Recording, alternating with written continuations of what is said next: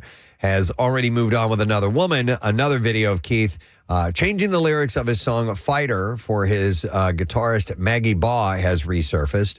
Yesterday, we told you about the lyric change where he said, Maggie, I'll be your guitar player. Now a clip from his Las Vegas show in April shows him pointing and looking right at Maggie right before he belts out, I was born to love you. That's a lot more emotional. And apparently, Maggie's father has said he's met Keith Urban. Oh, really?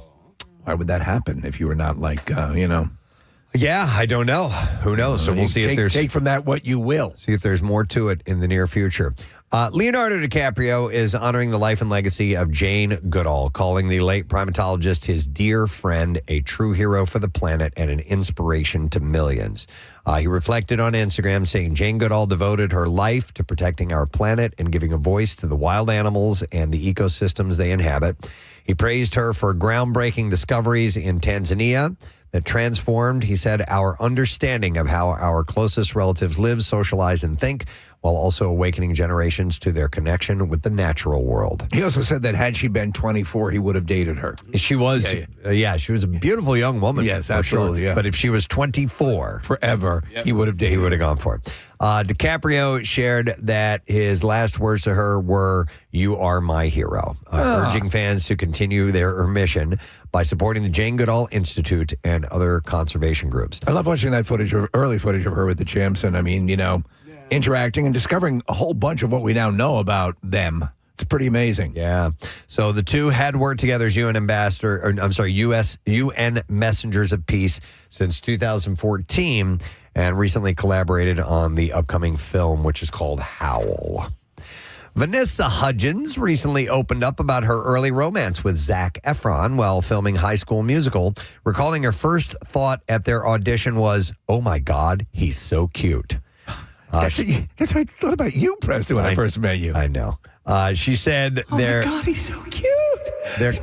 Hold it together, girl. She said their chemistry was so real and admitted their off-screen relationship made their on-screen connection even stronger.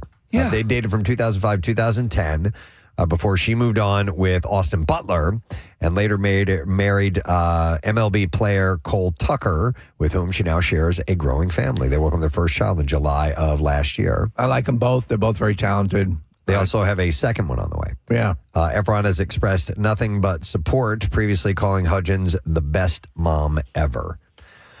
And she's a good singer, too. She was in the Click, Click, Tick, tick, boom. Yeah. She was great in that. TikTok Clam. Yeah. TikTok Clam? TikTok Clam. Okay. Yeah. Was not aware of that sub-name for that.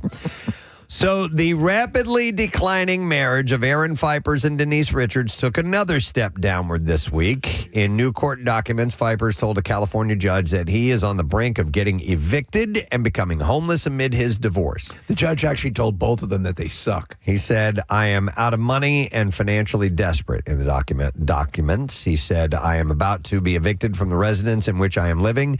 My utilities, water, power, and gas have all been turned off already. How does that happen? Well, I don't know. Yeah.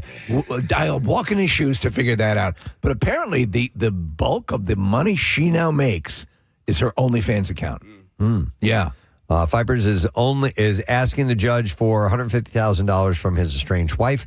He claims he and Denise had millions in joint bank accounts before divorce proceedings began, and he therefore wants access to those again.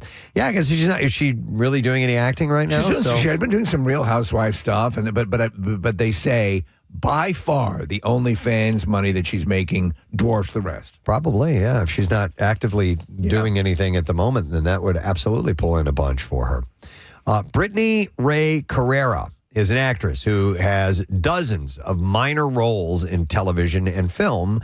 So an appearance in Glenn Powell's series, Chad Powers, is a huge deal. So huge, she got a room full of friends to watch the episode in which she appears. And as the scene started, the actor was shocked to realize that her lines were being delivered by someone else entirely. What? And it was Haley Welch, the Hawk Tuah girl. Oh, my God. Really? Yes. So in the video, it's on social media. She's like, they replaced me with Hawk Tuah? She said, this is my scene. She was stunned. And since the clip went viral, Welch says that she's been in contact with Carrera and they're all good. And she said it was as simple as this. I was called and asked to be in a TV series with Glenn Powell, and I said yes because, duh, it's Glenn Powell. I wasn't made aware that this was happening, and it was in no way malicious at all. I actually love her content and think she is a funny and sweet girl. Okay. So she's getting her friends together. They're all excited to see it, and then she sees her lines being delivered by Hawk to a Girl. I'll guarantee she got more traction because of this than she would have had it just aired normally. Well, sure. Yeah. It ended up being accidental, but Right, yeah. Yeah, but still, you can't help but be upset, pissed off Yeah. that moment. So, but it happens. Sometimes people end up on the cutting room floor and have no idea until it airs. Remember when briefly you were replaced by the Chocolate Rain guy? Oh, yeah. I had a friend who was in Men in Black 2, and he shot 2 or 3 days. It was a real scene and lines and everything, and Tommy Lee Jones was in it, and they just completely replaced the scene. And he knew he didn't go to the theater with his mom expecting to see himself on the big screen, so he knew that he'd been edited out. But major Hollywood blockbuster that he was a part of, but he was not a part of it. It happens all the time. I remember when we were in the Always Sunny episode. So Steve and I went out to L.A. to cut these scenes, and there was a lot that was filmed, and we had no idea what they were going to use. We had to wait until the episode aired to see what was going to be in it, and you're just like, you're excited to know, and please keep it. And, so. And your line was, you got to spit on that thing. Yeah. So, former NFL quarterback. Oh, we have here. Marissa grabbed a clip from when she saw the girl in the video. Did you replace me with Hawk Tuah? So she was a little emotional. upset about it. Yeah. All right. Former NFL quarterback, ex-husband, reality star Kristen Cavallari has had his jail sentence cut almost in half. Wow. Yes. 2 days now? Yeah. Okay. He reported to jail on Monday morning and has to serve his lengthy 4-day stay behind bars, but has since had a sentence cut in half. Is reported to have been released from the county jail in Tennessee after serving 2.5 days. Well, that's the official story. It's my understanding that he tunneled through the wall and then crawled through a tunnel that was 3 feet long. Wow. Yeah. He also is required to pay a $350 fine. No word if they gave him a break on that as well. I doubt it. It was a slap on the wrist. Henry Cavill gave fans an update on his recovery after injuring his leg while filming the upcoming Highlander reboot. On Instagram, he shared workout photos with his legs still in a boot, writing, "Endure. In enduring, grow strong." The production, delayed by his injury, is now expected to resume early next year. It's the kind of thing that guys who are in really good shape say. He'll star alongside Russell Crowe, Karen Gillan, Jaimin Hunsu, Dave Bautista, and more, with Chad Stahelski directing the film. He's actually playing Highlander because of this, Nick, and you'll be interested in this. He's playing Highlander with one of those scooters you had when you broke your leg. Well, those you can put bagels in there and such. Yeah. I mean, I get it. He's in staggeringly good shape, man. He's in annoyingly good shape. It bothers the crap out of me how handsome and built that guy is. Nick, what was that thing called? Like a rollabout? Rollabout, yeah. Rollabout, yeah. Yeah, which, by the way, I borrowed one because my mom hurt her leg last year, and so I let her use it. Those things just get passed around the broken leg community of Well, they're so brilliant. They really are. They really are. I can't recommend them more highly. Michael Barkan used one for a stretch because he had knee surgery or whatever. They make life convenient for the amount of time that you have to be in a knee brace. It would also be convenient even if you didn't have a knee brace. It's like a little scooter for around the office. Sometimes you don't want to use one of your legs. Yeah.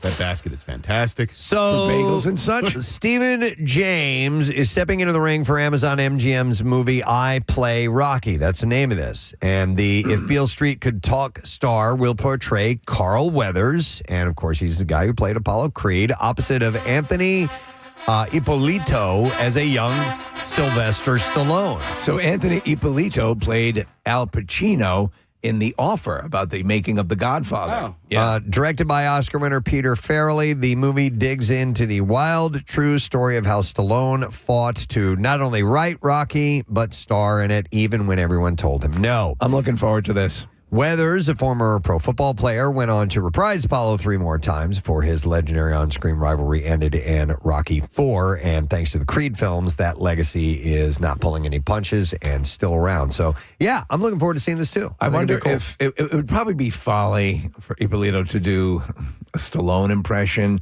do something in the ballpark, but, you're going to be. Not everyone can do this. Yeah, that's the top. That's the top impression of Pituation doing it. Now that I hear it, yeah.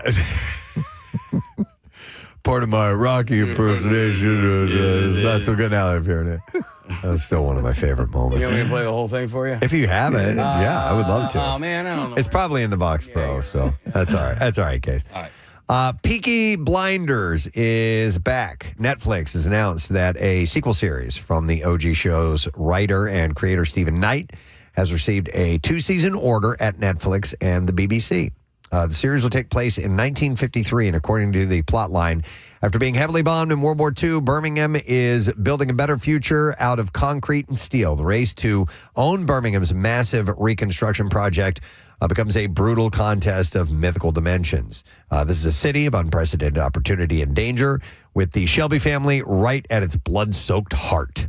so the Shelbyville, they started Shelbyville, this family, correct? Yeah, The Shelbyville, Shelby yes, family. that's right. Yeah. Yeah. This is the history that led to Shelbyville. Anybody watch Peaky Blinders? I did. Did you like it? I did. I watched it for most of the first season, how many episodes there were, and then for some reason I got distracted by something else. But it's very gritty, very gritty. I had a hard time with it because of how thick the accents were. I really had a hard time understanding I had it. to put the captions on. So that's what I've heard. Like, go back, watch it with the captions on, and then you can actually figure out what's going on in the show. I had somebody recommend it to me recently because they were also recommending the, I think it's called the Guinness Brothers. Yes. That one, which they said is a similar tone to this. Right. So, no casting details have been released other than the original series star Cillian Murphy will not return except in an off-screen capacity as executive producer. No release date has been set. SNL did a great bit about, and as Bill Hader was in it, Preston, it was the same. It was that based on that conceit that these great sort of streetwise British shows. And now, what? Yeah, the characters are trying to communicate with each other. Even they don't understand each other. So there's going to be another season of that. All right, time to find out what new movies are opening this weekend.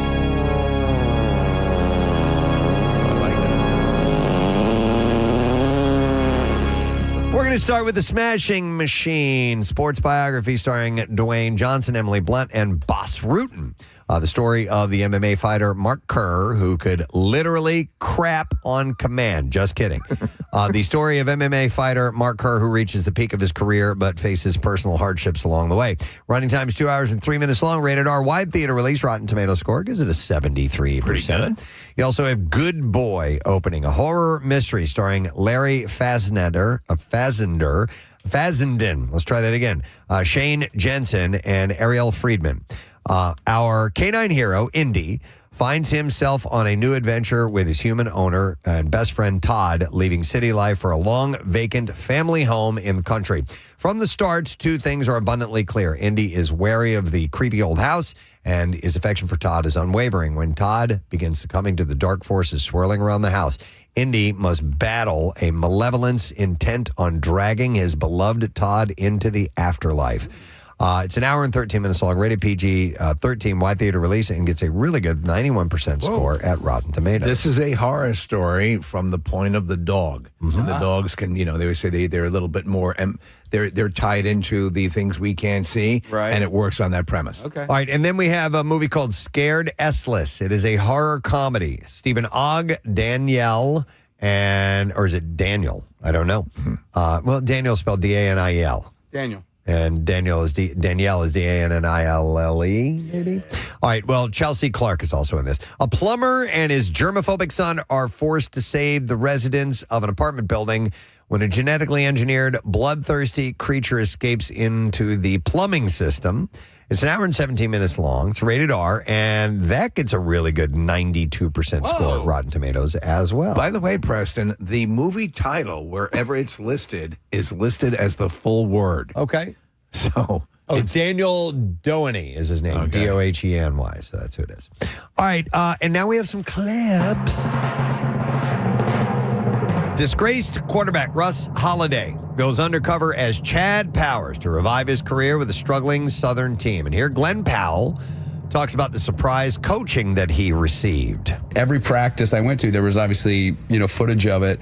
And I didn't realize that all the footage was going straight to Peyton and Eli. So I would get texts from them about, hey, try to look in your fingers right before the snap. Or, hey, make sure I didn't see that your eyes were on the safety here. That's where you should be reading right now. First 2 episodes of Chad Powers are streaming now on Hulu. And here's our next one. The latest installment of the Monster series is based on infamous murderer and grave robber Ed Gein. And in this clip, Charlie Hunnam talks about taking on this daunting role. Started to do some research and became very intimidated and thought maybe I'd made a mistake because it seemed so impossibly dark. And then we found our way in. We found the human being in the center of the monster, And so it's not to say that he's not a despicable man, but, we managed to make him a human and maybe a little more relatable than I had anticipated initially. Hi. Monster, the Ed Gein story, is now streaming on Netflix. I was surprised at, here's one of the good-looking guys on the planet, Charlie Hunnam, but when he's done up, he looks a fair amount like Ed Gein. No kidding. Yeah. All right. So there you go, your entertainment report as you head into the weekend for you, friend. We have a lot of stuff taking place today. Obviously, we're giving away our Word of the Week prize this morning. We have a few guests on the show as well. Getting ready for Phil's postseason play. Tomorrow night is game number 1 of the NLDS, and our buddy Rick Patalico, will be here in the studio to talk about all of that. So that'll be around 9 o'clock. And then after that, we are going to have sleight of hand aficionado Jason Ladayne. He's performing at the Excite Center in the Parks Casino tonight. So he's going to swing by. Guy's incredibly talented. So we have that and a bunch of other things as we lead into the weekend. It's no sad bro all over the place. The weather looks great this weekend. It's hyper no sad bro. We are going to take a quick break and come back with all of it. Stay with us. Okay. And I looked at the kid, and I said, "I'm supposed to be angry with you for dropping." I said, "But that's pretty. That's pretty funny." That's IBH and cool. I mean, good for you for just kind of letting it slide. It was. I mean, it was like it wasn't kindergarten. They were. Yep. I just pulled the old major league. Great catch. Don't ever let that happen again. Nice. Yeah. All right. Thanks. But you do it again, you're suspended. Appreciate it, man. All right. So Nick has this one, and this is these are guys working on a construction site, and they call out. And I've mentioned something like this before. They'll yell out "caulk gun" when a sexy woman walks by. Oh, okay. So that's just a phrase. That's just Code. a code. Yeah. So my uncle was a chef, and it was like table 23. Okay. Was the code when a hot girl would come in. Table 23, because they didn't have a table 23. Oh, okay. So they would Table call that 23. out, and they would say that. And, So if you're- and they would look out into the restaurant. This is another one along those lines. This is for restaurant industry. Soup table 4, which means hot chick table 4. Soup Okay. table. So you do these Soup things. table. This has replaced, of course, the much and rightfully maligned wolf whistle. Right, exactly. And it's not for them to know. The wolf whistle Right. would be whistling at Right, exactly. the person and get a reaction. This is just amongst the workers Just- here, yeah. just to take note. A discreet assessment. Of So something that's going what is the what was your like table 23. Table 23. There was whatever table didn't exist. It was Right. like one number above the actual amount of tables Gotcha. they had there. And that would cause the cooking staff to all look up and see an attractive woman walking in. All right, let me go to Dan. Hey, Dan, good morning. Hey, good morning, guys. How are you? Good, buddy. What's up, man? Hey, so I worked on golf courses my whole life, and used to be a summertime disease called brown patch that would really destroy the grass. So Okay. we would have whenever there was a hot girl playing, we'd name it Pink Patch. So we'd all have radios, and we say Pink Patch. Pink Patch. On number 2 fairway. You might want to go check it out. So. Pink Wow. patch. All right, Wow. there you Look, this seems to be a common topic here. Having a code. Yeah. Yeah. Yep. Pink patch. All right, thanks. And I wonder if ladies have that for a hot guy that walks in, if there's a code phrase that they will use as well. What does this one say? Do they have one at Floral and Hardy, Kathy? All right, here's one in the military. Somebody who screws everyone over is known as a blue falcon in the military, which means buddy effer. Oh. So he screws your pal over. All right. We'll go over to Jen. Hi, Jen. Good morning. Hi, Jen. You're on the air. Good morning. Is your name Jan? Are you a special ed teacher? Got her This blinker on. this one is a little. All right. This one is a little.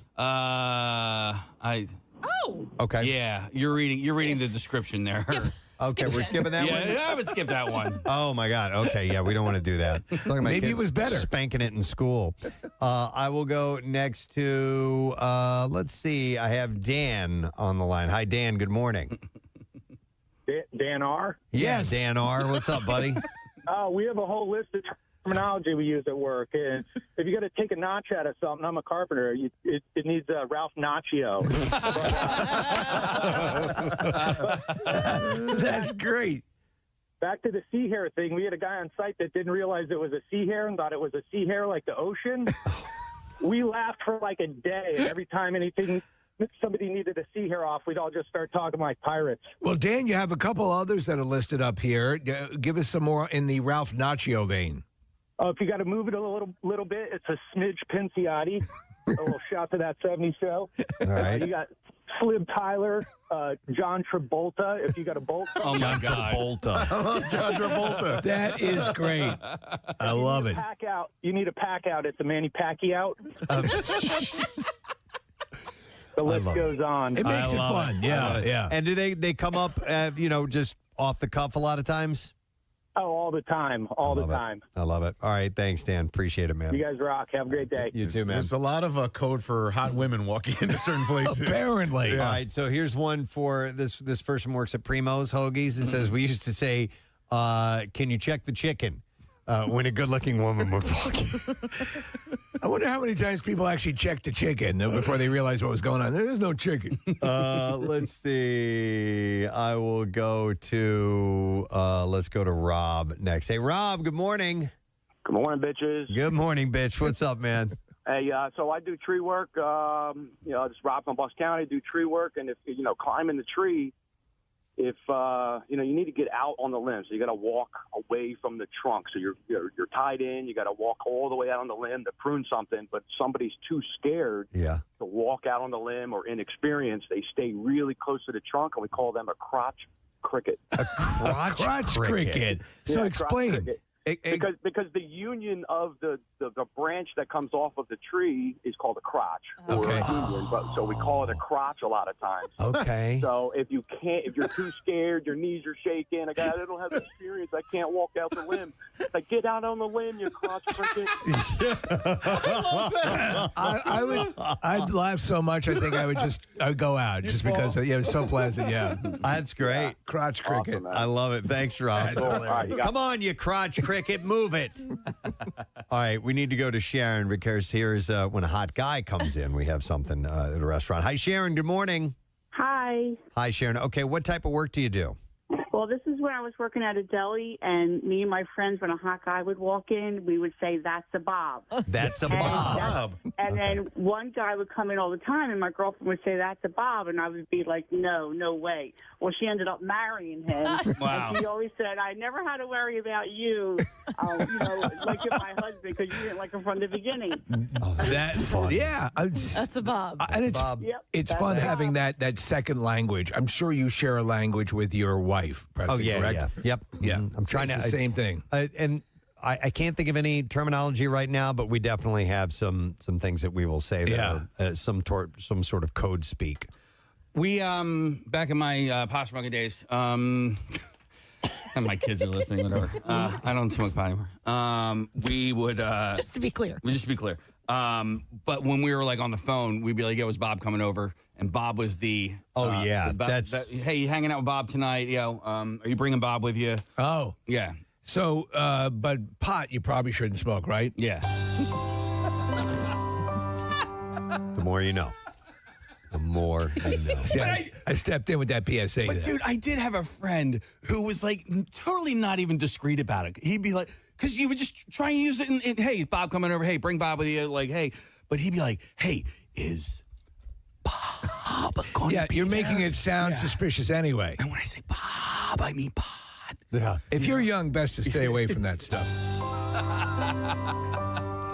I was an adult. All right, here's Tex says, at summer camp, we'd call hot sisters or moms Stanley, and hot brothers or dads were Stacy's. Wow, that's complex. Yeah, it says, yo, did you see that Stanley at archery as an example? So I think, wouldn't it be the other way around? The hot maybe they meant moms and sisters would be Stacy's. Maybe they're being sneaky. Or maybe they were being sneaky. Yeah. Do you know what's funny? And it hasn't aged well, Preston. In the movie Clueless, they refer to hot guys as a Baldwin. A Baldwin. And right now, that would not really hold up. Here's another one that says, we work with cars. There's a viral TikTok of workers making monkey noises when management is coming. That's not discreet. We work with cars. Explorers are exploders. Toyotas are Toy Yoda. Well, it's the same. Yeah. Tacomas are tacos, and Ford Escapes are escapee. Dory from Finding Nemo. Okay, so they use little phrases for different products. I'm going to go to Matt. We're talking about at work jargon. Yo, Matt, good morning. 9 times. 9 times. Yes. 9 times? 9 wow. times. 9 times. 9 times. Matt, what's up, man? All right, so I'm a union electrician, right? And when we're on a job, if we got a foreman that'll spend like every second of every work day just staring at you while we work, we call him a bird dog. A bird dog. Yeah. That's great. Yep. And would a bird dog know what that means, or is that just your group of guys' language? Oh, no, they know what it means. They know what it means. All right, They gotcha. absolutely know. It's a standard industry term. All right, thanks, Matt. Matter of fact, a lot of us have stickers on our hard hats that have like a pointer hound with the circle and the line through it. With a line. No bird through it. dogs. All right. Thanks, Matt. Appreciate it. Let me go over to I don't know who this is. Hi, you're on the air. I have no name for you. You work in a restaurant? Good morning.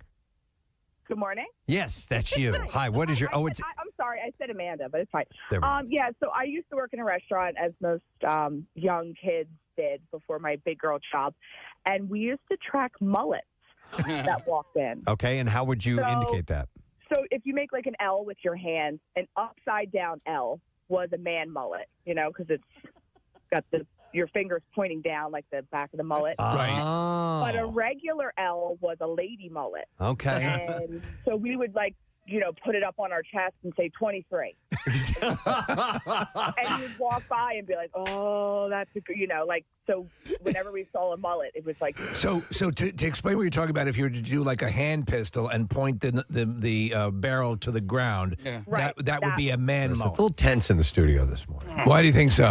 Casey's having some frustration, and I wish nothing. It's technical stuff that's driving him nuts, and I hate seeing people struggle with that, and it's a daily occurrence in the world that we live in, and it's a pain in the ass. And so, hope you're doing all right, man. And then what? My last apple of the week sucked. Oh, I had to throw the whole thing away. Oh, man. I got an extra one, dude. You want it? What is it? A sugar bee? It's a sugar bee. Okay, I'll take it. Okay. I'll give you a banana for it. You're more of a. I'm a Honeycrisp guy. You're a Honeycrisp, dude. You got to come around to sugar bee apples. Yeah. They're fantastic. All right. Come on, man. Do it for him. Did Johnny. you bring enough bananas? Yeah, I have an extra. I already had a banana, so okay. I already have a banana. And it's not. It's more of like a Thursday banana. It's not a Friday banana. It's definitely not a Wednesday banana. But That's all right. Yeah. Hey, guys, I found a grape under my seat. Casey, I got some Wawa apple slices. I don't know if that gets it done for you. No. Here's a dumb question for you. Before we get it, we're going to do the junk drawer here in a second. We'll do Connoisseur later on, but I know we're talking food. Would you consider? Because I saw an article that was something about candy coming up, and I thought about putting it in the Connoisseur. And it is, candy is obviously edible, but do you put candy under the food category? You know what I mean? I think we kind of discussed this a little bit because it's I said I qualified candy as a dessert, but I think I got shut down in the room for saying that. I qualify candy as a snack.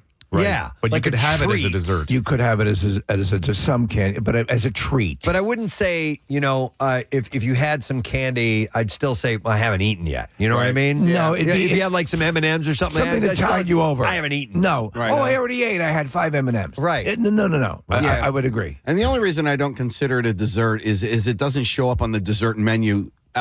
like Yeah. as a singularity, right? It'll be sprinkled on top of a dessert, but it's not like you open a dessert menu and it says Snickers bar. Right, you know? yeah. Yeah. Okay. All right. Sorry about that. I was just. We'll revisit that in the Connoisseur. Yeah, maybe deep so. dive. But we need to do the junk It's drawer. the junk drawer. Preston's cleaning out his junk drawer. Getting things out of his junk drawer. Finding stuff here in the junk drawer. Well, maybe you hurt yourself on that. I just figured I'd change it up a little bit. I like that. All right, let me see. All right, here is a story I wanted to share with you, and it is food related, but I've got more food stories in Connoisseur later on. But DoorDash unveiled something they call Dot on Tuesday. It is a new autonomous delivery robot promising to reshape neighborhood deliveries in Arizona. And the announcement online was quickly met with skepticism, ridicule, and even threats of violence. Oh, my God. Now, will this thing make sure that you're wearing your chastity belt, Preston? Will Dot do that? I don't know. It's not Dot Matrix. Oh, all right. From Spaceballs. So the statement says, reaching speeds of up to 20 miles an hour, Dot is built for neighborhood trips to help local businesses meet growing consumer demand. Its all-electric design is right-sized for local delivery, helping reduce congestion and emissions and resulting in fewer cars on the road and safer streets. Dot is designed for secure, agile item handoffs that integrate seamlessly into merchant operations while ensuring a smooth, reliable experience for consumers. So say this: the floodgates have opened up. You're going to have more and more of these, and we're going to have drone deliveries. It's Yeah, I have a started story in certain areas. Yeah, I have a follow-up story that has to do with drones. Dot, it says here, in 2024, DoorDash spent over $1 million to keep Seattle's minimum wage law from applying to app delivery drivers. Combine this with automation hate that's fierce, and some people are calling AI and robots clankers as a slur, and you can accurately predict how people responded to this news. As the announcement reached social media, users swiftly panned the idea. Many recall what Americans have done to similar robots found on their streets, and they start to vandalize them. They start to cite Hitchbot. Yeah. In the feedback, but that wasn't a real bot. No. Project. So it's a cute looking little thing. They make it look like it's got a face on it. I think in some areas it might make sense. Now I actually use DoorDash a fair amount, and I'll recognize the people who are coming to deliver, and it's a gig economy, and I like to take care of them. They're working hard, and a lot of people that I've talked to that actually engage in this and work for DoorDash or any of like Uber or whatever, if they have some hustle, they can make money, and it's this will cut into that. Yeah.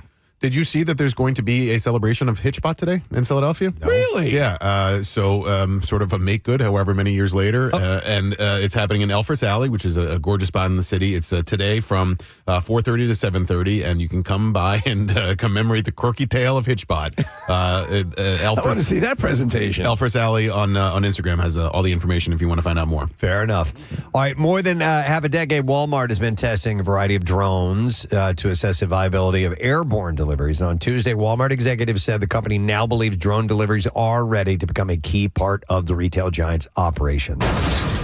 Drone delivery will be in most areas that we operate in, according to Gary Cathy, who is the Senior Vice President of Transformation and Innovation.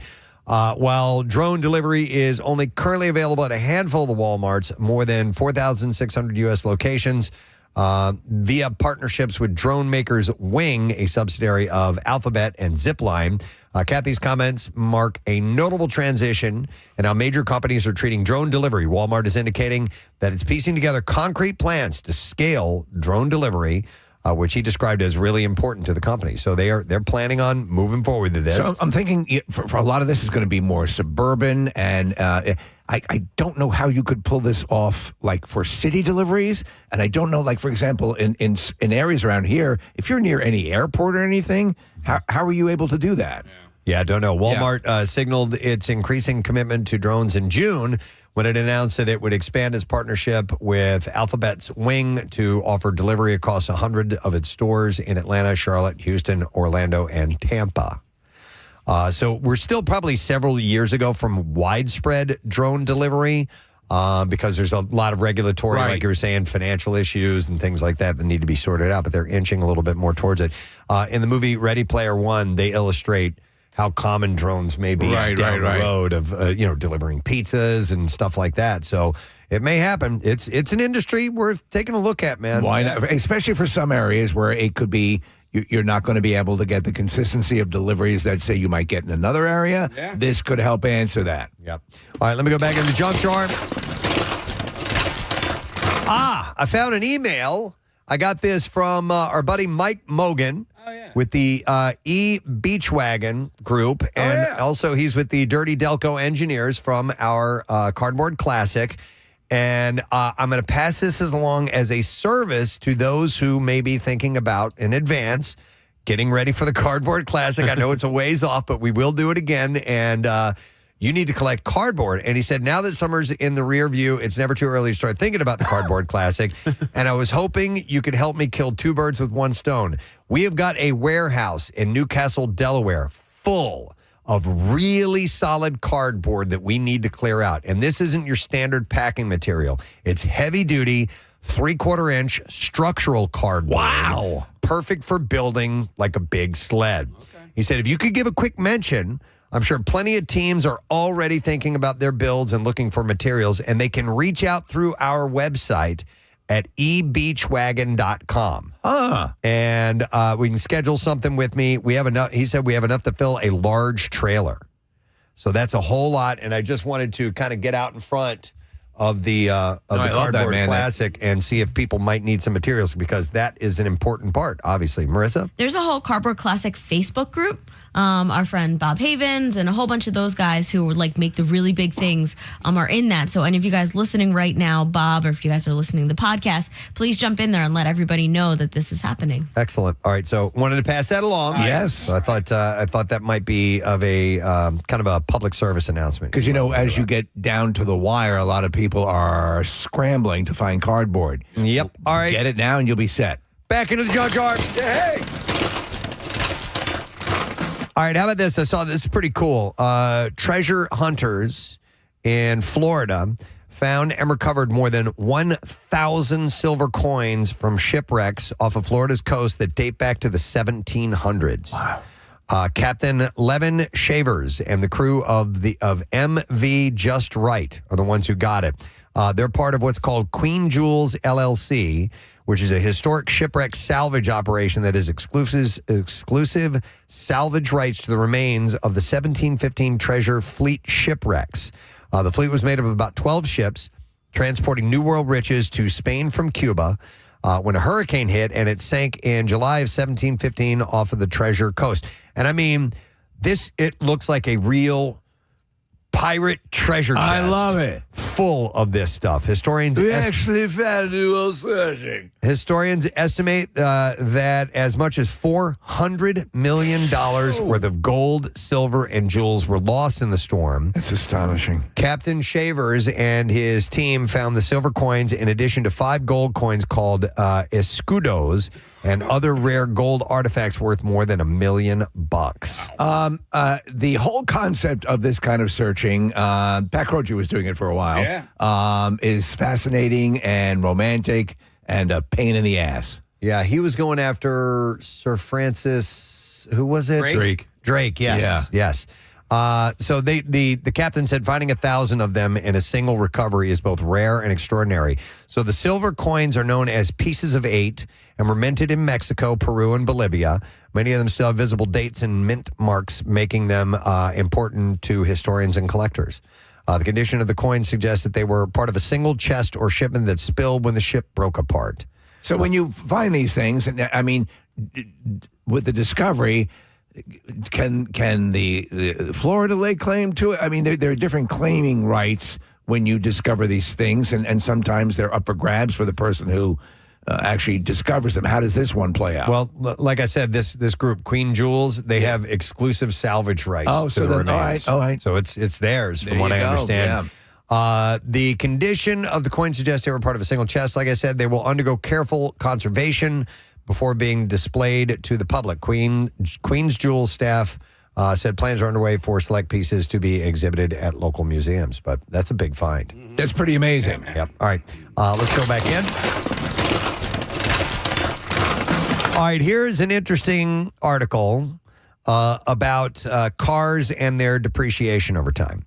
It's common knowledge that mileage and condition can cause a car's value to drop over time, but not everyone realizes that its color can do the same thing. The car's color? Yes. So a study by Nexus Media using insights from Easy Search compared depreciation across 10 best-selling models from sedans to SUVs to EVs. Average 5-year depreciation has surged 45% in 2025, up from 38% in 2023, with electric vehicles losing nearly 60% of their value. And within that, color stands out as a key factor. And here you go. And this is they rank the colors that are the ones that will depreciate the most. Huh. All right. I'm wondering. I'm trying to figure out how this is going to go. Go ahead. What would you guys think? What car color, like standard colors, generally depreciates over time? Yeah, standard colors. Do you know what? I've always basic heard, general colors. You don't have to get, I'm wondering if they're more flamboyant colors or more neutral, bland colors. I'm going to go with red. Okay. I would guess yellow. Yep. I already know. You already know. Marissa's gone. Blue cars. Blue. I have 2 blue cars. I have a blue car. I have 2 blue cars. I love blue cars. I love blue cars too. Blue cars rank Driving as blue cars. the worst performers for resale. Why? Coming with the steepest average drop among popular colors. You know why I selected red cars? Is because there's that sort of, I don't know if it's an urban legend, that they invite tickets. Yeah, that's what they say. Thank you for playing this. Yeah, you're Counting Blue Cars. Great song from Dishwalla. According to Kelley Blue Book, blue vehicles are also harder to keep clean since water spots, scratches, and swirl marks show quickly. That extra upkeep doesn't help their resale prospects. Despite the drawbacks, blue still lands in the top 5 most popular car colors with a 9% market share last year. So I have a blue car. I love blue cars. The best color of car that I think I've ever owned, though, I had an Infiniti, and it was kind of a bronzish brown color. I remember that. You're like a dark brown. shade. Yeah. No, I agree. The thing that was the best about it, you could never tell when it was dirty. Ever. It blended wonderfully. Right. But you think, okay, I'll get a black car. We won't be able to see it's dirty. No, black cars, stuff stands out Dirt, clearly. dust, anything will show right up. Especially in the winter with the salt on the or when the pollen season starts. Yeah. Black cars and white cars both. I've owned both those colors. I've owned red cars. I've owned a bunch of different colors. Transparent cars. The worst ones were the black and white as far as showing the dirt. All right, 2 things. First of all, Dishwalla is still together and touring. No way. Yeah, they have a show in November in Chicago. So if you're a fan. Secondly, Steve, what's the fancy high-end sports car that Audi makes? What's that one? The one that Tony Stark drives? The RS? Yeah. I saw one of those on Route 30 yesterday, and it was like a very flashy purple, and it was, designed and had that color in order to be, to stand out or whatever. And normally I don't like that kind of thing, but this one looked badass. It looked really cool, and I was like, oh man, I don't know if I had that car, I would still like that color 3 years from now. I think his is an R8. I have an RS7. Okay, well, whatever the fancy. R8, yeah, you're right. Yeah. Yep. But it looked really damn cool, and it looked really damn cool in part because of the flashy color. Yeah, Nick, I think the only, the more obnoxious colors only work on certain cars. Sports cars, Jeeps actually get away with it. Yeah. You know what, though? Yeah, like you can have outlandish colors on something that's like a $220,000 car. Right. Yep. You know what I want to get? What color I really like, and I want to get eventually. So we have a Jeep, but Broncos look pretty great. Marissa drives a Bronco. No, she drives a Jeep. Oh, I thought she had a Bronco. No, she wanted a Bronco, but couldn't find one. Oh, okay. Yeah. Powder blue. Yeah. I think that color looks so cool. So like if you like the lines of a car, and I've always gone with black because the Batmobile, or the transporter car, or the Green Hornets car, the Black Beauty. But I have a metallic gray now that kind of, you see the lines of the car. Preston, it doesn't really exploit the dirt that much. So it sits. I can see where this is going with this. Because the last thing you want to do is always be driving around in a car that looks filthy. The average depreciation of blue cars is 27%, and then you have black cars following that up with an average depreciation of 23%.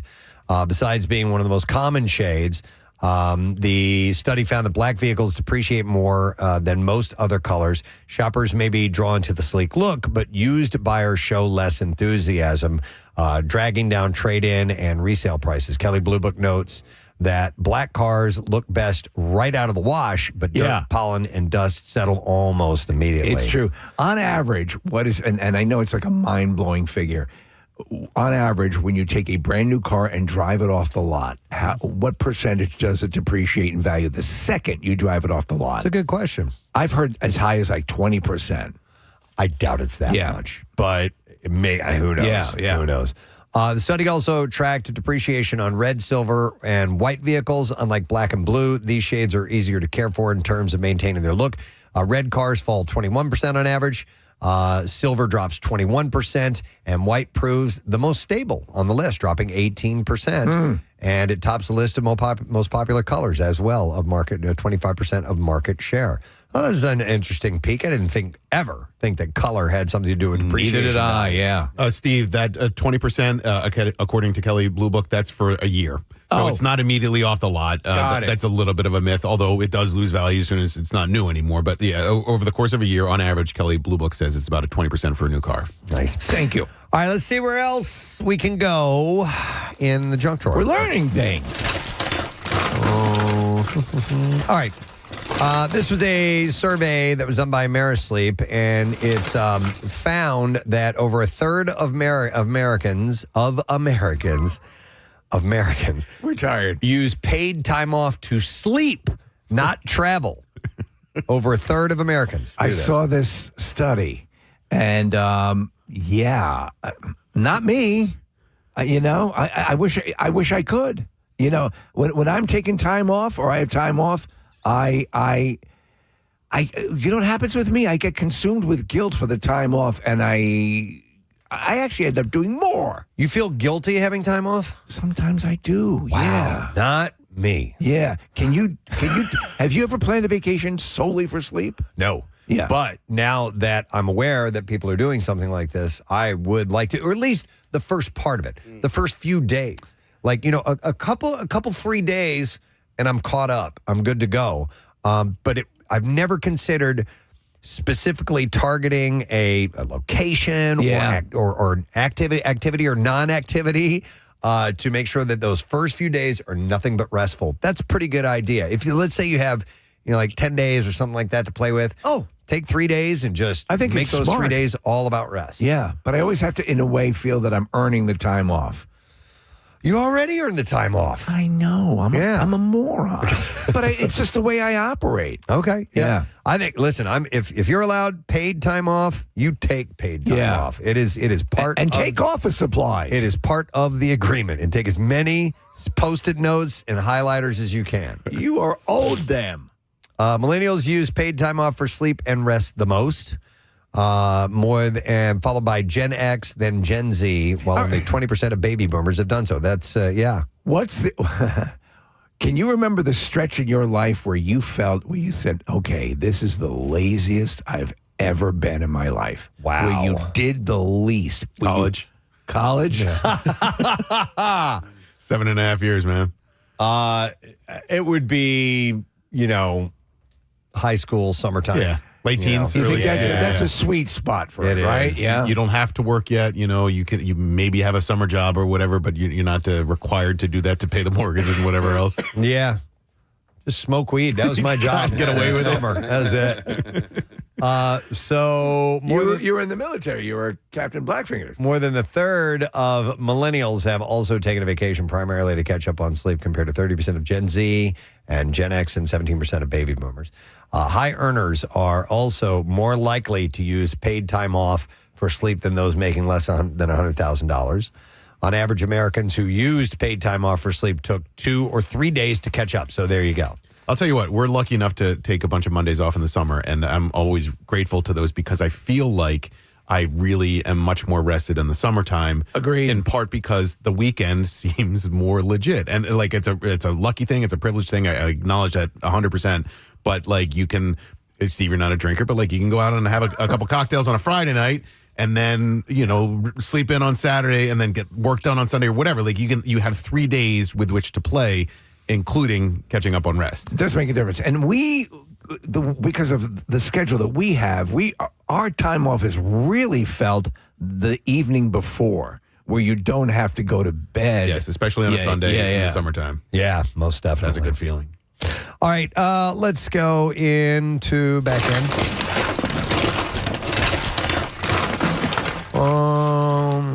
That's a hell of a junk drawer. There's a lot. Like elbow deep. All right, saw this article from the time that they're young children. Some people dream about finding a partner, live happily ever after with, including getting married, starting a family. A woman named Ellie Colson thought that was her destiny in life and was engaged to be married, but she realized that something didn't feel right about it. And when they broke up, she felt relieved, and that's when she knew that dream future wasn't what she wanted. She said, as my friends and family started getting married and having children, the more it reaffirmed that the decision I made was the right one. She's 37 years old, by the way, and then she met her partner, Carl, and they agreed early on that neither wanted to have a wedding or kids. She loves him. Carl, good to see you. After 8 years together, they're enjoying the child-free life they've built, filled with spoiling their dogs, traveling freely, and keeping a calm, tidy home. And she went recently viral on TikTok, sharing the 10 reasons that she's choosing to not have kids and why it's better for her. And it's gotten like over 1 million views, and people are diving into this. So do you want to hear some of her reasons? Yeah, I can pretty much guess what they are. Yeah. We don't have to go through all of them. She said, I'll guess a couple. Okay. Freedom to buy a blue car? Yes. Yeah. Number one. No, she said, I spend my money on me and only me and my dogs. Yeah. She said, I don't want to be affording children, and I definitely don't want to sacrifice things I want for them. All right. She said, I don't fancy childbirth. Risking my life to bring a child into the world doesn't seem worth it at all. Some people are scared of that. It's true. I'm scared of it. She says, my dogs are enough. They're not children, but for how much time and money I dedicate to them, they might as well be. She also said, the thought children would make this holiday much better has never entered my head. We love to see the world together without children. And does she mention whether or not in general that she likes children? You know what? She doesn't. So because, well, actually, hang on. She says something about being, I think the last one is, she says, she cheered on Pennywise. She says, I'm a fun auntie. I'm the one who gives 0 Fs, and motherhood just isn't for me. So I guess she has nieces or nephews. Right. So she gets her fix that way, if she even requires a fix. Yeah. She said, your life is no longer your own. Your life becomes your child's school run, after school activity, kid, parties, etc. So she likes that. And so on. This is kind of stupid. I don't even know. No, listen, honestly, there's a lot of truth to that. Just, having 3 kids, like your children's lives end up becoming or dictating your lives. I mean, listen, that is if you are invested and involved in their lives. But I've seen it and I've witnessed it where your kids' friends' parents somehow become your friends as well. Your kids' activities sort of dictate what your activities are. And listen, if that's not attractive to her, then that's fine. She's picked the right lifestyle. That is her choice. Sure. But let me ask you this, because it is the thing that comes up. Claire and I don't have kids. We got married a little bit later on, and then just for whatever reason, now, I'm firing confetti out the old wiener. So there's but that was the old wiener. That menu option's off the table. But I'll say this, when I've heard parents talk about it and having kids, they always acknowledge the downside, but there are those things, those moments that are just amazing, special and amazing. And so for that woman, the upside wasn't more appealing to her than the downside. Right. The pros outweighed the cons of not having kids for her, and she listed them, and that makes total sense to me. My wife is about the same age as this woman in this story, and she knew a long time ago she never wanted to have kids. And when we got together, it was a conversation because I had a son from my first marriage. My wife now is a fantastic stepmom. She's a great aunt. to my nephews and my niece. Like, she's really great with kids, but she didn't want to have a kid of her own. And women who don't want to have kids of their own sometimes have to deal with the guilt of not wanting to, like the pressure from society. It's nonsense, and it's ridiculous. You're right. That they have to like justify why they don't want to have kids. No, you're absolutely correct about that. Yeah. And Andrea's had to do that really her whole life. And like, I kind of feel bad for her for having to justify her decision, but she should just say lie and be like, I'm barren. And then those people feel like a-holes. You know what's weird, Casey, is like, she's considered all all of the options. Yeah. But, occasionally she'll be like, oh, so you and Nick have been married for a year now. When are you guys going to have kids? Like, mind your own goddamn business. It's an invasive thing to say. Sure is. Because it does open the opportunity. But it's not those people's fault either. Like you were talking, like the societal standards of it all. I don't think people mean to like pry and people are meddle. just looking because it's a conversation There are starter. wonderful aspects to it, some perceived negative aspects to it. It's not malicious intent. You're absolutely right. But it is mind your own business. You know, I'm making this decision on my own, and it's a very, very personal decision for so many people. Yeah, I think that most people that bring that up are just wanting to engage, Absolutely. and maybe don't have that. But then again, there are some people who might continually do it, and they're being the ones that are, Are you both enjoying your sexual encounters? Being a jerk about it. Well, there's that scene in Bridget Jones's Diary where she goes to dinner and the guy's like, hurry up now, girl, TikTok. Yeah.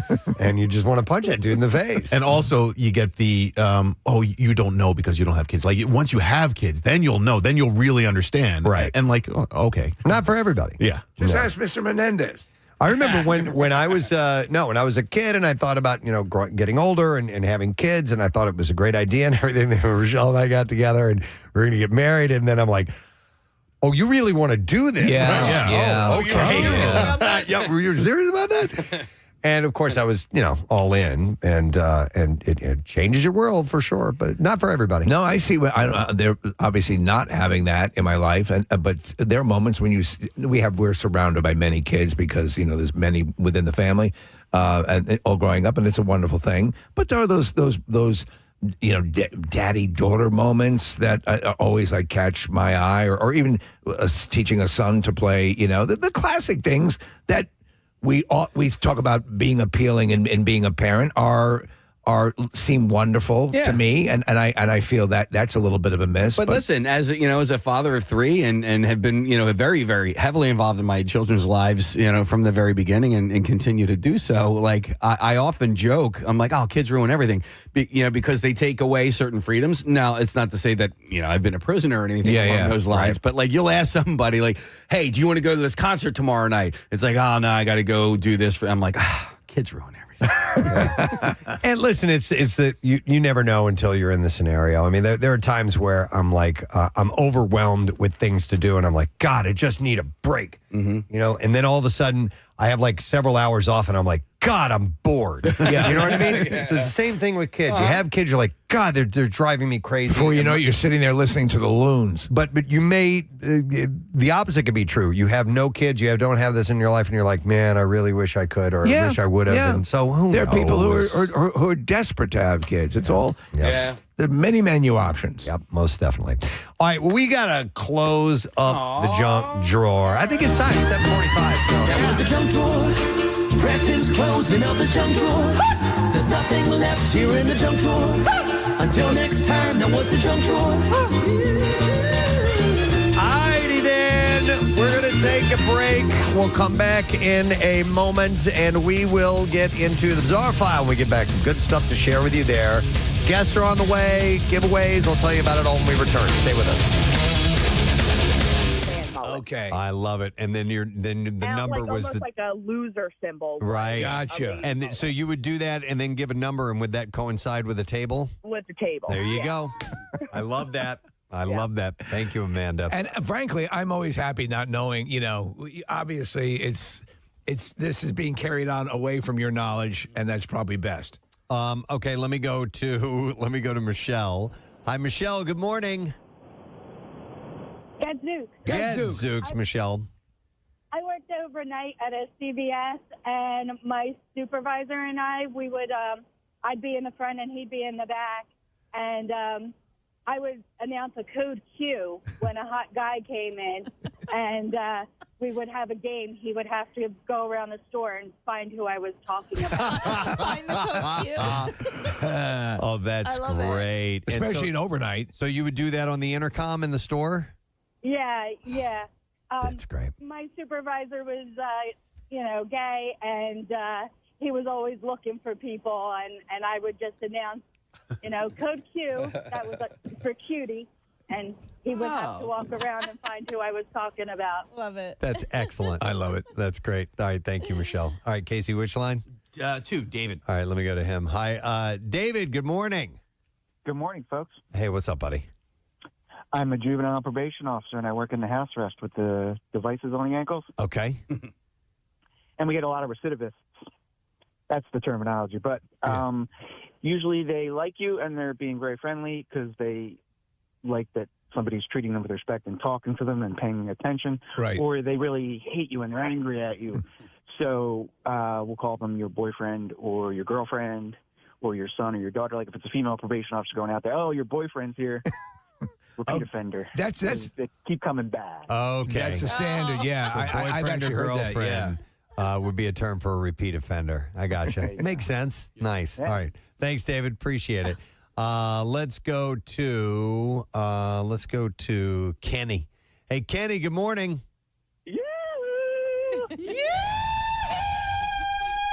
That's what we do when an attractive person comes into the office. We're really discreet. Yeah, very about discreet it. about it. What's up, Kenny? How's everybody? Yeah, Good. I used to work at a big logistics plant, warehouse type of deal. It was a 100,000 square foot building. Wow. And a lot of guys working, packing boxes. And the bosses were tough. They wanted to make sure you're working 1,000,000 miles a minute. And they would walk around at each department. And we had a code. It was 10, like the number 10 when they were coming. All right. And they were getting close because the head manager was a tall, slender guy. And the owner was a short, fat guy. So next to each other, they looked like the number 10. That was our code. That's excellent. That's excellent, yes. Oh, my God. It's like hot dog and hamburger, right? Totally. And you call it out, and they would know they'd be on the way. Nice. All right. How about military jargon? We're going to go to Jeremy. Hey, Jeremy, good morning. Hey, good morning, Gadzooks. Gadzooks, buddy. I'm listener, first-time caller. Excellent. Appreciate it, man. All right. You were military, Jeremy? Yeah, so I was in the military for 6 years, and whenever we did guard duty, we would, somebody who just didn't have any of their stuff together, we'd be like, oh, that's an ID-10 Tango right there. ID-10 Tango, and what does that mean? So that's idiots in the fanatical alphabet. Yeah, because when you write it out. Yeah, ID-10 Tango. Yeah, I got it. I think I might use that one. That's great. Sounds so official. Yeah. ID-10 Tango.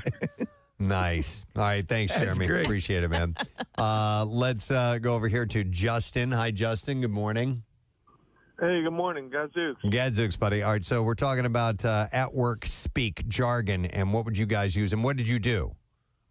Well, basically, whenever any good-looking girl or whatever came in, we'd say, so-and-so, whatever the name is that was working next to me. Yep. We'd say line 6. Line 6. Line 6. We didn't have a line 6 on the phone or anything, so we kind of like knew, like, you know what I mean? Yep.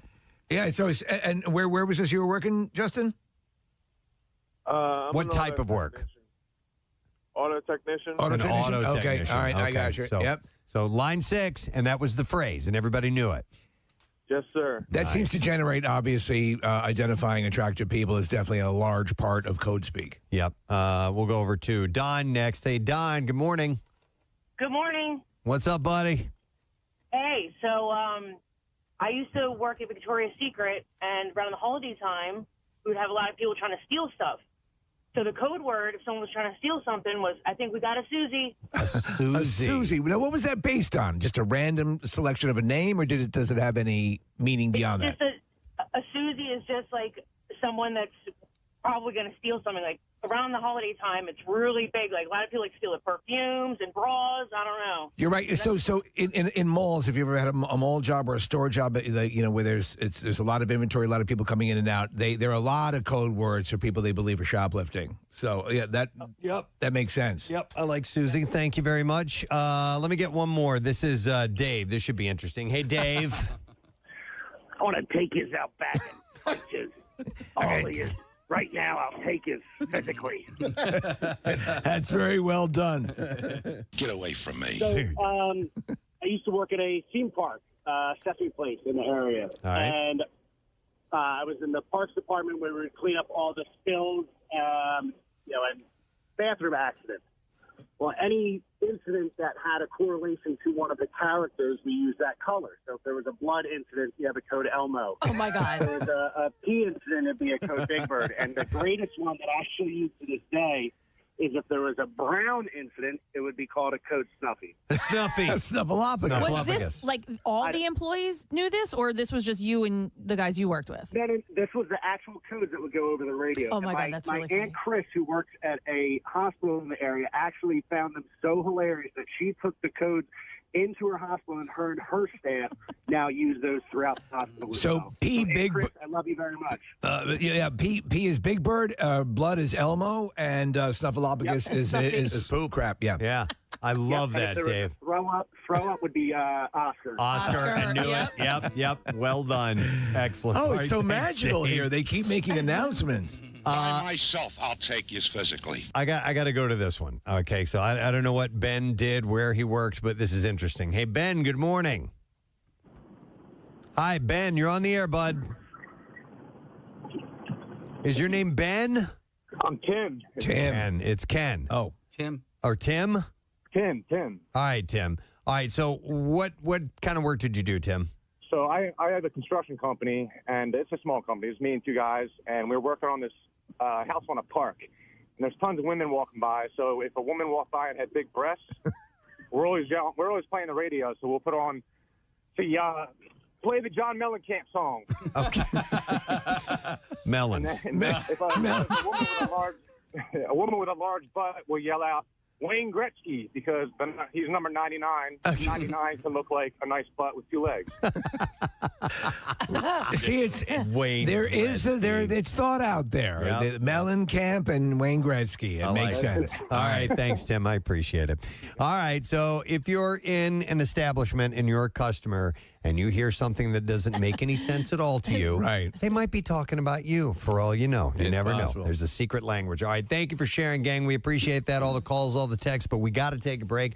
We'll come back in a second. We have Bizarre File stories, and after that, we have Impact Wrestlers stopping in. We have Ali Sheedy on the show as well. Hang in there. Be back shortly.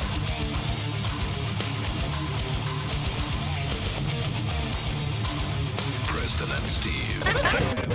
Rochelle, my wife, watches shows that I don't watch. She watches like 90 Day Fiance and Love is Blind and things like this. So she started watching this show over the weekend on Netflix, and it's called The Circle. And apparently it's been out. It's had several seasons. It's the third season.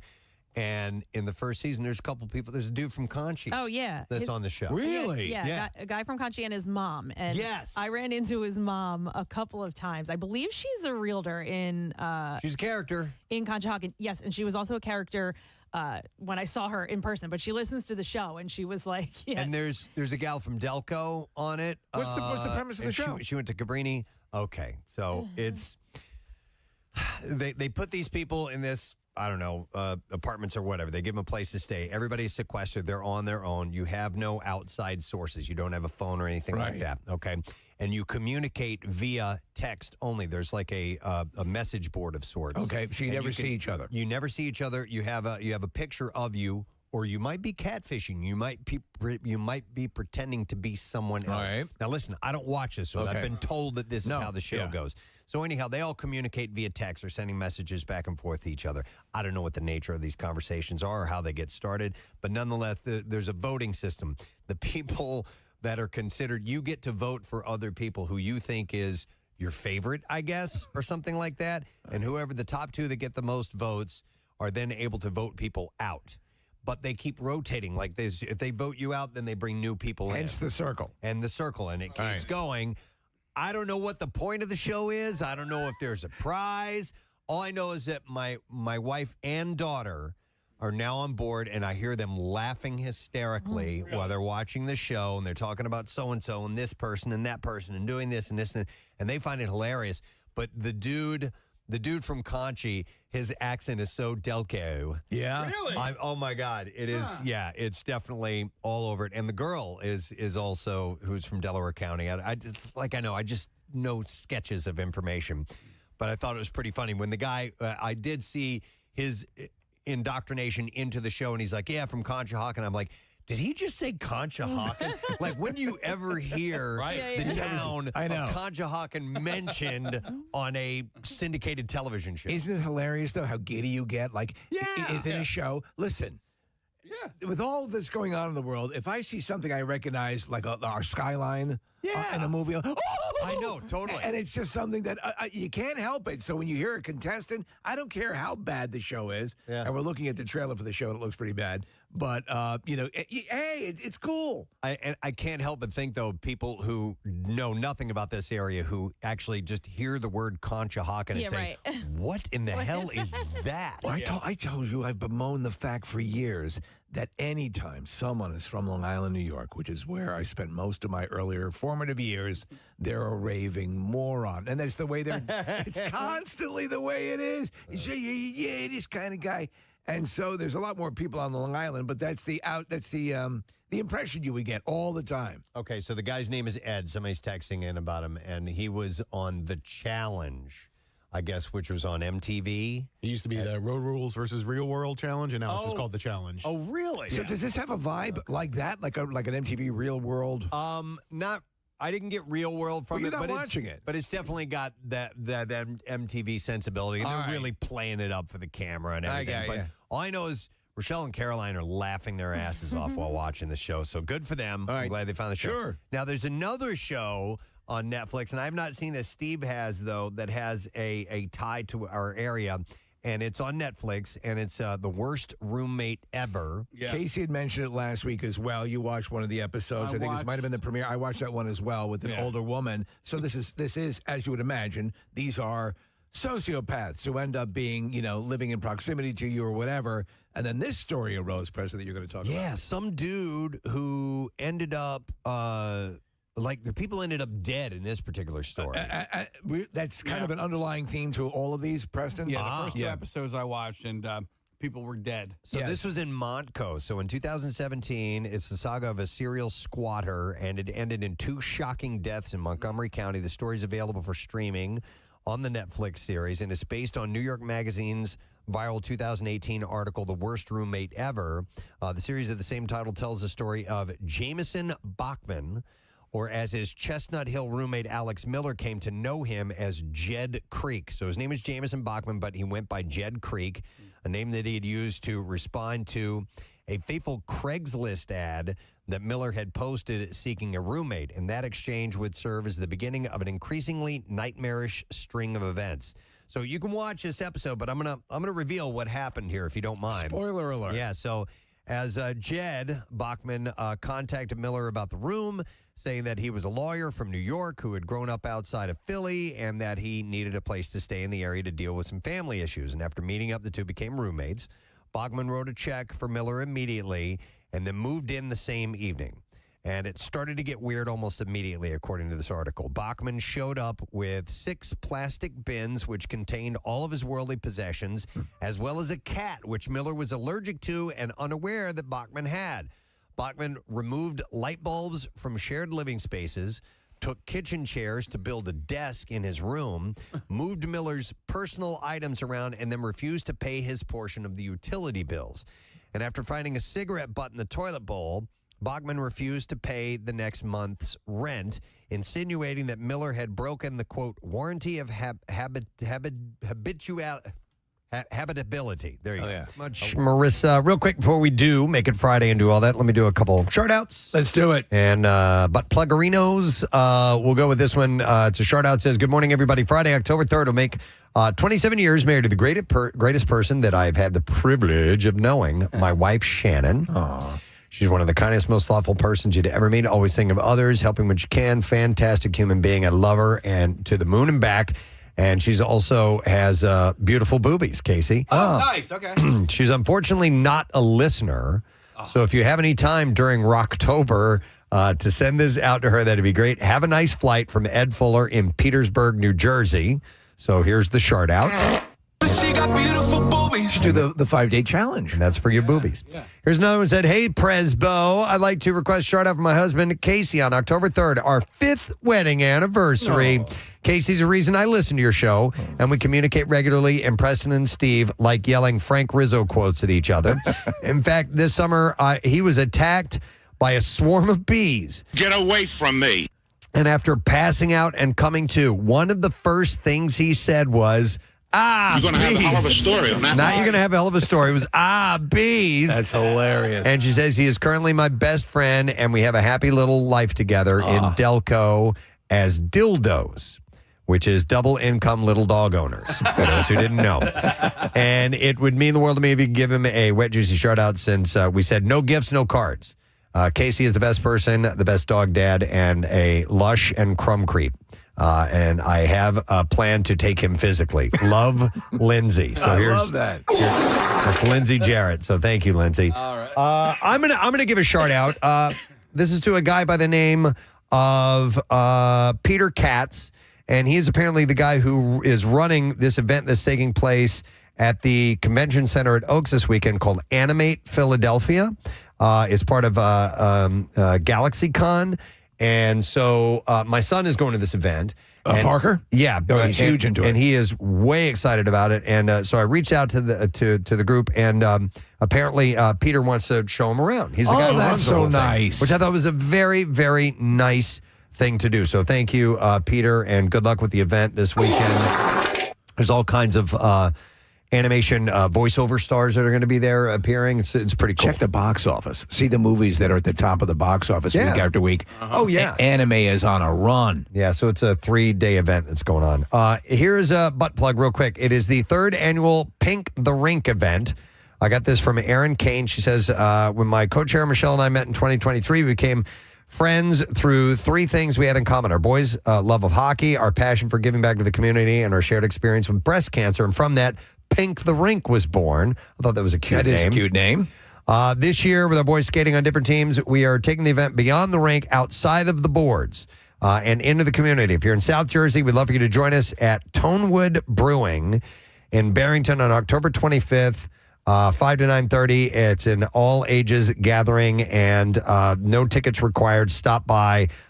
Beer and amazing raffle baskets and stuff like that. And it's they are proceeds benefit the Mena Singer Foundation, which is a 501c3 organization, and it pays for youth hockey tuition while family members going through a breast cancer treatment. So I wanted to pass that along. So that's a little butt plug. That's nice. Yes, absolutely. And a little plug for our Camp Out for Hunger. And I got this email from Danielle Wynn.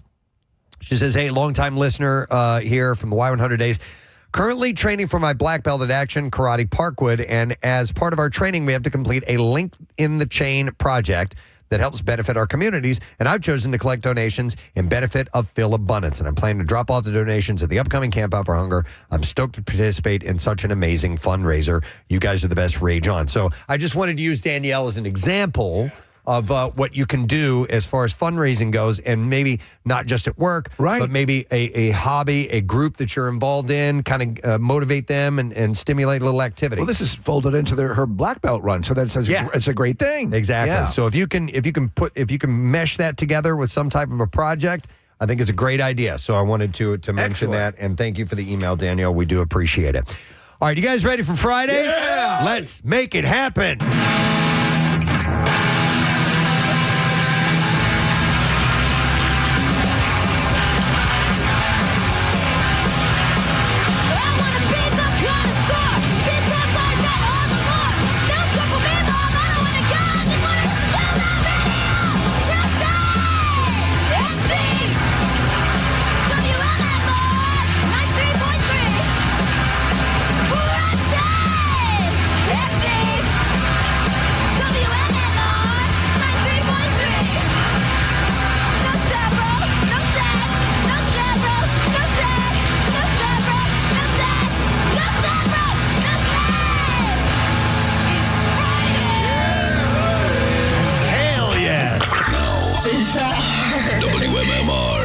presents Preston and Steve's Bizarre File.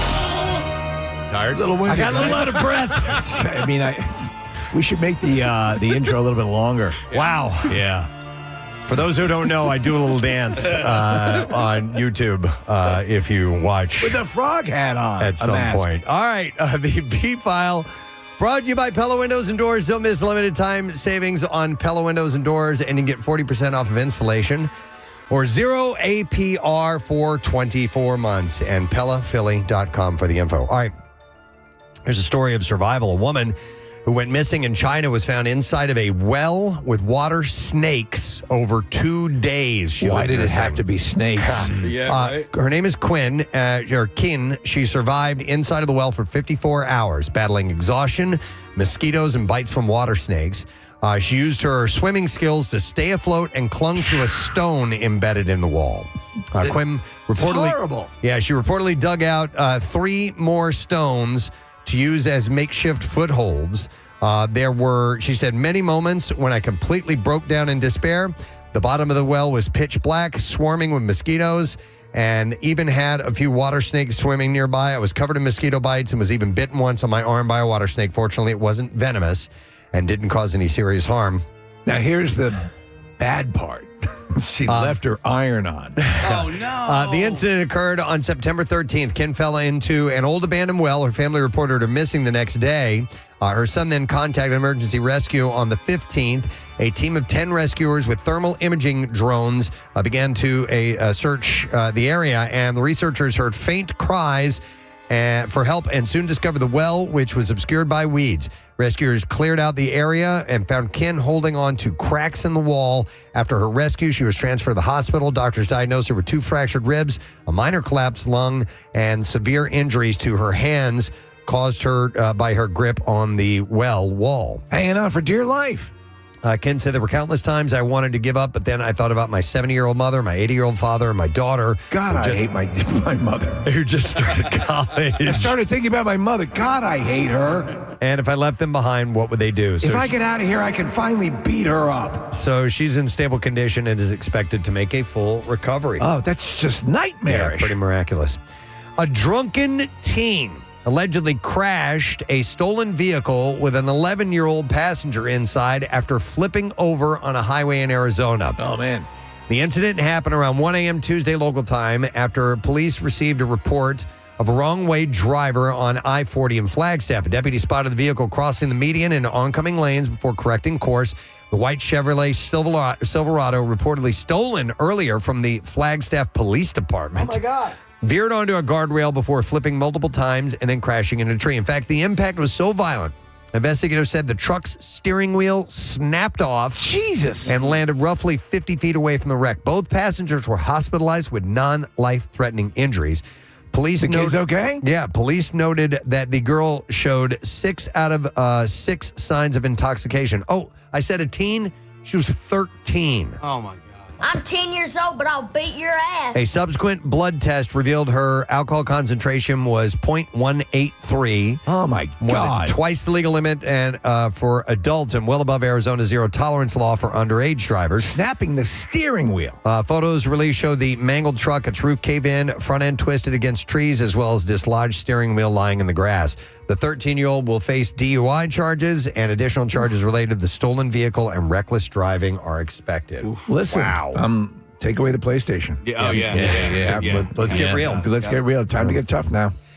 North Korea's security services. Now, I see lots of stories coming out of North Korea. I usually don't report on them because some of them, I don't know if they're true. You mean that Kim Jong-un doesn't defecate? Yeah, I don't know, which ones are true or not, but I'm going to pass this one along. So North Korea's security services have launched a harsh crackdown on women with capitalist breast implants, according to sources. Capitalist breast implants? Kim Jong-un's regime is said to be using undercover agents and neighborhood patrols to catch those carrying out and undergoing cosmetic procedures who face being sent to labor camps. In one case, a doctor who performed breast augmentation surgery was put on trial along with 2 women who underwent the illegal procedure, according to South Korean media outlet Daily NK. Are there breast implants that are approved by the state? Have no idea. I don't think so. Okay. The medical school dropout was said to be using silicone smuggled in from China in a procedure at his home when he was caught. The trial is said to have caused a stir as details of the trio's backgrounds and how the investigation took place were laid out. Medical tools, imported silicone, and bundles of cash seized by the District Security Bureau were displayed as evidence. The doctor is said to have stood on stage with his head bowed for the entire time. The two women aged in their 20s could also not raise their faces. The women told the hearing that they wanted to improve their figure with the procedure. The judge was reported as promising strict punishment after saying the trio had taken part in an anti-socialist act. The trial also revealed that the Security Bureau has conducted physical examinations of women suspected of having had breast surgery, shocking many in the audience.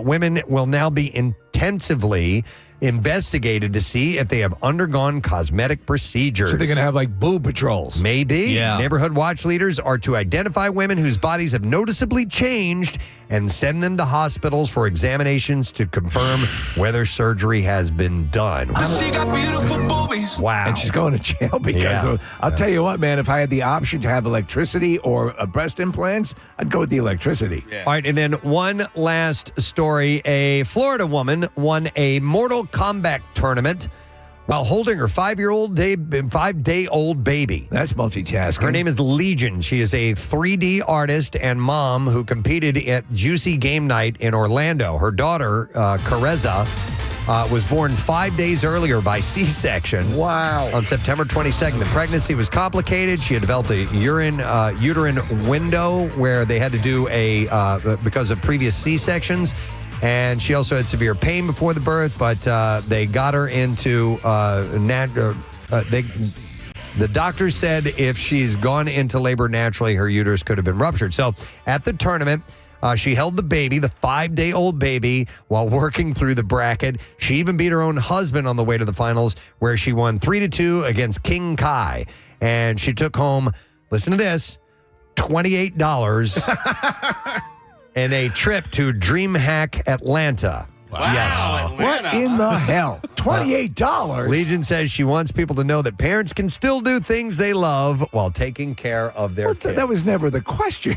Yeah, and that is what I have. I don't think anyone was contesting that. In the bizarre file for you this morning. I got 20. Just 120. You want that all together? Yeah. All right. Why don't we take a break? We do have some guests joining us this morning. We're getting in Phil's mode. So Ricky Bo's going to be stopping by from our sister station, the Fanatic. Yeah, it's always good to see him. Most definitely. We'll catch him in the 9 o'clock hour. And also in the 9 o'clock hour, we're going to have world-class magician Jason Ladayne stopping by. He's performing at Parks Casino. So you brought him to my attention and showed me a couple of videos. I'd seen one or two, so I took a deep dive on his stuff. And you're right. It's amazing. Well, he's also so smooth. Yes. And listen, this is perfect for our YouTube audience. So if you're not part of our YouTube audience, well, get on board. Golly, yeah. I haven't asked if he's going to do any tricks. I assume he is. Yeah, no, I talked to his manager last night. Okay. He definitely is going to do some tricks for us. All right, cool. But he's very talented. You can check him out on Instagram as well. And we'll take a break and come back in just a moment. But we will get to the Connoisseur when we return. So make sure you stay with us. Could win some stuff. And covenant of quiet enjoyment. That's what he called these. He said, according to Miller, he said, we agreed that he would share the cost of paying the bills. And he said later Jed would laugh at me when I asked him to pay the bills. That's not a good sign. And he said when he laughed at me, it was sinister. It was demeaning. It was patronizing, like I was stupid. Miller's mother ran a search on Bachman's phone number, revealing that he wasn't Jed Creek at all. Instead, they found out that his true identity was Bachman and that he was a serial squatter who had terrorized roommates up and down the East Coast. When you're locked into an effing nightmare like that, it just seems like there's no way out. Bachman, Miller found out, knew just enough about tenancy laws to take advantage of roommates by not paying rent, refusing to leave, and eventually forcing them to move out of their own houses. Primarily, he'd accomplished that through weird domestic torture, like clogging toilets with cat litter. But at least one former roommate, a woman named Arlene Herbiden, had physical altercations with Bachman that resulted in restraining orders. Bachman even took 2 of her cats to area kill shelters after taking over her apartment. Jesus. Oh, my God. Another former roommate, someone named Sonia Acevedo, found that he regularly behaved violently. Acevedo came to block herself in her own room with a chair, worried that he might snap at any time, and booby-trapped the door when she wasn't home to see if he was entering her space. By the way, Bachman was from Elkins Park. He graduated from Cheltenham High School in 1974. Yay. Friends interviewed in the series described him as smart, charming, and good-looking, and said most people thought that he had a bright future despite a tumultuous family background. He attended Tulane University in New Orleans, but it was there that one friend, identified as Bob F., says Bachman witnessed a brutal murder and that changed him forever. So a guy named Ken Gutsiet, a friend of Bachman's, was murdered at a frat house following an argument at the school's library. Gutsiet bled to death from a slashed neck. And after witnessing that, Bob F. says that that changed Bachman's outlook from upbeat and positive to very dark and very paranoid.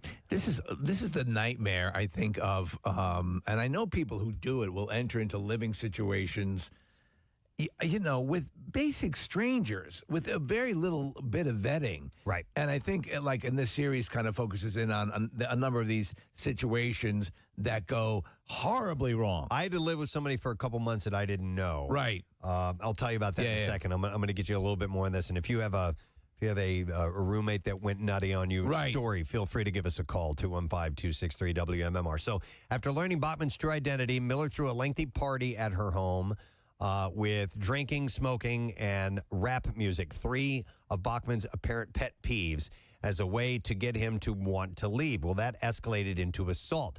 Bachman choked Miller, slamming her leg in a door, slashing at her with a knife. He was arrested, and Miller filed for a protection from abuse order that included Bachman's eviction. Bachman's brother, Harry, ended up bailing him out of jail twice, which ultimately would result in both of their deaths. So in November 2017, and I don't remember seeing this story, but Bachman killed Harry in his brother's Elkins Park home. Killed his own brother. In his home. Yes.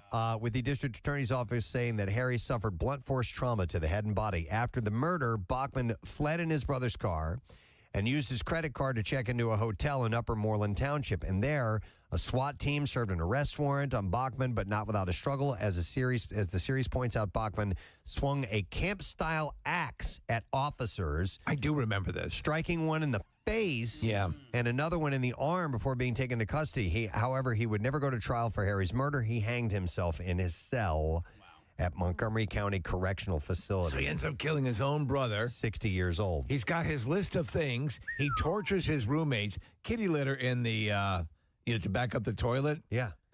And he was doing that regularly. Yeah, He would live with people and drive them crazy. And then chase them out.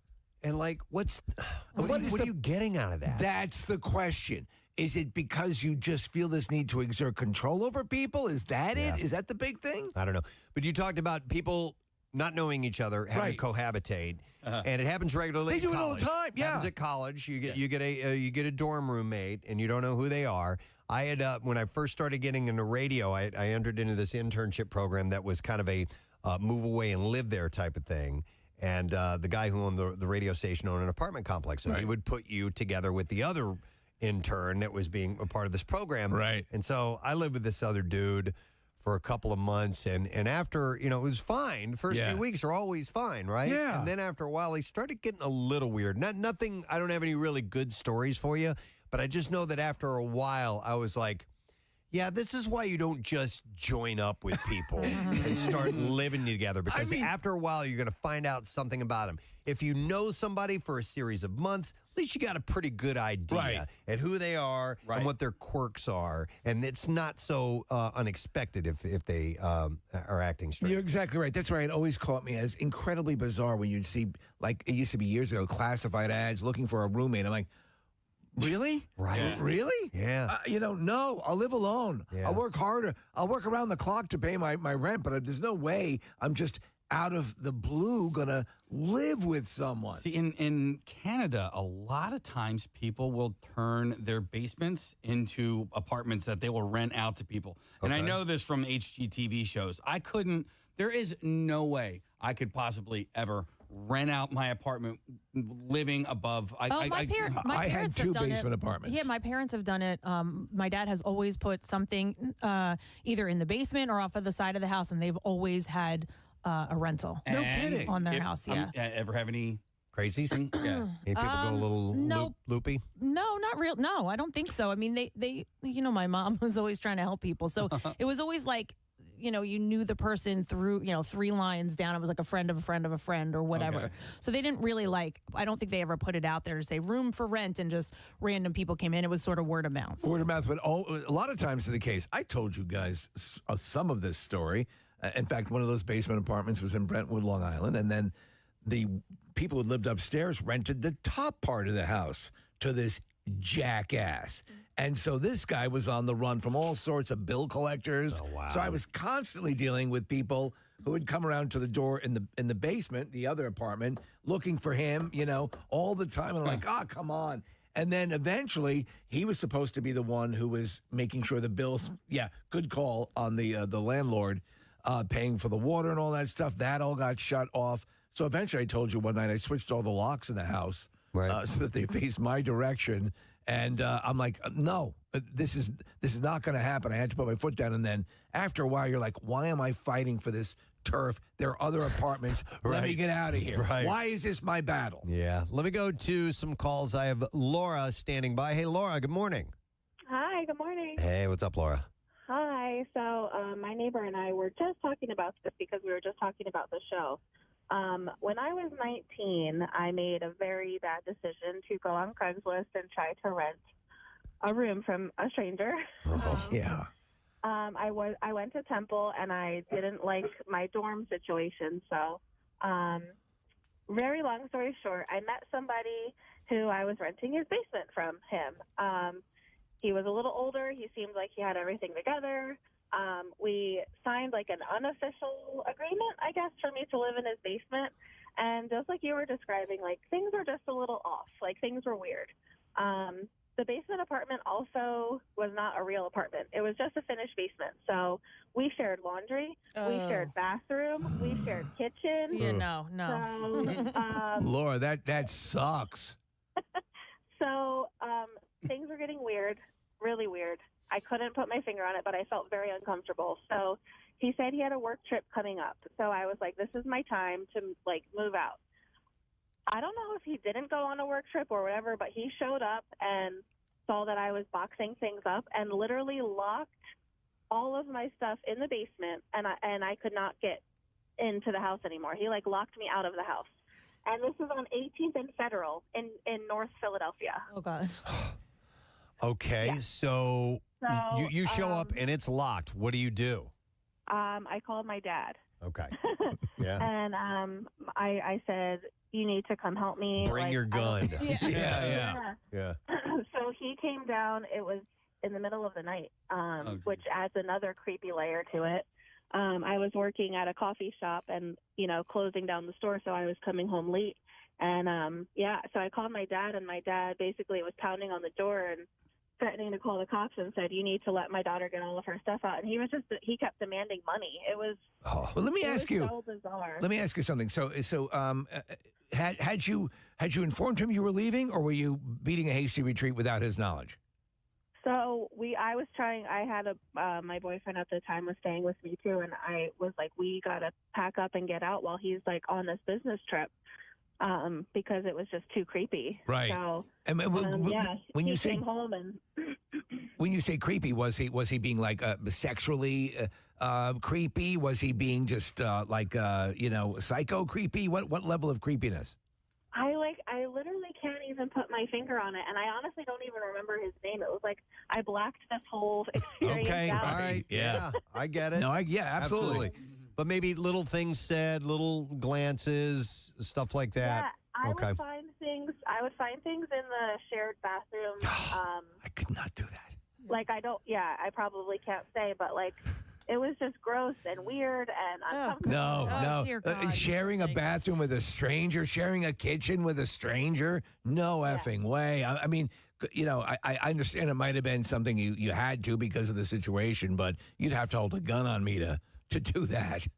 Oh, Well, now I'm a mom and I'm an adult, and I'm like, my kids can never, ever, ever do what I did. Yeah. And, and it was like, I felt like it was out of desperation almost because I couldn't afford rent by myself. So I really wanted to be on my own, living in Philadelphia. Like I just wanted that life. And never.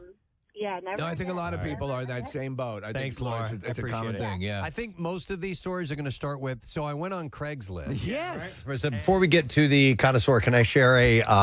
I was today years old. Oh yes, please. Thing. This was yesterday, so I was preparing the bizarre file stories, and I don't know if I'll have a chance to get to the story or not. That's why I want to bring it up now. But a fiberglass dinosaur was stolen. Okay, so from this gas station in California, and in the story I'm reading, and it said, and the dino was taken, and blah blah blah. That's how it phrased it, the dino. Yeah. And it was at that very moment that I realized that from the Flintstones, I thought you were going to say that. Dino Really? is short for dinosaur. Oh, wow. Wow. Okay. I just, Yeah. I just, Yeah. did you know? I did. I did not know. Yeah. I did. I was, and it's one of those things where, like, you automatically just look up to the sky. Yeah. Like, I was just like, like almost Napoleon Dynamite. Where he goes, so stupid. Like, I'm reading this. I'm like, Oh, man. I'm like, Dino. And I'm reading, I'm like, Dino is spelled that way too. Oh, my God. Oh, my God. It's funny you should mention that because the Flintstones were a Jeopardy question. It was the Final Jeopardy question, and it was the how long ago basically came down to Flintstone vitamins. But they were licensed decades ago, obviously. The Dino thing is, Do Flintstone vitamins still exist? They do. Probably. Wow. Yeah. I loved and they're those. fun to chew. Man, yeah. Loved them. I just thought I'd share that embarrassing that. little moment. So if you've had an embarrassing moment, we're in good company. Yeah, you and me. absolutely. All right. Wait. What? Connoisseur time. Oh, I'm sorry. Mr. Announcer. I had to get my bell pressed. I can't start. It's time for the Connoisseur! By the way, we should, when the holidays are completely in full effect, we should, because we have multiple bells, we should do like a bell song. Yeah, we for the can do that. Connoisseur, We can yeah. work that out.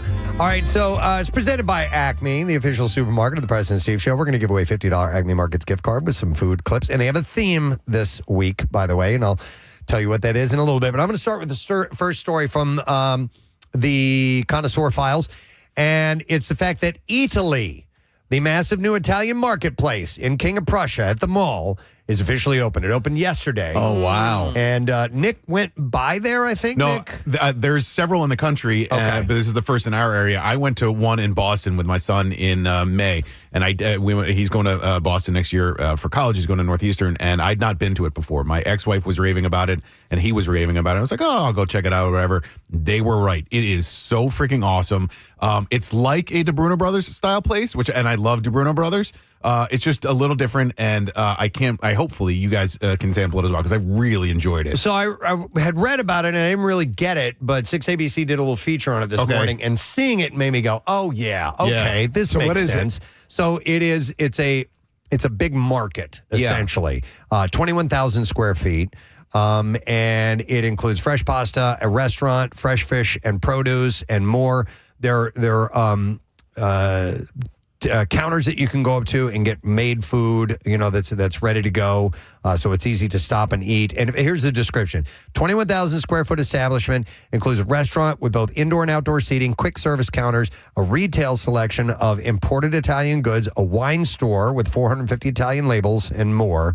The restaurant, La Pizza and La Pasta, include more than 200 seats. And counters around the marketplace, including Lavazza Coffee, La Pasticceria pastries, Il Gelato sweet treats, and Pizza alla Pala with Roman-style slices as well. So this was found in Italy. It comes from there. 2007 was when it was established. And as Nick said, they're popping up around the country. Yeah, it's really authentic. There's so much to choose from. You want fresh stuff, they got it. You want canned stuff, they got it. It's a grocery store and a restaurant and a winery, and you can sit down and sample stuff. It's fun. It's a cool experience, and I'm a big fan. I'm glad there's going to be one nearby. Yeah, this is the 17th location in North America and 60th worldwide, so clearly it's doing well. Yeah. And it's the first in Pennsylvania and in the Delaware Valley in general. And you can find it at the part of the mall that was previously used by Rite Aid and Forever 21. Yeah, I know exactly where that is. Yeah. When you go in the that one weird, I don't want to say, the entrance closest to the parking garage. Oh, yeah, it's off Mall Boulevard, right? Yeah. I know what you're talking about. So this is in the mall proper. Yeah, but there's indoor and outdoor seating as well. So the construction has been going on for a couple of years. Like they originally announced it back 2 years ago, actually, October 2023. So it's something they've been working on for a while. So they've been waiting for this. And they're going to do like a 10-day rollout with some specials and samples and things like that. Listen, first off, this is great to help anything that keeps that mall happens to do very well. But anything that can prolong its existence is great, obviously. And then you have the new Netflix facility opening up there as well. Yeah, Steve, I just looked that up because I'd forgotten. That's next month. Next month. So, Wow. you're in time for the holidays this year. If you're a KOP mall shopper, which I've been my entire life, Italy and the Netflix house, the two worthwhile destinations. Yep. All right, we're ready for our first clip for the Connoisseur. And hang on a second. You may see the theme as today is October 3rd. This is the clip that we ask you to identify first. Here we go. I'm only eating foods with less than 30% calories from fat. It's 40%. 48 over 120 equals X over 100, and then you cross multiply and get the value of X. Whatever. I'm getting cheese fries. All right, 610-660-9333. Call now if you know what movie that is from. We're up. So Wallet Hub has the new ranking of the best foodie cities in America. We get a number of these, and are we getting boned in this one too? Well, just wait and see. Wait and see. Right. So they rated 182 U.S. cities on 28 key indicators of foodie friendliness, including everything from cost of groceries to the number of food festivals per capita to the affordability and accessibility of high-quality restaurants. And based on all of that, this year's best city for foodies was the same one last year. It is Miami, Florida. It gets high scores for leading the country in the availability of affordable restaurants, rated at least 4.5 stars out of 5. And Miami also has 13 Michelin-starred restaurants to choose from. So we're going to get Michelin stars starting this year. They're beginning that. So well, maybe we get our just to do here finally. That'll only help. So it has 13 Michelin-starred restaurants. Is home to the third most farmers markets and butcher shops in the country. Miami? Yeah, but it can be expensive, landing the city at 156 for affordability. That's the only downside There you go. to it. Yeah. But yeah, I would imagine, listen, they've got the weather for those markets to be open year-round. That's true. But listen, this time, we're near the end of it, but I love farmers market time of year. The corn we get in this area is just so damn good, and we're going to be running out of it very, very soon. But Though honestly, Miami, if you're somebody who enjoys carving someone off the chainsaw in a shower stall, Miami, man. But on the way back and forth to the shore, we always hit the farmers markets. Fresh produce. Yep, in South Jersey. It's great. Yeah, So- Casey had a traumatic apple situation this morning. Yeah, good Yeah. point. Yeah, you okay now? I'm good. All right. So number one is Miami. And yes, Steve, we're getting boned. Number two is Portland, Oregon. Number three is San Francisco. 4 is Seattle. 5 is Orlando. Then we have Austin, Tampa, Vegas, Sacramento, and San Diego. Holy hell. Yeah. All right. So the only one in there really that has seasonable or like. Oh, no. You got Portland. Inclement weather? Yeah, yes. Portland and Seattle are the only two in that top 10. I'm sorry, in my cackling there, Preston, did you mention Manhattan? Did you mention New York City? No, New York is not Well, there on you this go. list, no. Listen, we'll all go down together, as Billy Joel once said. He did. Yeah. The worst, the bottom of the list is Pearl City, Hawaii. Pearl City, Hawaii? Making it the worst city for foodies, followed by Lewiston, Maine, and Moreno Valley, California. So I did not have a chance to see the full list and see where Philadelphia fell. Maybe we're just out of the top 10. I could only hope. A little dream. but I'm not really sure. So those are the top restaurants or top cities for foodies, but that's according to Wallet Hub. So there's all kinds of lists. So I'm sure we can find a list. You're talking Wallet Hub. I think that's why you would take Manhattan right off of that. I mean, there's, burgers are going to cost you $20 in Manhattan. Sure. You know what I'm saying? They're expensive. A nice thing. Straight up, bro. All right, we'll see if somebody knows what movie this first clip is from. Here we go. I'm only eating foods with less than 30% calories from fat. It's 40%. 48 over 120 equals X over 100, and then you cross multiply and get the value of X. Whatever. I'm getting cheese fries. All right, we go to Stephanie. Hi, Stephanie. Hello. Good morning, It. Good morning to see you. All right, Stephanie, name the movie. That is Mean Girls. Yes. Yeah. Correct. That movie. Hold on just a moment. Going to give you a $50 Acme Markets gift card if you're hungry in a hurry. Acme's flash grocery delivery or pickup gets you fresh groceries, 30 minutes or less. Fast, fresh, right to your door. Acme Fresh Foods and local flavors. Here's an observation because I saw the new version, the new Mean Girls, the musical movie was on the other day. Yeah. Doesn't cut it. No. I don't think it cuts it. I don't think the original's still the best. Yep. All right. Well, let's play another clip. Let's see if you know what movie this is from. Here we go. This is your lunch, okay? Now I put $1 in there so you can buy some milk. You can ask one of the big kids where to do that. Do you remember your phone number? All right. 610-660-9333. Call if you know what movie that is. Casey, why don't we Got you, bro. do this? Yeah. All right. Time for the fast food around here.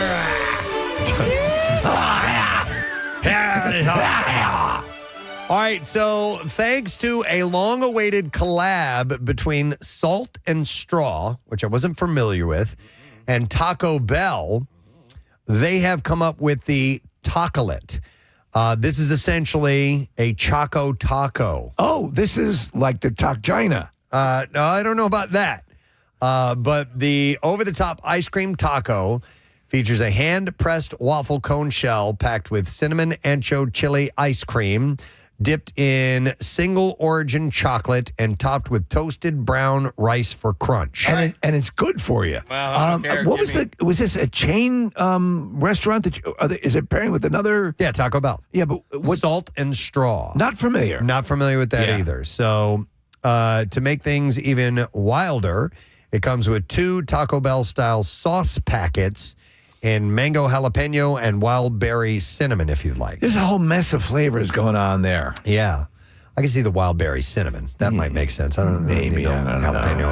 There's only 40 locations of this Salt and Straw place, which, I mean, it sounds really good, but there's not a ton of them. So I'm wondering if... What's the primary? What are they mostly like... what are they, Nick? Steve, I just looked it up. So California, Oregon, Washington, Florida, New York, Arizona, New Hampshire. I don't see one in PA.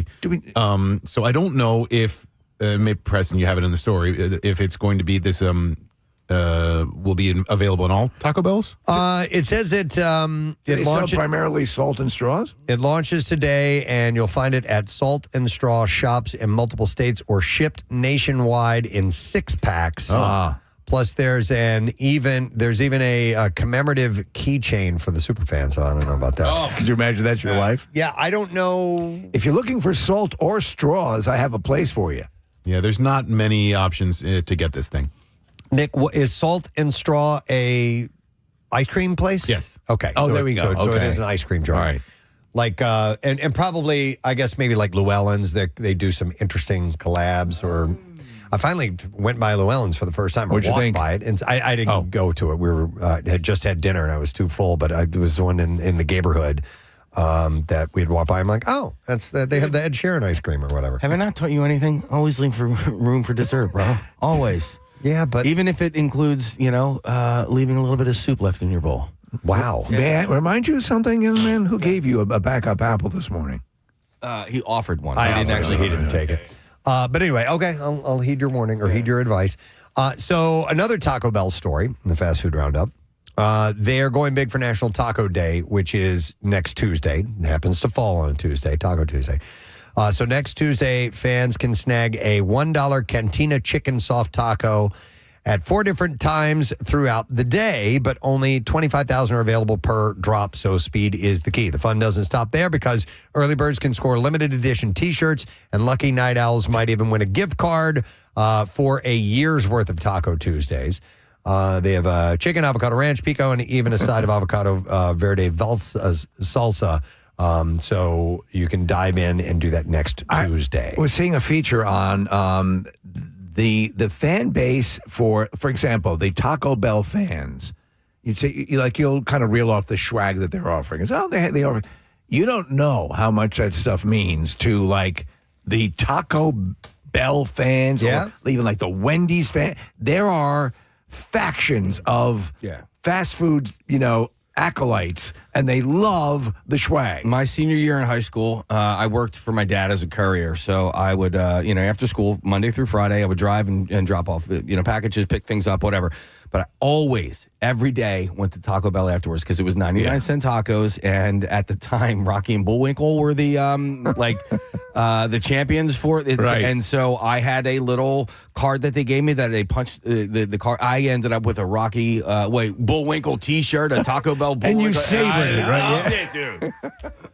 By the way, somebody texted in and said Salt and Straw is a Dwayne Johnson partially owned ice cream shop. Really? Yeah, so I guess he's invested in that. Marissa? Preston, I went to a ice cream store near you last night called Scoop Happy. Oh, yeah. What'd you think? It was delicious. They've got some great flavors. This is in Skippack. Yeah, and the first thing they had right as soon as you walk in were ice cream tacos. No kidding. So there you go. Support a local business. Very much so. It's a great place. Are you an ice cream taco fan in general? I do like them. I would never, it was never my go-to. Yeah. Got to have one of those. But I remember the first time I was like, I'll try that Choco Taco. I mean, like, it's like another version of like a drumstick or something like that. But that's great. I love them. In the world of the hybrids, like a Chipwich would be more something I'd go to. Okay. Yeah. That makes sense. All right, let's see if we can get a winner. If anybody knows what this food or drink clip is from. This is your lunch, okay? Now I put $1 in there so you can buy some milk. You can ask one of the big kids where to do that. Do you remember your phone number? All right, we're going to go to Julia. Hi there, Julia. Good morning. Sorry to bother you at work. It's all good, Julia. You know what movie that's from? Mean Girls. Yeah. Look at that. That's right, Julia. Hang on. $50 Acme Markets gift card is for you. Acme Fresh Foods, local flavors. All right, let's play another clip and see if you know what movie this one's from. Here we go. I don't want to be punished for being well-liked. And I don't think my father, the inventor of toaster strudel, would be too pleased to hear about this. All right, 610-660-9333. Let's see if you know what movie that's from. All right, order up. Oh, wait, stop. God. I had another fast food story. What the hell? It was I'll do this last one because Wendy's has launched their new Tendies chicken tenders. Oh, made from actual tendons? No, not Tendies. Oh. They feature premium all-white meat chicken strips fried to golden brown in a seasoned blending, and they come with 6 new dipping sauces. So I'm here to share the dipping sauces. By the way, I think it's accepted that you can't say dipping sauce. It has to be dipping, right? Dipping, yeah. So you have Wendy's signature, which is I don't. It says signature creamy sauce with black pepper and hot sauce flavors. Okay, all right. Sweet chili, scorching hot, creamy ranch, honey barbecue, and honey mustard. So those are the ones. Flamin' anus and flamin' anus, and they are available in 3-piece or 4-piece packs, priced at $5.49 and $7.29, or as a combo with the starting price of $10.99. Prices may vary. Every order comes with 2 sauces, and you can get an extra cup for a small fee as well. All right, I'm going to ask a question that's probably too difficult to answer. If you were to narrow it down, what is your favorite dipping sauce? Probably Chick-fil-A sauce. Oh. It's really good. Can you guess mine? I bet you can guess mine. Nick can probably guess mine. Xfinity Mobile Arena's honey mustard. Bingo! Yeah, it's really good. I want you guys to try McDonald's sweet chili sauce. Okay. It's brand new. Is it for nuggets? It is for nubbits. Nubbits are y'all? I'm into nubbits, yo. It is for nubbits, y'all.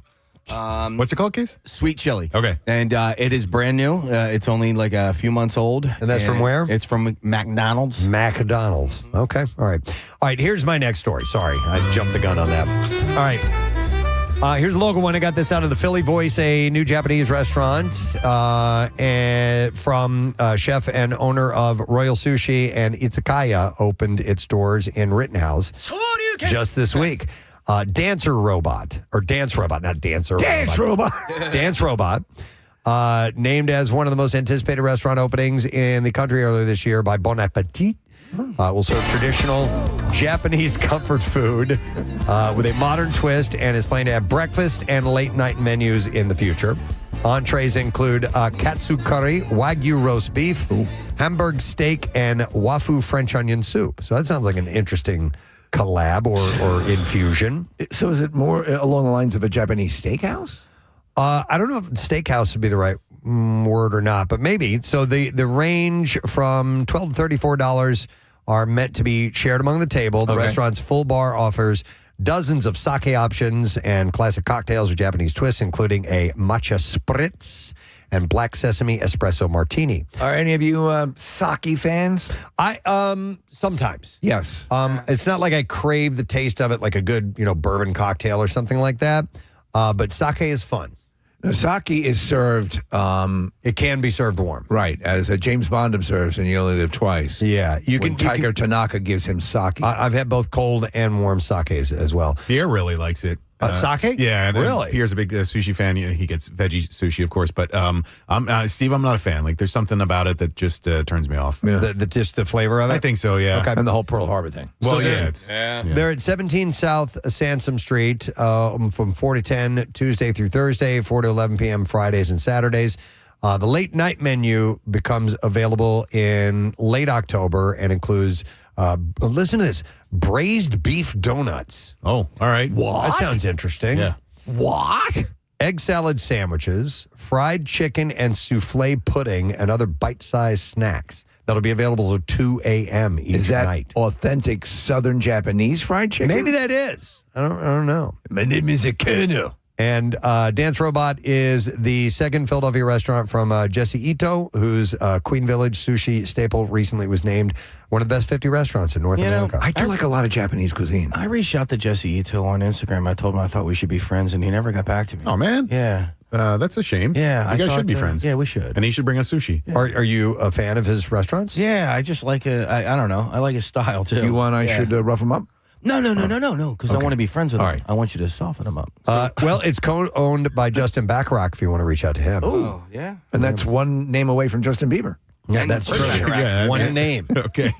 Yep.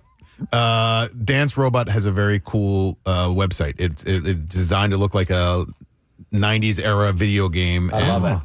We're looking at it. Yeah, it's I pretty cool love how it. the setup for all this stuff. So yeah, this seems like a kind of a restaurant I'd like to check out. It's awesome. In fact, they mimicked the old OS for a Mac. Yeah. Yeah. All right, let's see if someone knows the answer to what movie this clip is from. Here we go. I don't want to be punished for being well liked.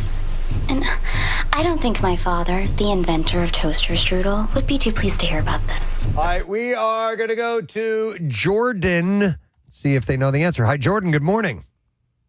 Good morning. How All are right. you? Great. All right, Jordan, we can set you up. You can tell me what movie that clip is from. Happy Mean Girl Day. You don't say. You don't say. Hang on just a second.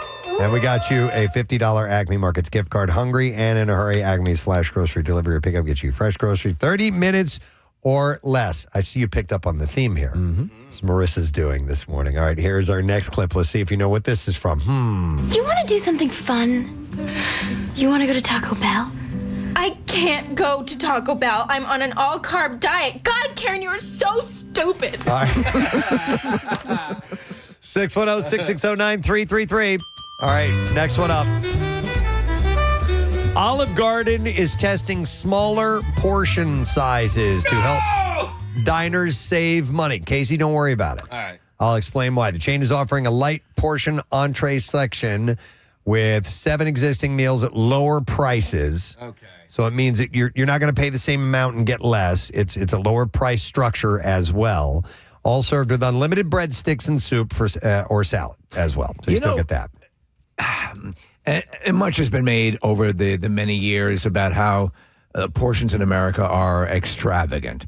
And when you do go to other countries where they serve less, you're still getting a full, you still get full. Yeah. Like, and I hate when you can't finish, then there's excess on the plate, or you feel like you're wasting food. Yeah, but with spaghetti specifically, with pasta, it's Paschetti. It is Paschetti or Buschetti, right, Press? Yep. But like that is a food I don't mind the next day. Okay. No, absolutely. Yeah, so I take a doggy bag if you can, right? Yeah, no doubt. Here's what I hate, though. You're out at a restaurant. You're going to something after that, and you can't take what you have with you, and you leave behind a lot, and it just feels wasteful for me. And like you often have bags of poop in your pocket. Do you remember when we were in Chicago, Preston?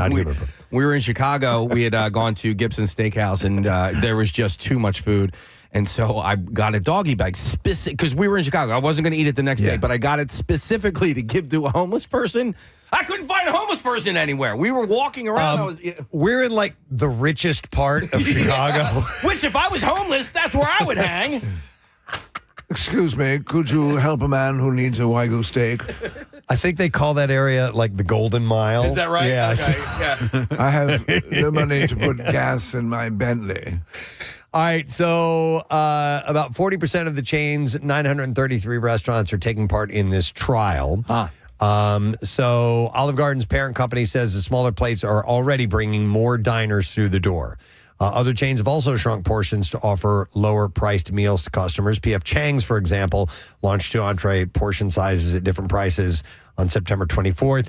The move differs to the tactics of other chains who last year admitted to shrinking portion sizes but not prices to offer higher costs for wages and ingredients. So at least they're cutting back on the price as well. You might even make these places end up as if you're at work, a destination for lunch, if you know you're not going to get like a full dinner, right? Like enough for just a quick meal, Exactly. All right, let's go on and see if somebody knows what movie this is from. Do you want to do something fun? You want to go to Taco Bell? I can't go to Taco Bell. I'm on an all-carb diet. God, Karen, you are so stupid. All right, we're going to go to Alex. Hi there, Alex. Hey, how's it going? Awesome, buddy. Any idea what movie that's from? I was pretty sure it was The Sound of Music, but I'm going to say Mean Girls. Mean Girls! It's Mean Girls Day, October 3rd, by the way. All right, hang on to get the $50 Acme Markets gift card. We got time for one more clip, and here it is. Made out with a hot dog. Oh, my God. That was one time. All right. 610-660-9333. Call if you know. Order up. Last one. Ore-Ida is paying attention to social media. A new hashtag salad talk trend has people replacing croutons on salads with tater tots. And so Ore-Ida is dropping crispy croutons. So, okay, crispy croutons. Regular tater tots, I don't think would work. I don't know. But if they're super crispy, maybe. That's what I'm saying. The crispy thing is the sell, because I do like me a good crouton. It's a viable snack, right? A crouton is a snack. Absolutely. Oh, yeah, okay, for sure. Yeah. I consider it a candy. I'll even just dip it in a little salad dressing. Oh, eat it that way. There you go. That's really good. And will you slowly move the salad dressing around your lips? Yeah. Why not? Did you have a favorite brand of croutons? No, Croutons? I don't. Pepperidge Farm. Okay. Oh, we will make them on our own from time to time. Oh, yeah? My dad used to make the croutons. Like stale bread? Yeah, it's super easy. Okay. You just soak them in a little oil, add some seasoning, salt, pepper, oregano, whatever, and then you bake it in the oven and done. Nice. Real easy. Good. It's a good way to use up bread. Okay. That's going bad, or not going bad, but starting to... Rotting. Not rotting, but it's getting near the end of its shelf life. All right. I always put it on the bird feeder, and I did that yesterday. Croutons? Not croutons, no, stale bread. But I did it yesterday, and like 30 seconds later, a squirrel came in. I was like, "You a-hole! Yep, it's for the birds." F you. Casey Churro, director of marketing for Ore-Ida, says when we saw fans swapping croutons for tater tots on social media, we knew we had to make it official. With croutons, we're taking that idea to the next level, giving salads and craveable potato crunch only Ore-Ida can deliver. And hopefully the croutons will be available more widely at some point. Right now, it's just a limited thing. All right, got to see if we can get a winner here. Here we go. Here's the clip. Made out with a hot dog. Oh, my God. That was one time. All right, we have Corey that we go to now. Hey, Corey, good morning. Hey, good morning. All right, Corey, name the movie. Come on. It will be Mean Girls. Yeah. Every clip from Mean Girls today. Thank you to Marissa. Her idea, October 3rd, is Mean Girls Day. And since Corey got that right, we're going to give him a $50 gift card for Acme Markets. And thank you to Acme for being our sponsor of the Connoisseur. Remember when we went to see the premiere of Mean Girls at a matinee? We took a couple of listeners, I think. Yeah. We called it the Dirty Old Man Matinee. It's a funny movie, man. Tina Fey's script is great. Yep, absolutely. All right, we got to close this segment up because we got guests arriving. So thank you for joining us for the Connoisseur, your weekly food segment here on the Preston and Steve Show. When we return, Rick Batalico will be in our studio from our sister station, the Fanatic, to talk Phillies and the playoff run as it starts tomorrow. We'll be right back. By the way, which I shudder to think about. No. Never once did I ever use Craigslist, but I have heard nothing but horror stories. Yeah, right? It's never good. Especially when it comes to meeting up with people or... Unless you say you're putting an armoire on the curb, come pick it up. I had friends that it was 3 roommates together, and one had gotten another job somewhere else. They had just signed the lease for the next year. This person found a job and they had to move out, and they put their room up on the city paper. Okay. The personals there, but without the other 2 roommates' knowledge, and there was a huge fight about that. Sure. Gigantic fight. And it's like, listen, man, I'm sorry but we just signed a lease, right? You don't get to try and figure this out on your own. Like, we should have a say on who is going to move into our house. And luckily it didn't end up turning into anything. Right. But it ended in the friendships are over, but yeah. I had a friend whose roommate in college would leave kiss marks on her bra. Oh, my God. She would take her bra out of the laundry basket and put a red or pink kiss mark, lip mark on it. And we could not figure out why. Was it a little love letter of sorts? No, the girl was nuts, and she was nuts all through college. We didn't really stay friends with her, but she I knew people that lived with her later. Senior year, junior and senior year, and she didn't do that, but she would always do bizarre things. That would be chilling. So just weird. find kiss marks on your underwear. I just have to kiss it. Just have I made out with your bra last night. Yeah. Okay, this I got to hear. We're going to go to Joe. Hey, Joe, good morning. Good morning. What's up, Joe? Start on Craigslist. Okay, it did not start on Craigslist. All right, go ahead. So this was really early days of the internet, like 1995 or 6, something like that. I was about 8 years old. My sister, who was much older than me, met a random guy through a chat room, and he lived several states away. And one summer, while we were out of school, he showed up at our house. Oh, my God. You're totally 8 unannounced. years old? I was 8. How old is your sister at that time? She was just graduated high school. All right, so 18. Okay, so dude shows up at your house? Yeah, so he shows up at our house with another girl.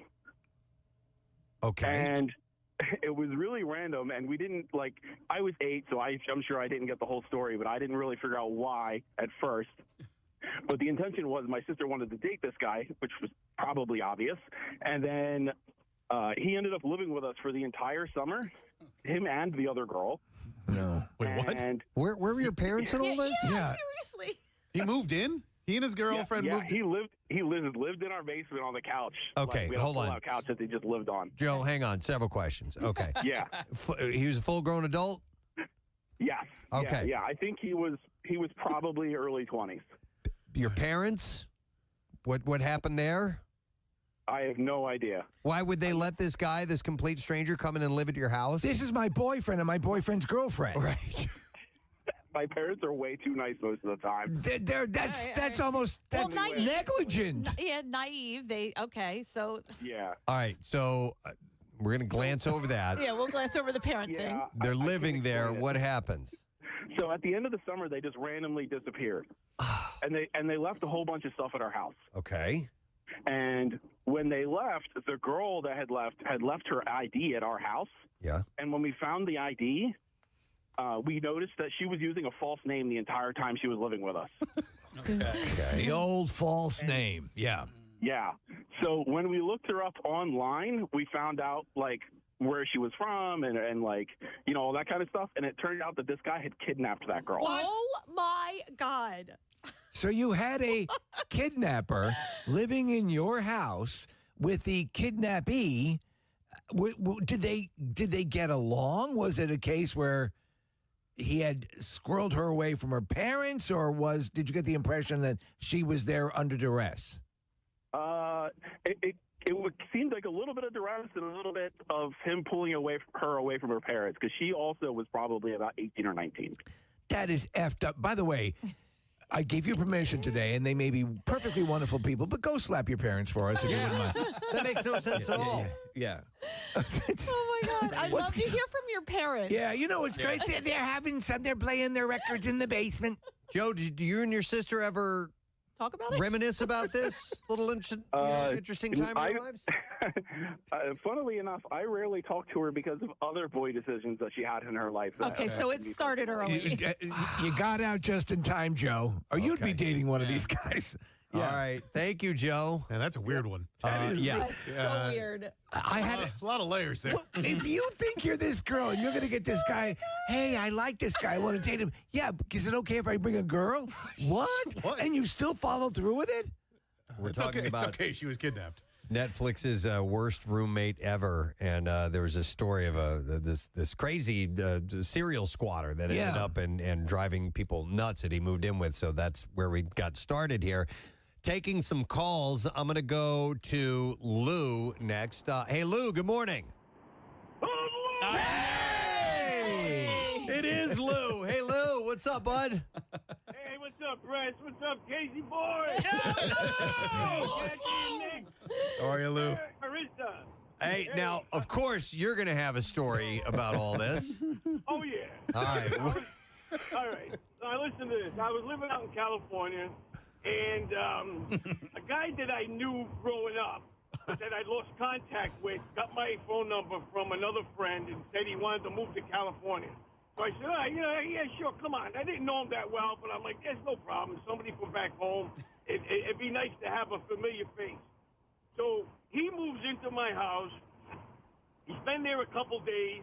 I get up one morning, and my living room is full of computers. This guy must be very studious. Yes. So what happened? And the company that he robbed from they were friends of mine.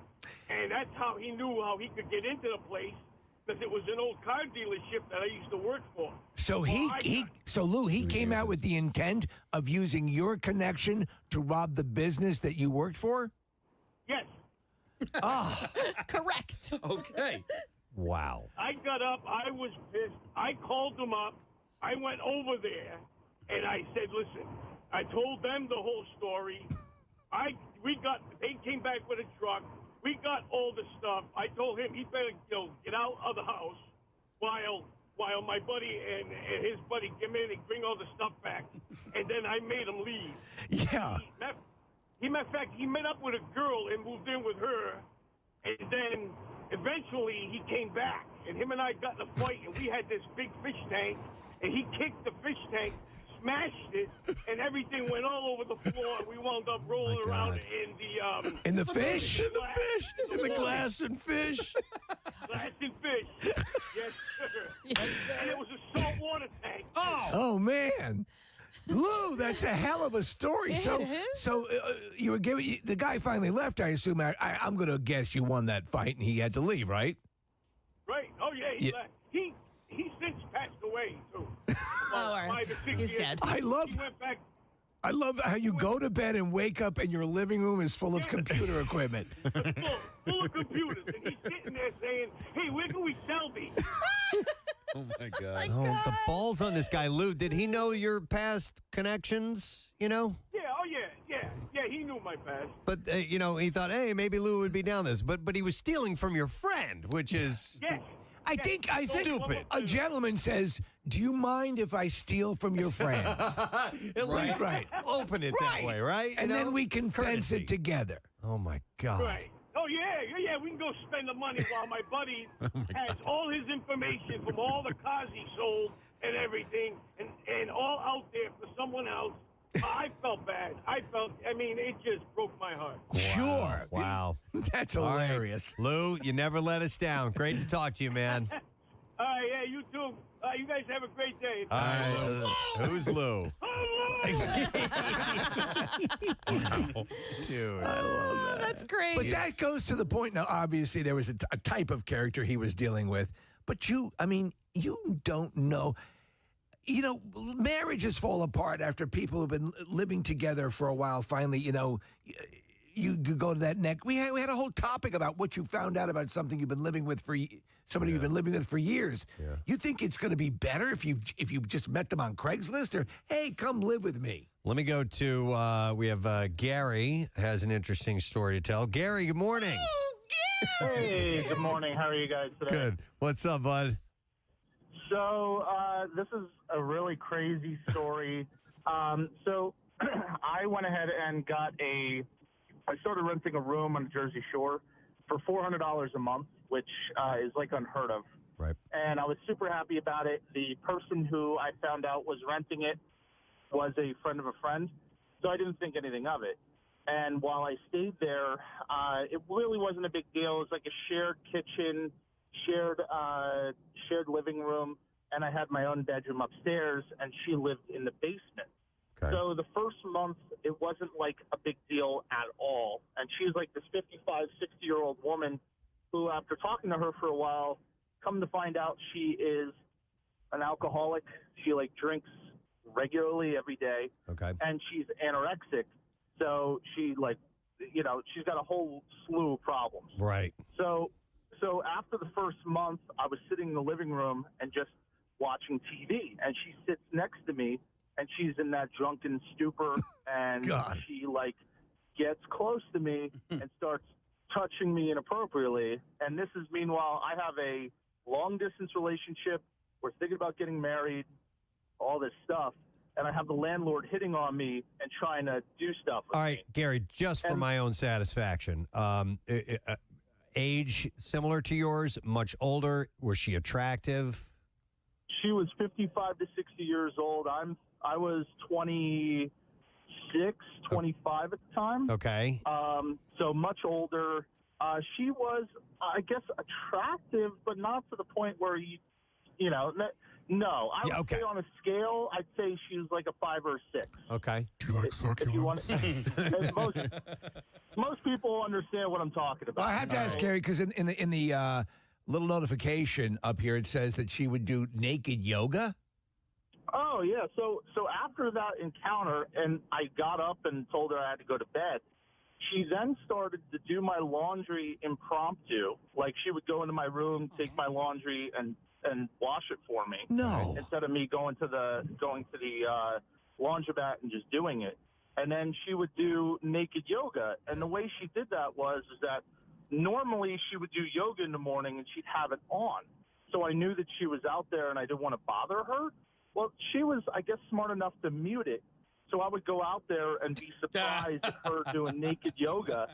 And then she would do the dishes with see-through shorts on to go ahead and try to rile me up. And I stayed there for, me being so naive and not thinking anything of it. I stayed there to reap the benefits. YouTube alert, YouTubers. Make sure that you're tuned in and watching. And by the way, our YouTube feed powered by Neumann University. Thank you guys so much. Our next guest, we've switched things up. We were going to have Ricky Bowe in. He's going to be coming in after 9:30. We'll talk Phils, we'll talk playoffs, all that good stuff with him. But I'm glad that our next guest showed up early. Yes. Ricky, we had a mix-up with the times, and he's here, and we can bring him on. He has traveled the world, and tonight he lands at Parks Casino at the X Sight Center. There's a show at 8 p.m., and I told Casey I saw that he was going to be performing, and I'm like, oh, my God. I follow this guy on Instagram. I watch him all the time. Let's see if he's available, can come in. And sure enough, they said yes. And we're very excited to welcome magician Jason Ladayne to our program this morning. Oh, wait. Calm down. Have a seat. Of course, I have to hit Magic Man, the song. I forgot to. have that ready to go for you at this point.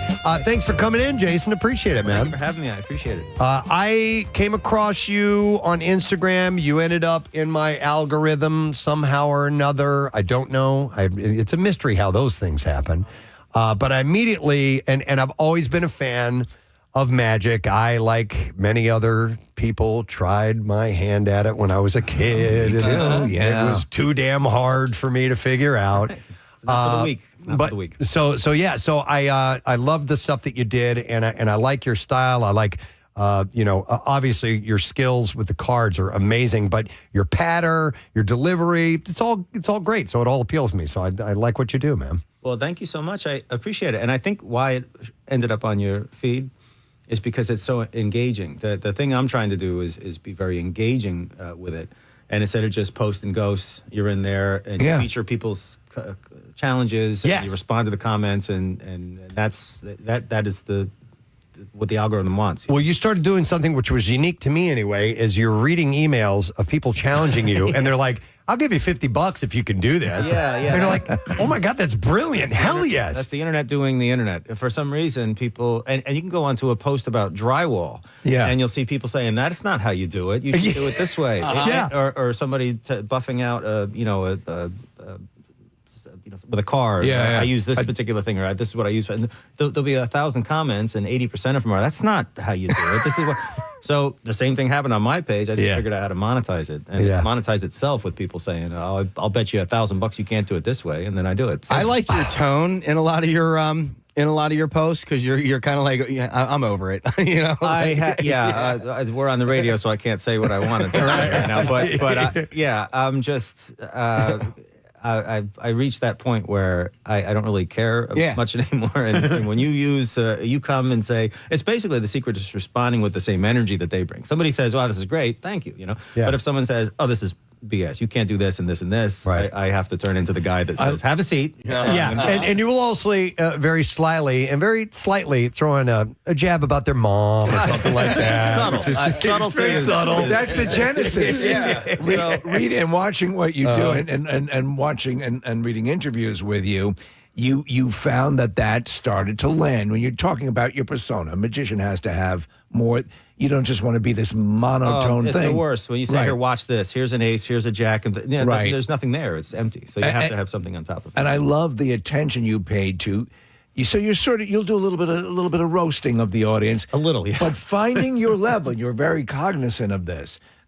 You have to have them like you first, and then do that. And that's right, because I've seen people come out, and I've seen magicians and comedians like piss off an audience immediately, and you can't get it back. Well, no, once you lose them, you never get them back. You never get them back. And also that you have to earn that relationship. So people understand that this is a joke, it's a character, you can get fun. But you're right, if you cross that line, it's like kicking a puppy, and nobody's going to go, "Oh, that's great." Hey, puppy kicker. So you have to really find that line. And of course, you may piss off one or two people, but in order to be edgy, you got to be right on that line. And sometimes you will go a little over, and that's a lesson you learn. But you have to do that in order to kind of grow. But 100%. I have to tell a quick story about that first mom joke too. It was such I remember the joke. It was I memorized a deck of cards or something, and I said, "That's not hard because I memorized your mom's number last night." And I thought it was funny, and I made the video, and I remember and I'd never done anything like that before. This is like 4 years ago. And I went to bed that night, and I'm in bed just staring at the ceiling thinking like, is my career going to be over tomorrow? I'm going to get canceled. No, I really thought that. You're right. Because it was the first time we had really done that. Yeah. And then, so I really wondered, like, at that time, I only had like maybe just under 1 million or something. And I'm thinking, I'm going to do this, and people are just going to be like, "Bro, that's too far. You're bringing people's moms into this," and I'm out. And I hit that set in the morning when I posted it, and I just sat back and be like, what's going to happen? And then here we are, 5 years later. But that's it. People can't get enough of it. It's clever enough that the audience gets it. That they get your persona. Well, that was such a mild joke, too. Right. And the more you've progressed. You progressed. We've progressed quite a bit. Right. Actually. I wanted to ask you this, Jason, because I want to see if anybody else has told you this or commented like this for you. Because you familiar with ASMR? Yeah, of course. Okay, so I have that, and I love it. It's a great thing, whatever you want to call it, affliction. I don't know what the proper term is to have. but I get an ASMR trigger from watching your videos. Has anybody ever told you that? Yeah, of course. Okay. So I didn't know it, but people say that I get a lot of comments about that. They don't really care about the cards. They just enjoy the meter and tone of my voice. Because it sounds like you've said it a million times. So I'm not up there ad-libbing. It sounds smooth and something I've been doing all my life. So they like that the voice is smooth and consistent throughout. But then all the shuffle sounds are consistent and smooth throughout. Yes. And it also, you can just tell that you've been, when I watched my mentor for the first time, when he was shuffling cards, it just looked like ballet. Like he's done this a million times. There's no fidgeting and mistakes or anything. It's just so fluid. So between everything with talking, motions are consistent, but also those consistent sounds you expect with a deck of cards, that cut sound, that's exactly. It is a wonderful thing. Yeah. I love it. And like you said, it's the shuffling, the cutting, and all that stuff is part of that ASMR sensation. But your delivery as well is part of it too. So I'm listening to you talk. I'm hearing the cards doing what you're doing with them. And also you said there's a visual flow to it on top of it. So everything feeds right into exactly what I dig. And don't say that I'm like turned on by him or something. I'm not like going to say that. All No. right. What I am going to mention He's is a very handsome man. I will definitely give him that. Yeah. But George Carlin said that. He was talking about how important meter was in his jokes. Yeah. And if I remember the interview he used, it wasn't a joke, but he said if the setup is da da da da da da da, the punchline has to be da da da da da da da. So exactly. And if it's too long, even though it's funny or the words, it's got to be like on a subconscious level that's hitting the audience that it's equal, that the setup and the punchline were equal. He was very specific about stuff. To that point, and translating that into magic and the building of a joke and telling not a joke, but you're setting up a scenario. You're setting up you have to. a story. And it's the same sort of writing. It's the same sort of storytelling and having a payoff. And how... I was reading it can take 2 years before, and even more sometimes, before you start working on something and you introduce it to the audience. Yeah, absolutely. It's a big difference. And people hear card tricks and they think, oh, their grandfather showed them a card trick. But what I'm doing, a quick analogy is like they're little short movies. Even if it's only 3 minutes or whatever, you have to set up, like you said, the scenario, but you also have to let people know that they're going to be rewarded for this.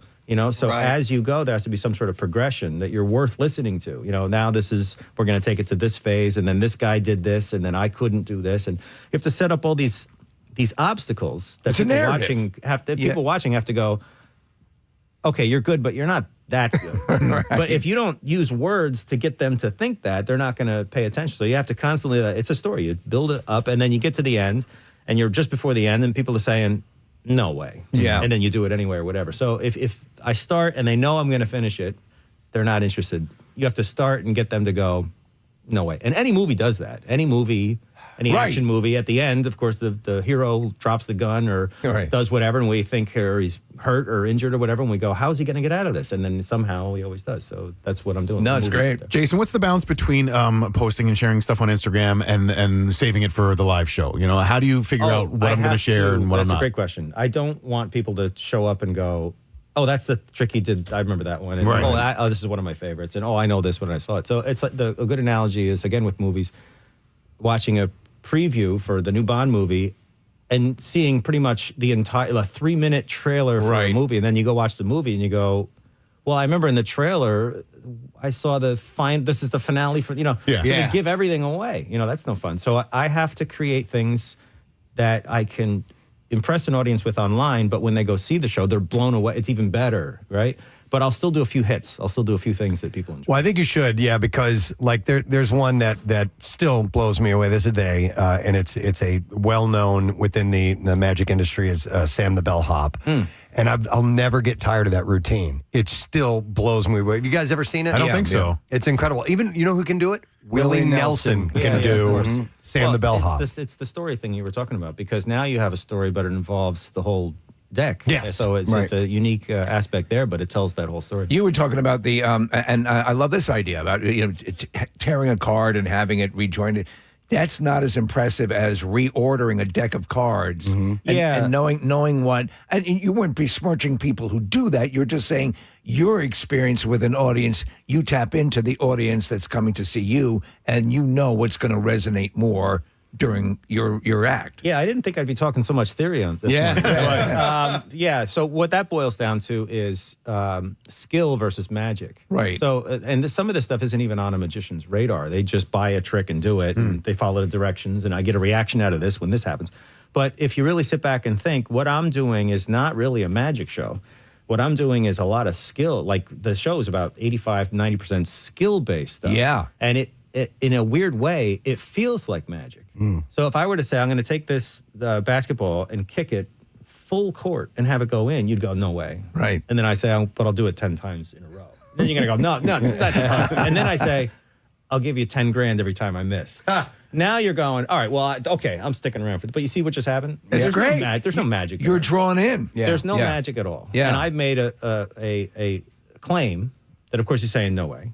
Yeah. But then you also stand to gain from that because you're going to win every time I miss. Right. And now you're like, all right, let's see it. And then I do it. And you go, kid. And then but it feels like magic. And Yeah, then the yeah. last one, I say, you know what? Put a blindfold on. I'll do it. Wow, So none of that's magic. So a magician would say, I'm going to make this ball disappear and appear over there. But I'm not doing that. I'm just doing a lot of skill-based stuff. But again, it plays like magic for some reason. So I like playing poker. I don't necessarily like playing poker when the other players are also dealing, right?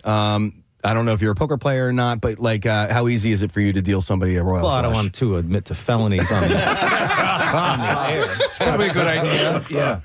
It's extremely easy.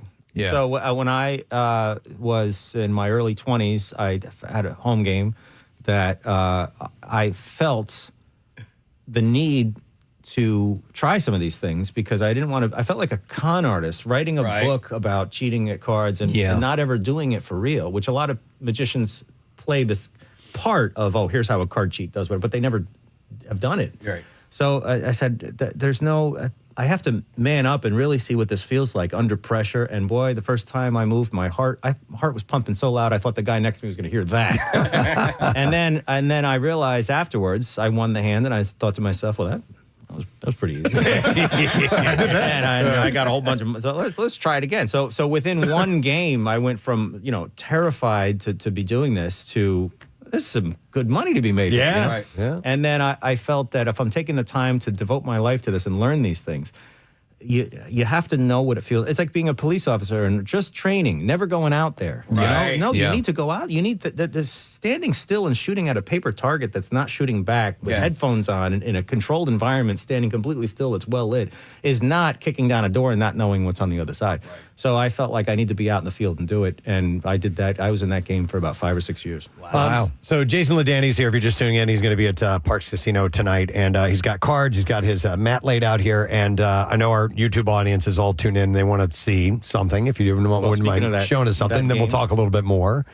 And check him out on social media, which, by the way, what's your Instagram account? All of it is Card Magic by Jason, regardless of what platform you're on. Card Magic by Jason. And the videos are pretty short. They're easy to consume, and they'll blow you away. Absolutely blow you away. All right, what are we doing, Jason? All right, we're on? Let's do it. Mm-hmm. All right, are the CGI guys in the back ready? Our effects team is ready to cover over everything. I'm sitting here smoking a cigarette, and they're going to make it look like it's world-class magic. Now, one of the problems that we were talking about the game over there, one of the problems I'm having here is I haven't even really started anything yet, but I'm sensing from all of you that you guys don't trust me one bit. A lot of distrust, this isn't television. I can see you. Uh-huh. Here we go. When I shuffle these cards, can you see that's a fair shuffle? Looks like it to me. And it is. I mean, you can see that's a fair cut, right? I'm the only one who can't see, but I'll let these guys watch it. See, that's what I'm talking about. Yeah. Distrust. I'm taking you for your word. As a matter of fact, I'll shuffle the cards flat on the table the way they do in a casino like this. And is it okay if I give the cards a three-way cut? Is that okay? Yeah. Sure. Let's do it. And as a matter of fact, I'm still sensing some distrust. So before we continue, I'm going to give the cards a shuffle like this. For the people listening on the radio, this is face up into face down. You can confirm face up into face down. Mm-hmm. And did you know that there's a technical term for this? When you shuffle faces into backs, do you know what it is? No. It's a mess. Try to keep up. Okay. Give the cards another cut like this so you can see the cards are all mixed up. As a matter of fact, one more time. Mark, you're sitting over there in the corner. Yeah. Can you verify that this is a fair shuffle from top to bottom, yeah? Oh, yeah. Now, in case you don't trust Mark, and I wouldn't, you guys right here in the studio can see, look, we have faces. Yep, some are up, mixed some are into down. backs. Yes, exactly. Yep. Mm-hmm. A mess, like I said. Yep. Now that we know the cards are shuffled, would you be impressed if I could say, for example, cut to an ace? Would you be impressed if I could do that? Absolutely. Would you bet money? No. He's seen enough of your videos. He knows. I bet you anything, dude. Yeah. All right. This is going to be difficult because I shuffled more than I had anticipated. An ace. Let me just do the math real quick. All right, 21. Yeah, 21. Wow. You just cut it in half. I thought I messed up there for a up. second, but then I remembered I don't do that. Usually I'm not doing card tricks at 9 in the morning, but that's okay. Here we go. Okay. Let's do a second ace. Okay. And again, we have to do some extra. I shuffled one more time than I thought. A second ace would be here. That's right. Oh, my God. Did you say, oh, my God, it's Jason? Just call me Jason. Now, I know what's happening. You're thinking maybe I didn't really shuffle those cards faces into backs. So I'll do it again. Faces into backs from the top to the bottom. You can see that. I'll shuffle one more time. I've lost count of how many times these cards have been shuffled. Faces into backs from the top to the bottom. Now, from top to bottom. For this next ace, do you want me to find it the easy way or the hard way? The hard way, of course. Well, it's a trick question. There is no easy way. Okay. I'll close my eyes, turn my head. This would be 22, 11, and then 13 should be ace of spades. Wow. Dude. It's on the top of the deck. All right. Now, at this crazy. point, I found the, and again, with all the face-up, face-down shuffles, it's trickier than usual. I found the ace of hearts, the ace of clubs, the ace of spades. If I cut near the top of the deck, I can find a face-up or a face-down card. If I cut near the middle of the deck, I can find a face-up or a face-down card. So the ace of diamonds, rather than cut to it, because it is pretty tricky, it's easier to riffle once and turn all of the cards face down. Oh, my God. that Oh, last my God. Come on. All of the cards are face down except for the ace of diamonds, which is dead in the middle, it looks Dead like. center. I mean, it doesn't get any better. It quite literally doesn't get better. By the way, to people who may not be aware, and obviously, Jason, this has been the nature of the beast as shows and magic becomes, over the many years, it's become more popular. But for a place like the Excite Center, which has video capability, you can see everything. It's not like you've got to be crowded around a table. No. The presentation is state of the art. A few things. Card magic has become especially popular because of me. Yeah. Just want to put that out there. And then also, the problem that I had, I remember back in like 2008 or so, I was writing my book and I was starting to get more work. I was just had a little bit of online presence, but I was working more. But I felt like when I'd get a phone call for a show and they'd say, it's 200 people. And I go, oh, my capacity is about 50 or 60. Right. Because I'd show up with a card table and just talk to a room. So I said, 60 is a bit much. 80 I could do, but I got to really project my voice. We're doing something in a couple days for 80 people. No mic, just old school. Right. But sometimes they call and say there's like 400 people. So I'd say, oh, well, that's not me. I'd just pawn it all. I'd do a referral. And There were give it to somebody limitations, else, and I'd take my referral cut, and I'd still look at, oh, great. I got a phone call. I turned it into money. But then after a while, I'm like, I'm getting a lot of these calls. How do we do this? And then, like, I don't know why it took so long, but I'm like, projector and a screen. And, like, if the money's there, why not expand this? And then I saw Ricky Jay was always a famous magician from the 70s, huge card in the card world. He always said, card magic is traditional. If they did it back in the day with no screen, today you don't do it with a screen. He was so old school. And I felt like I agreed with him until I said, well, wait a minute. We're living in, it's 2015, 2016 now, and people want to see the stuff. So I broke tradition and I said, let's do a screen. And I think to good effect, because honestly, there's such an art. We're talking about the art and the dexterity of what you're doing. Even if people around a table may be missing the artistry of what you're doing. Yeah. So it needs that treatment. So it does, and we went with so we do these venues now that have the huge like this LED video screens that are super like the 4K, the crispiness. I mean, you can. It's like you're even if you're sitting in the back of a room that holds 1,000 people, it feels like you're sitting inches away from the hands. The hands are zoomed in, so that lets everybody keep me honest, and I want that. I don't want people hiding, well, he's way up there. If I was sitting close, I could see what he's doing. There's no excuse anymore. Yeah. Which, by the way, seeing what you're doing and understanding, let's say that, and Steve and I are both of the same mindset. If you were to explain to me exactly how you just did that trick, it would not change in any way, shape, or form. No. The entertainment that I get out of seeing you'd be you. terrified. You'd be like, you did what? Well, yeah. but seeing you pull it off and the skill that it takes to do that is what impresses me. That's it. And there used to be years ago. You remember the masked magician would reveal certain things and so on and so forth. To me, the ingenuity, the genius involved with putting things together and the presentation. The gloss has lost not one scintilla. But I mean, obviously, the trick is to keep that as much of that as you can from the audience. With what you're doing. I just wanted to ask you a quick question because I find this interesting, and tell me if this is true or not. You deal with, when you're practicing, you deal with different decks of cards in different states of use or age, so that if you're handed a deck of cards at a location and it's a well-worn deck of cards, you'll be ready to go with that deck of cards. In other words, you train on all different types of decks of cards. Would that be? Yeah, this is amazing how deep you guys dug into this. Yeah. We're fascinated by it. So I used to just, and it's evolved quite a bit. I used to, when I first started, I liked decks that were worn in. I felt like I wanted to get all that glossy finish off the cards. They were too slippery to handle and all that. Right. And once they were kind of worn in and broken in, that's when I felt like it was great. But then over time, I realized that worn in decks are inconsistent. You don't know what you're going to get. They're bent certain ways, or there's all just different degrees. So that means that every worn in deck is a little bit different. So then I changed to brand new decks, because every time I open up a new deck, it's brand new. So I can rely on the consistency that I'll just take the shrink wrap off and the deck is the same every single time. Right. But then I realized that if you get really good at that, you're going to be at a show and somebody's house or something like that, and somebody says, here, if you're really good, you could do something with this deck. And I don't know what I'm going to get. So what I do when I'm practicing, instead of throwing the decks out, they go on that big bookcase behind me. People ask me, how are those organized? But those are organized from brand new to slightly used to broken in to almost completely worn out. I think that's wild. Yeah. And then, But it's smart. Like same thing. Yeah, it's anybody that has a craft like that. If you hand Tiger Woods an old driver that's with a wooden shaft that's got leather bind, he's not going to say he'll understand what he's doing, and he's probably swung a club like that before. Yeah, musicians, same thing. Yeah, different exactly. types of instruments. Yeah. Danny, I'm so glad you mentioned Ricky Jay. I love that guy. He was so talented, and we lost him a few years ago. But he, ended up being an actor and showed up in a lot of movies. He actually was in the last season of The Bear. There was a video, and they were talking about Leisure de Man and the sleight of hand. Did you ever get to spend any time with him? No, I didn't. I saw one of his last shows. He passed away maybe 2 months or so after his final show in New York City. So that was a big thing for me to see him live and see how he worked the room, and that was a great experience. But he was a very private person, very difficult to get through. But all his stuff in his books and his one-liners and his jokes and his quotes and everything are very impactful. It's great. Before we get another trick from you, as you were just shuffling your cards there, I thought of something that we in this particular business, and I'm curious about what you do, if it's the same thing.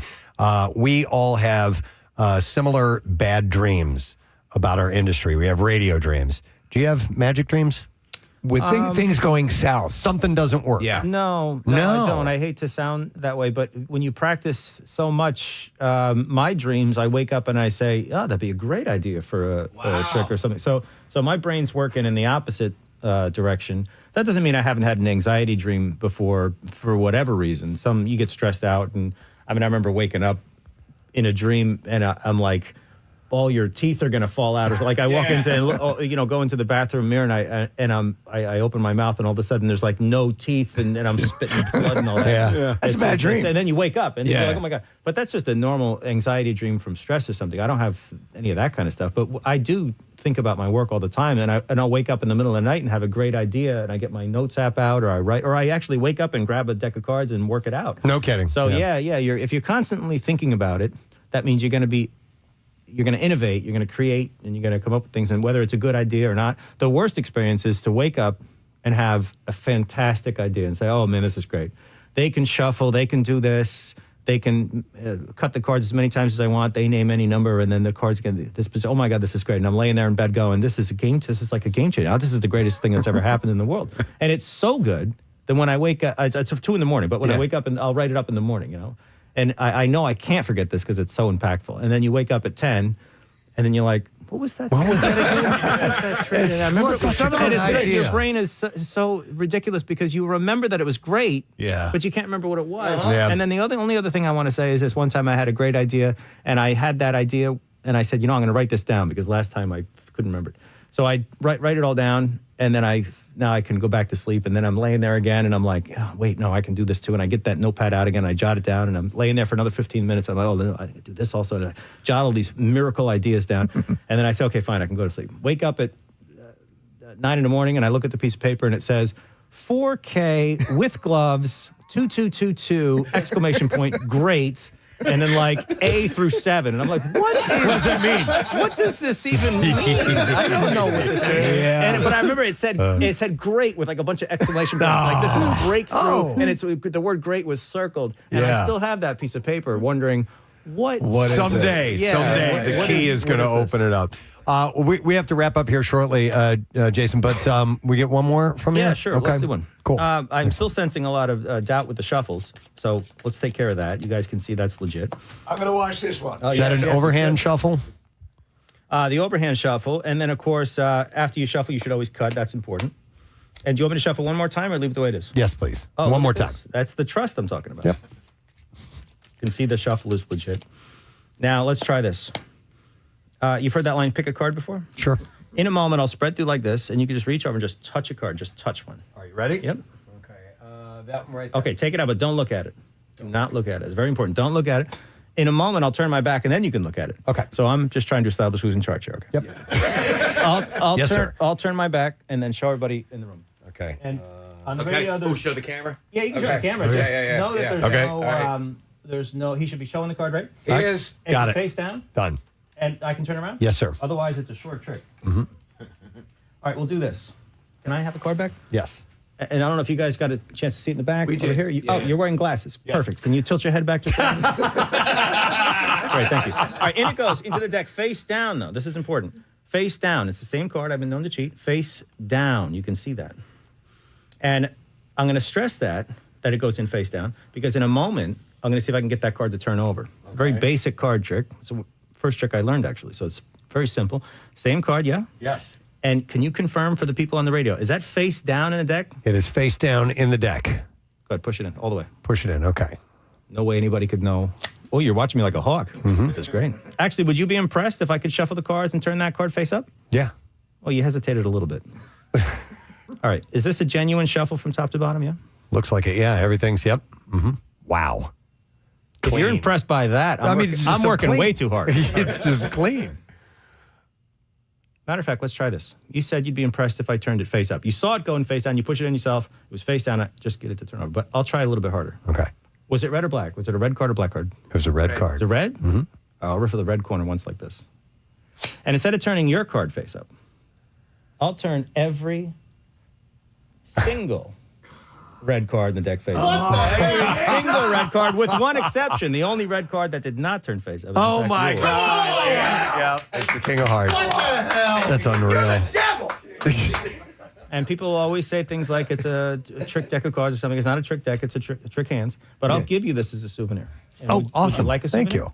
What's that? Would you like the souvenir? Is that okay? I would like the Good. souvenir, They're $1,500. I'll sign the box so it's worth even more. So you're welcome. Okay. All right. A little something for you. Wow, that's amazing. Excellent. Absolutely amazing.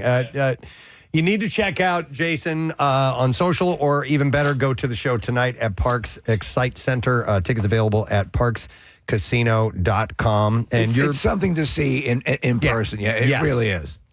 Yeah, I mean, and Jason does a great job of ensuring while you're watching on his videos online that you use the stopwatch to prove that you're not stopping anything, not editing anything. Oh, well, that's all the people have. In this, especially with AI that came out. When I first started in 2021, that wasn't really an issue. People just said it was normal, great editing kind of stuff. Yeah. So we had to keep taking things a step further. And we still get it because you got to think about the avenue of least effort. In one scenario, I practiced for 40 years to do something that's impossible, that defies all logic, that you worked on it for 40 years. And the other avenue is I sent it to my buddy to edit. Yeah. So people are going to say, well, clearly, who would spend this much time doing something that's not even possible, or you just had your buddy edit it. So Right, somebody right, edited right, this, yeah. Right. So that's why so many people take that avenue. Even though we're doing live shows, I've taught less. I do online lessons. I have live shows. I have all sorts of books that I've taught this stuff in. And the stopwatch, and all, you can go through every single scenario to prove that it's not edited, but people at home in their basement. I cannot wait to send this video to my son. My son's a freshman in college right now, so he's not around. But this past summer, I taught him how to bridge, shuffle, and then he wanted to try and learn card tricks. Like he for some reason, this was the summer that he got obsessed with this stuff. We all go through it, I think. When I was 7, my older brother showed me a card trick, and it changed my. It's just like, wait a minute, wait a minute. Like I know how the world works. You can't put 4 cards in 4 different spots and they're all on top. That's not possible. Yeah. So that got the hook started for me. I was saying, how old is he? He's 18 now. Yeah. So a little late. Yeah.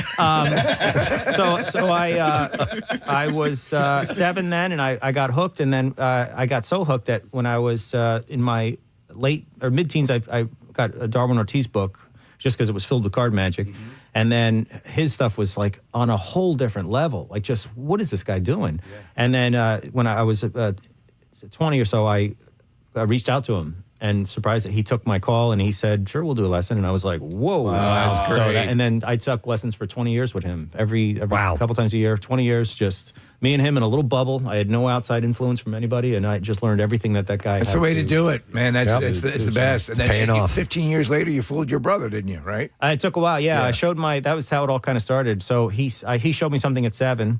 And I was 7 years old, and then the next day tried to fool him with something, and obviously I was, my brother just said, "That's stupid." And then a couple days went by, and I tried a different one, and he said, "No, I saw the card in your hand." And then I did it again, and he said, "All right, let me see the card then." And I go, "Oh." So he fooled that out, and we did that for 15 years. Yep. Yeah. And then one morning at a kitchen table, we were having breakfast, and I showed him a trick, and he didn't say anything. He just sat there in dead silence, and I said, "I got you, didn't I?" And he still didn't say anything. That was, to me, I was like the greatest thing ever. You done it. Well, Jason will get you tonight, Parks Casino. Make sure you go see him. Thanks for coming by here. We Thanks for appreciate having it. me. I appreciate Great to meet you. All right, Jason Ladayne, guys, on the Preston. All right, Show. sit down. All right, we're going to take a break. Ricky Bo is sitting right there on the other side of the glass. He's in next. We'll be right back. 10 months. Wow. Until I moved out. Wow, and this behavior kept happening? Yeah, it just kept happening, and I didn't have the balls to be like, "Listen, I don't want anything to do with you." I was just like, "Hey, she's gonna do my laundry." Awesome. Yeah. So you played along to get your laundry cleaned, a $400 tab, which is excellent per month. Did at any point did you get any other perks? I mean, I didn't have to pay for electric or water or anything like that. Occasionally she would buy me dinner. All right. So I was, I guess she was my sugar mama. Dude, that's what it sounds like. To watch a piece of aged meat do yoga is not so bad. Wow. All right. Interesting. All right. Thanks, Gary. Appreciate it. All right. Well, with all these worst roommate stories, let's end with a good one. All right. Okay. Let's end with something a little bit opposite of what we're speaking about, because I'm going to go to Lauren here. Hey, Lauren. Good morning. Good morning, Gadzooks, guys. Gadzooks. All right, Lauren. What do you want to share with us? You said this is a little different. Yes, thank you for ending on me. This is a positive note for the people of Philadelphia. So my best friend put an ad in Craigslist for a roommate. She was filling a room. Totally random. I agree with you guys. It's crazy. We didn't want her to do it. We didn't think it was a good idea. A complete stranger living in her house. She found our friend David, and he ended up living with her. And after a couple of years, they ended up dating, and I just went to their wedding in June. Oh. And Lauren, it says here that he sells used computer equipment, correct? He's a normal guy. Oh, all right. So it's one of the few we get actually going the distance. I like that. I'm still no way. Thank you, no way Lauren. on earth. No way. I know. Yeah. I don't care if there's the potential of love. Yeah. All right. Well, anyway, this show, Netflix's Worst Roommate Ever, does it cover several stories? Yes. I assume. Yeah. Okay. Yeah. I like stuff like that. Yeah. So it makes me feel uncomfortable, but I like stuff. It does. Like that. And the first one out of the park, the first episode, is a real mind blower. Okay. So, wow. Interesting. All right. Well, thank you for sharing. We appreciate it. We got to take a break. We'll come back in a moment. Some bizarre file stories on the way. Got some really good ones for you today. We're going to talk to James Murray a little bit later on. Murr from Impractical Jokers. Jackie Bam Bam has a special announcement to make, and we get a vocal performance coming up in a bit too. We'll tell you about it in a moment. Stay put. Other forms of overseas Chinese cuisine consisting of meat, often chicken, fish, beef, shrimp, or pork, and eggs cooked quickly with vegetables such as bean sprouts, cabbage, and celery, and bound in a starch-thickened sauce. It's typically served with rice, but can become the Chinese-American form of chow mein. Chow mein. With the addition of stir-fried noodles. So essentially, it's chow mein, but with rice. I would love chow mein. Chow. I've had chow mein many times, so it's and what's interesting is some Chinese or Chinese restaurant dishes will essentially be the same thing, but with rice or but with noodles. Yes, or, you know what I mean. I love Chinese food. Used to hate it, and I don't eat it a lot because, despite the belief that it's low in calories. Oh no, it's not. It's way high in calories, and we've got a couple of takeout places we love to go to, and it's an easy. Here's how it goes. What do you want for dinner? I don't know. I don't feel like making anything. Chinese? Yeah. Okay. And that's pretty much it. That's how it goes. I forgot I liked bean sprouts. You forgot?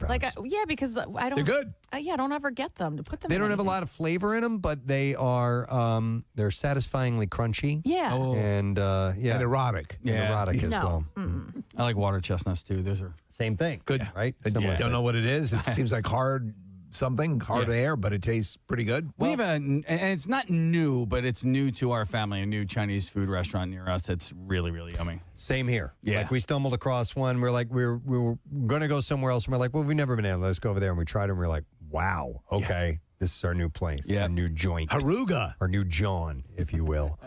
Speaking of food, I saw an interesting article that I thought might be worth talking about.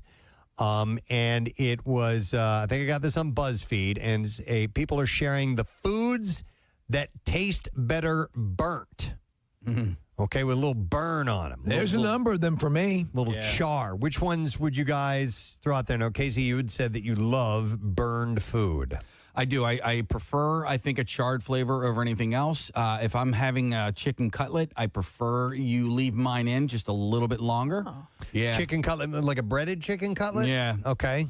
Well, for me, burnt tends to go more into the like a mac and cheese, where the edges are burnt. There you go. Lasagna, where the edges are burnt. Those are two good ones on this list. Yes, absolutely. Pizza can be burnt. If you get some mac and cheese that has like a layer of cheese over the top of it, not just mixed in with the pasta, but and you get some brown or blackened spots. Absolutely. Yummy. I do agree with you on that.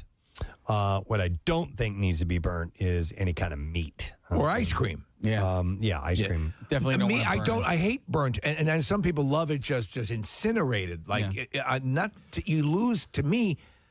Like in those other cases, like mac and cheese, to me that's an actual taste that I think is a unique, accentuating taste. Yeah. I think what happens when you burn meat, it robs it of its taste. Although it does have a different flavor to it. Yeah. My dad, whenever we would go to a carving station, if they'd have like a big roast beef or something like that, he'd always ask for that. Give me that burnt end right there. Well, that's a thing. My Burnt dad ends. would come in from the barbecue after he'd had a few pops, and he'd come in, and the meat would be literally on fire as he was bringing it in. He loved it incinerated. It doesn't necessarily rob it of its flavor. It just adds a new flavor to it and a new texture as well. All right. A couple of weeks ago, I had just this amazing thing that happened to me where I cooked a bag of microwave popcorn, and as it turns out, only one kernel went unpopped in the entire thing.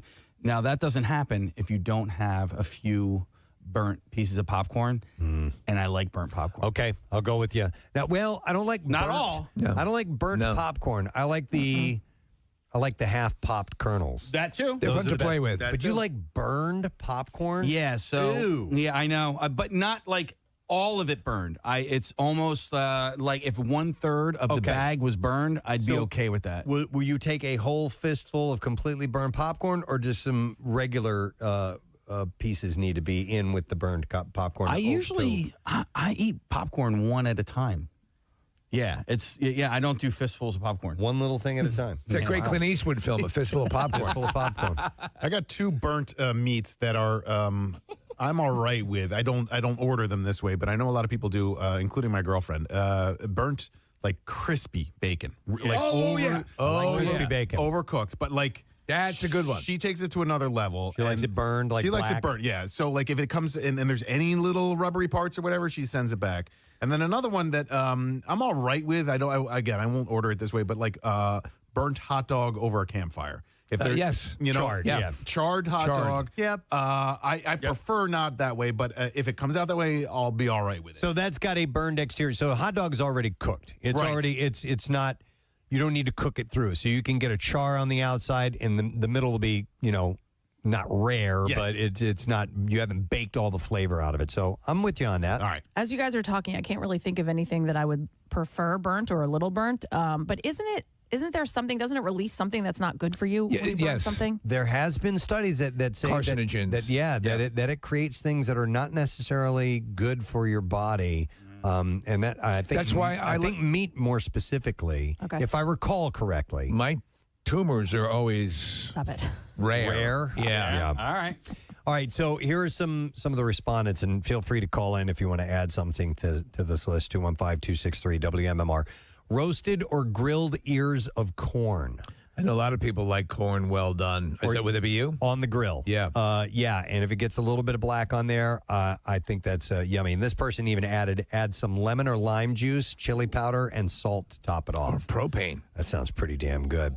Another one says most vegetables taste better with a nice char. I'll agree with that. Like Either like asparagus. Asparagus. Yeah. sprout. Brussels sprouts, yeah. Nummy. I like to throw stuff right on the grill and cook them that way. Oh, Yes, potatoes? Brussels sprouts you can bake. Yeah, potatoes. Well, and also home fries. We're looking at what appears to be home fries or something of that nature on the screen. But yeah, a little bit burnt. Onions, a little bit burnt. Yes. When you do the vegetables on the grill, do you do it with foil underneath, or you go right on the grill? You usually right on the grill. I'll get things that won't fall through. Yeah, that's my problem. Yeah. I use a splayed squirrel. Asparagus is tough. So if you get the little skinny ones, you're having a hard time with Sons it. of bitches. So if and asparagus is like, it's luck of the draw when you go to the store. I know. You don't know what you're going to get. I love You're going to get those asparagus. little pencil ones that suck. Yeah. Or you get the nice, big, thick, veiny ones. Yeah. The John Holmes Put 'em in your version. mouth. Yeah, give it nice and veiny. Those are the best. 11 inches. All right. Now, this one I find a little bit odd on this list of food that tastes better burnt.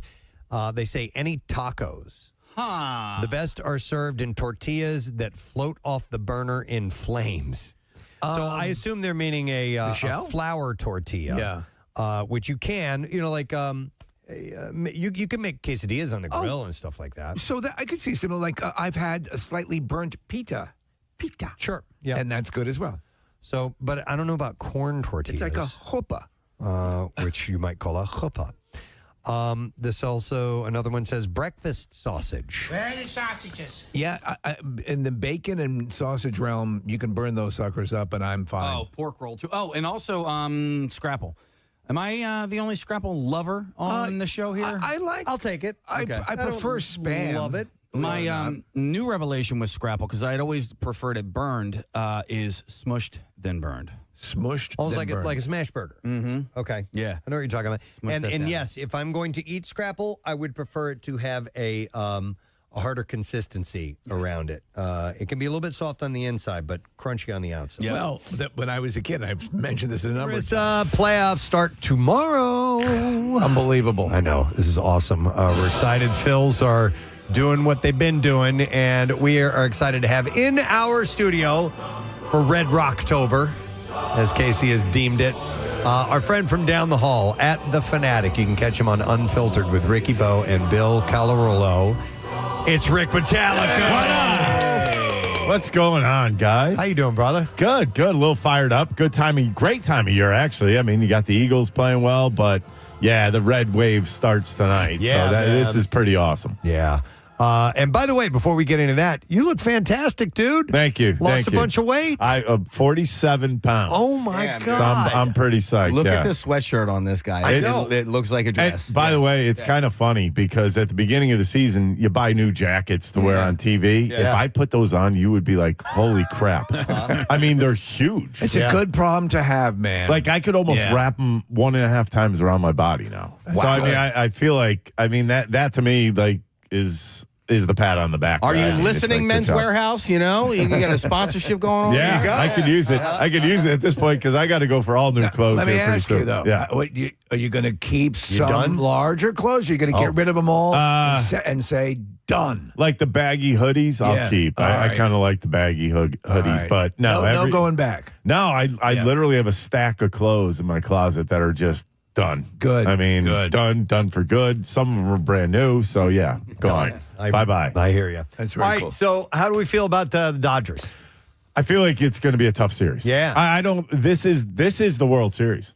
This is the way I'm looking at it. I think the winner of this series is going to go to the World Series. Wow. You look at it. It's the Dodgers. Think about the lineups. They're very similar. Yeah. Especially considering Kike Hernandez couldn't hit in the regular season. He hit 200.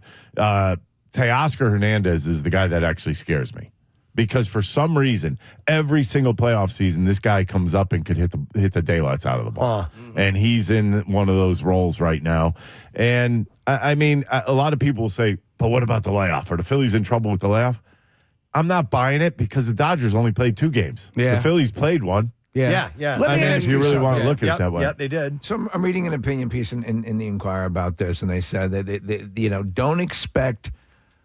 This is the conceit of the piece. Don't expect the Phillies to win, but that's a good thing. That in this case, the conditions are right for them doing what they do best. When the notion, and you confirm or deny. In other incidents where we had, they're going to dominate. That's when the trouble starts. When there seems a giant to vanquish, they do better. Do you agree? I think they have the players to do better. Yeah. I think you have a guy like Bryce Harper that's willing to do anything right now for a ring. I mean, think about it. His career, he's not getting younger. Right. And I think he's one of the leaders of that team that has to be I'm going to kick some ass this week, and you guys could jump on board or not. But I think they have enough players that can jump on board. Yeah. And I think that's the biggest difference to me is that going into the playoffs, it's normally 1 through 4 in their lineup. And if they go cold, they're all done. Right. Right now, I mean, you look at the last 2 months of the season, the bottom of the lineup has done a lot of damage. Dude, I'm so amazed with what Brandon Marsh has done over the last few months. Harrison Bader. It's so odd because Harrison Bader's just a guy. Yeah. A guy that can play center field. And it's so screwed up because the Phillies haven't had a center fielder since Shane Victorino. Right. Yeah. So, all right, they played 162 games, and it was wild to watch this rotation of players come in and out, whether it be through injuries or slumps or whatever, right? And much like an NBA team, right? Their bench is utilized all season long, but when you get to the playoffs, the bench really shrinks down to 8 players. Yeah. And so, who are going to be the 8 players, that we're going to see the most of? Obviously, we know it's going to be Trey, Harper, and Schwarber, right? Those Trey, are Harper, be Schwarber, Bohm, and Real Muto. And Real Muto. Those are your 5 that you're going to see all the time. I think he almost has to play the platoon game because it worked in the last 2 months of the season. So you're probably going to see Weston Wilson against Blake Snell. Okay. You're probably not going to see Kepler go up there against a left-handed pitcher. So it's going to be one of those things at the bottom of the lineup that is very interchangeable. But it worked. It worked for the Phillies. It doesn't work for every team. Right. I love this time of year, Ricky. I get so excited about it. I get nervous. I get excited. I really like facing good teams. I think it's fun to beat good teams. I'm glad it's the Dodgers and not the Reds because I think it ends up meaning more. And I also feel like it's surprising to me that we don't have Zach Wheeler and we still have a great shot at winning the World Series, right? You got to win the first round, blah, blah, blah. But the 3 pitchers that they're going to toss out in this series are great pitchers. They've had fantastic seasons. So what do you think about Christopher Sanchez versus Shohei Ohtani tomorrow night? I like Sanchez in the matchup. Yeah. I know the Phillies just saw Shohei, so I think that's actually going to end up being a bonus for them. I know they didn't do well against him. I think he had a no-hitter through 5 innings last time he pitched against the Phillies.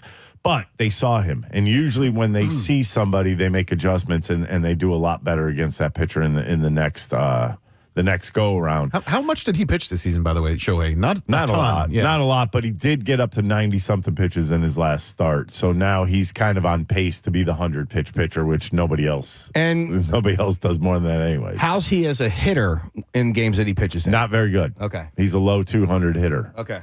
So, I mean, that tells you one thing.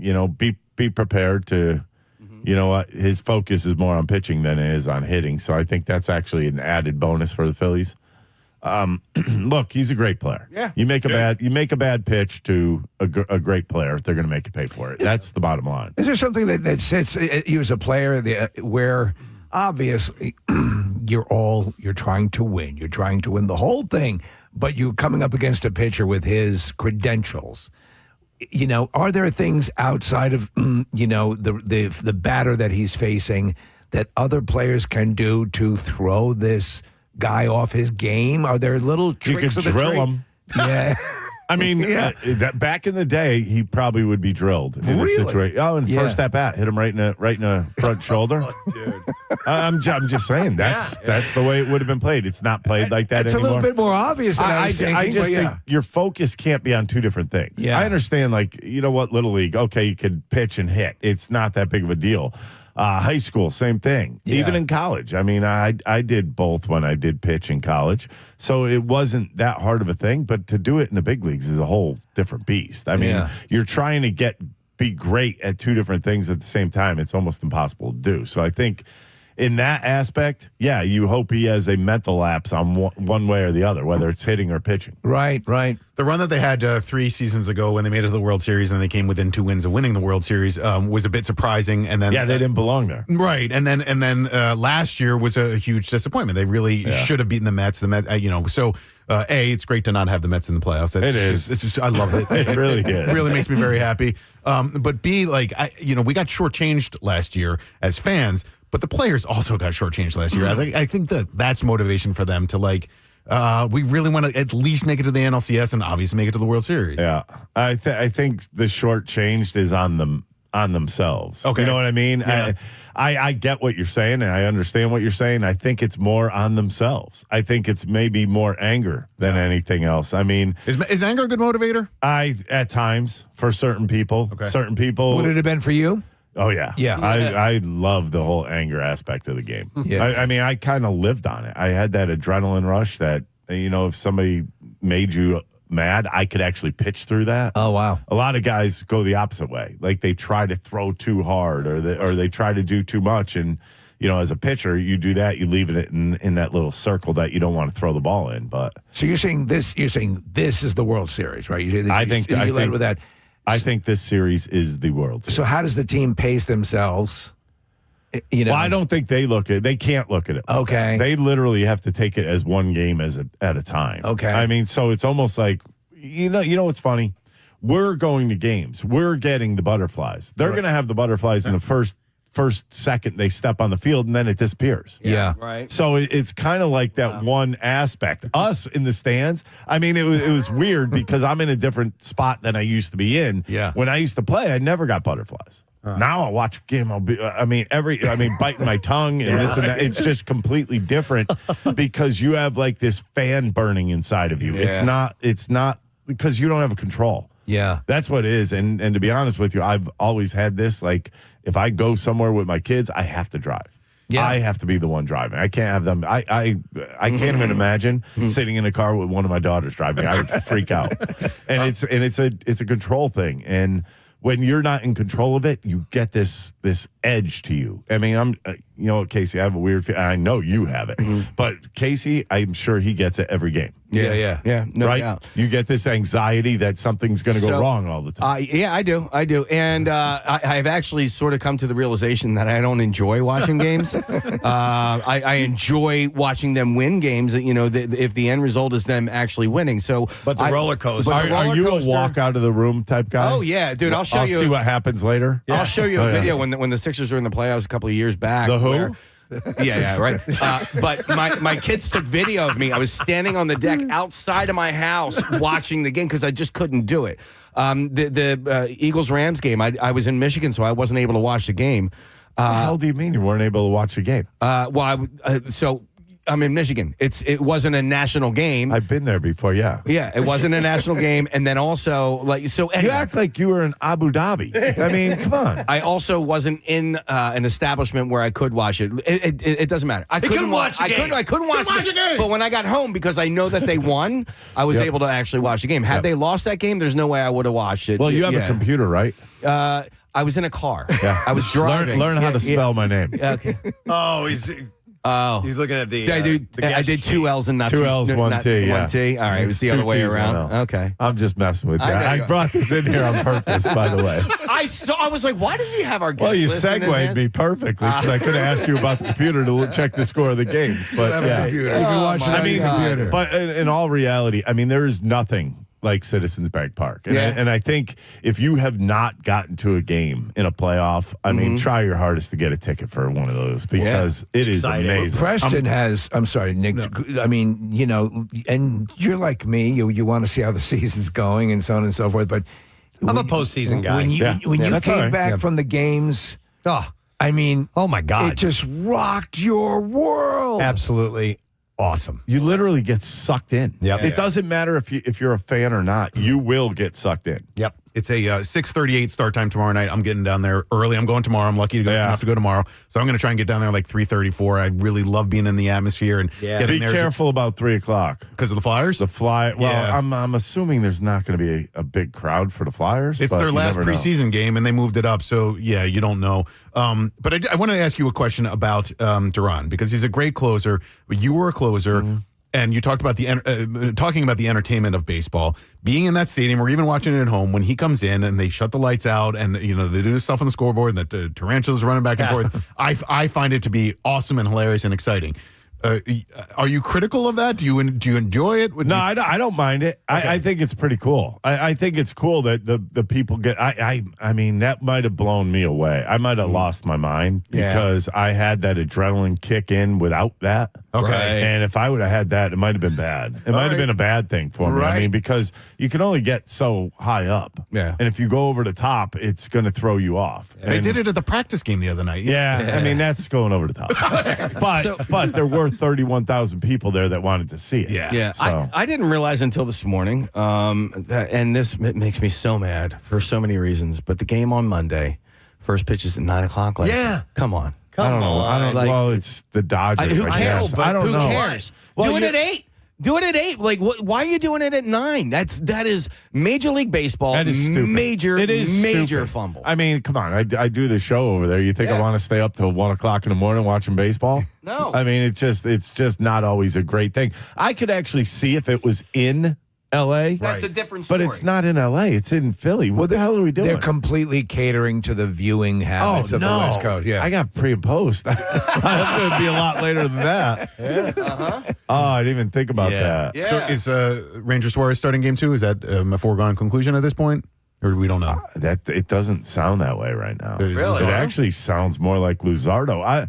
Ranger got smoked by that ball the other day, and I don't know if something's lingering from that. He said, oddly enough, Ranger's feeling better. I don't know if Ranger was sick. I don't know if he was talking about when he got hit by the line drive. I don't know.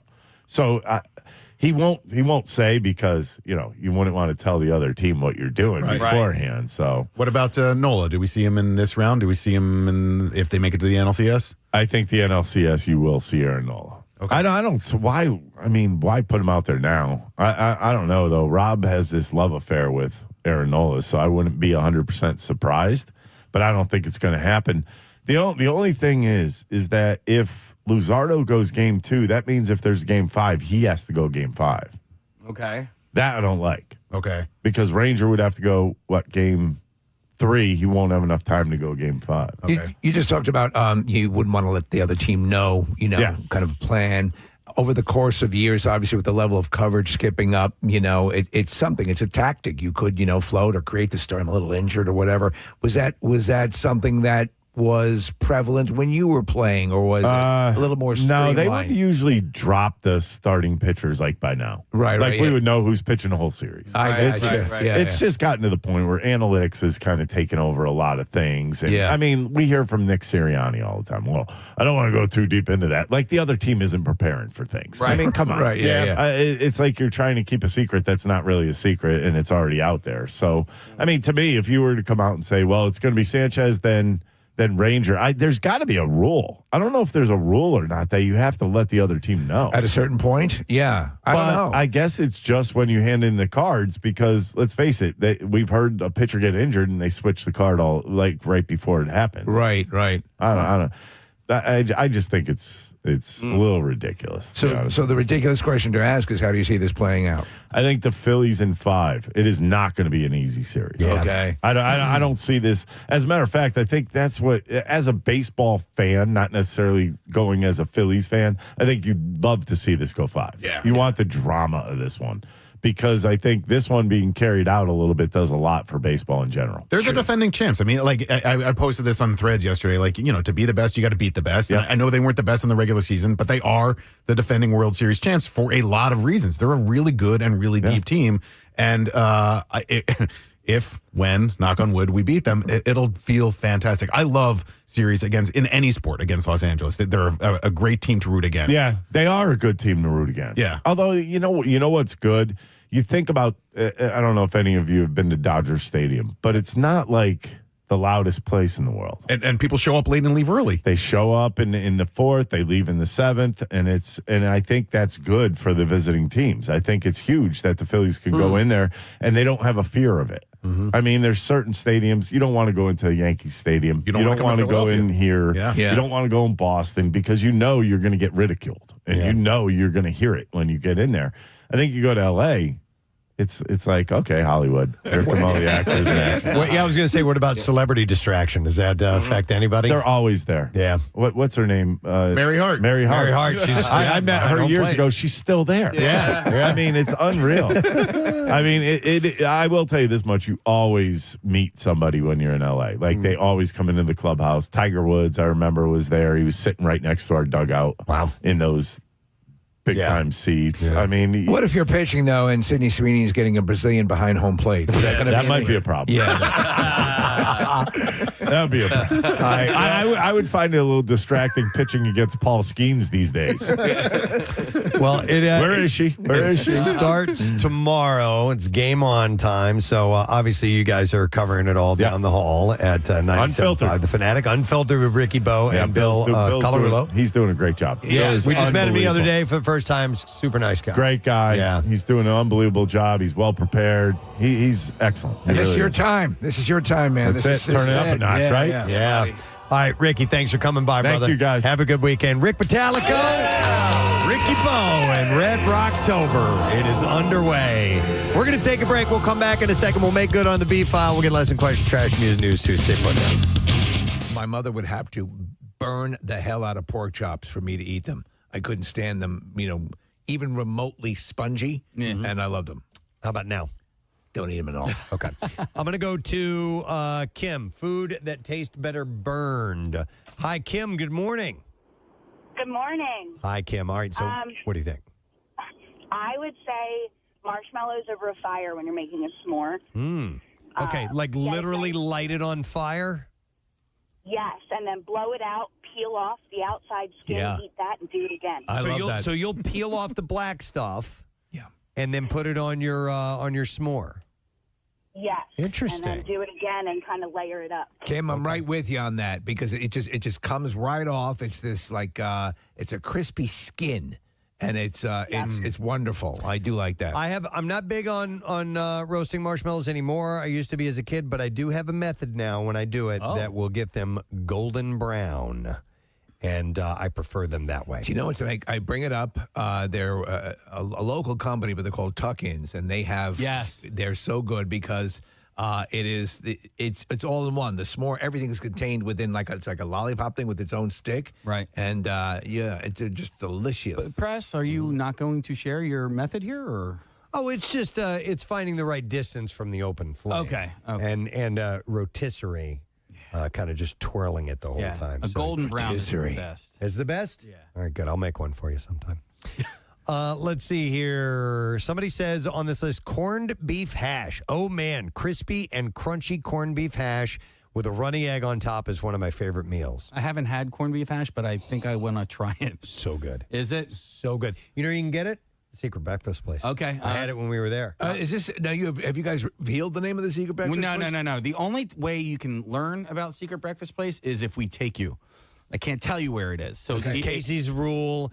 He wouldn't tell me where it was. It's like Fight Club. We finally had a free morning at the shore to spend time together. Okay. And I said, "You got to take me to the to the Secret Breakfast Place." Put this burlap bag over your head. Yeah. And it was Pretty awesome, I have to admit. What if somebody takes you guys? It's a greasy spoon. It's a hole in the wall. What do you mean if somebody takes us? Takes you out to breakfast. Like, will you reveal it to them? Like, you're saying you have to take them, but if somebody offers to take you out to breakfast, you could take him to the secret breakfast place. Do they have to do the thing that Steve said with the blindfold? Burl that back over the head in the back of a van. Hit me over the head with a hammer. You just need an escort. That's it. And so don't email me. Don't. I can only take. You don't want to ruin this. It's something that you guys have. But I told you, though, we were there, and Casey told the server that his method, and she's like, oh, no, you can tell everyone about this place.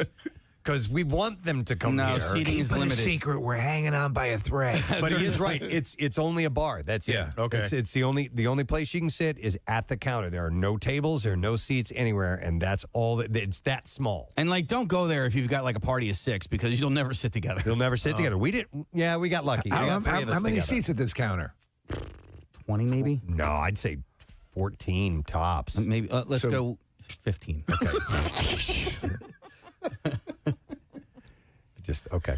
All right. It's closer to 14 now. Let me go to Joe. Hey, Joe. Good morning.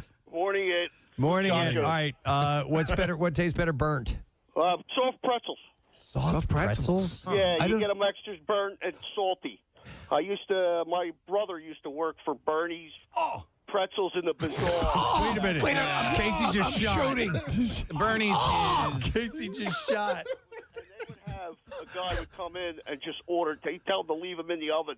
God make damn. another cycle. Bitch. And I got into it like that. So, and Casey, you want an extra burnt scrapple? Put it in an air fryer. Dude, okay. So my buddy Jeff, he told me about air frying scrapple. He's got the perfect combination. I haven't tried it yet. Fries. Kind of like French fries, Air fryers for fries are awesome.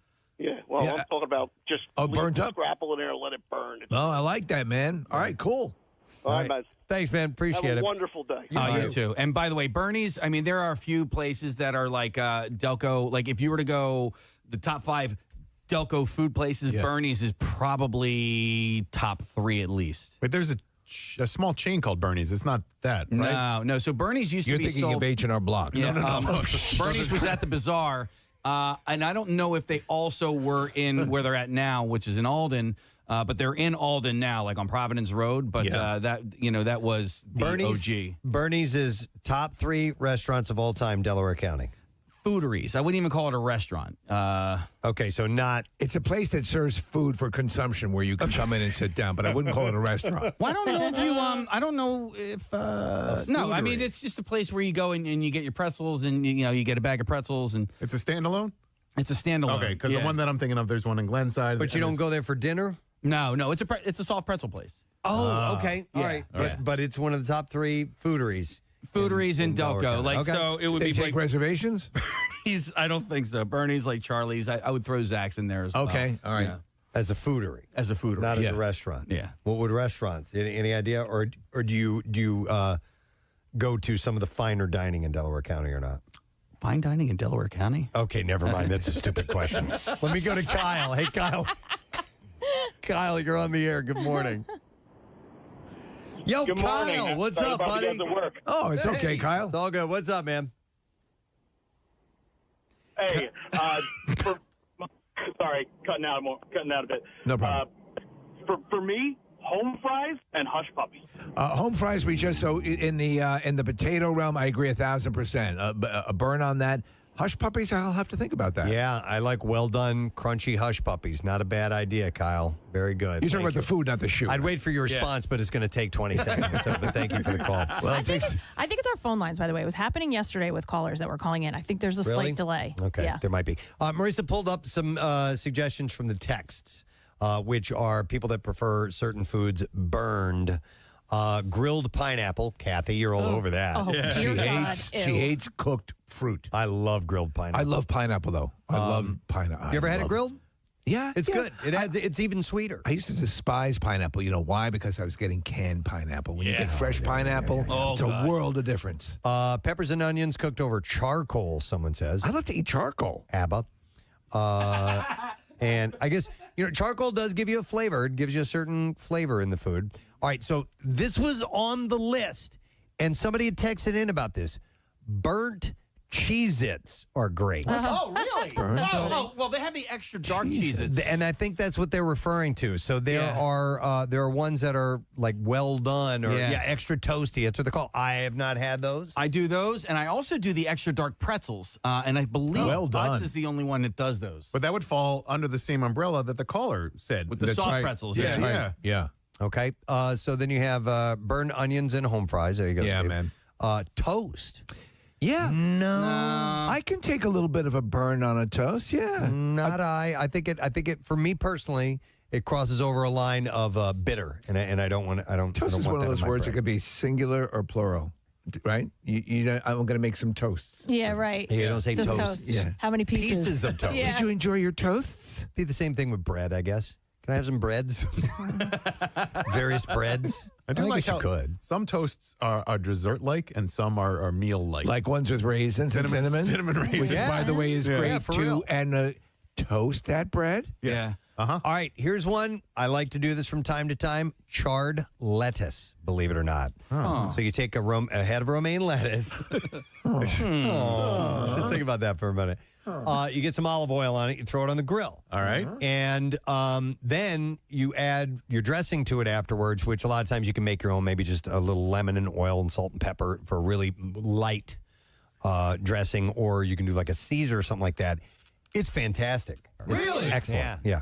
What noise are you making? I'm not. No, there was a squeak of a microphone stand or something Okay. like that. Yeah. I thought you were. I saw your hand going like this. I'm sorry. I thought you were jerking it. No More 93.3 WMMR. The song Epic.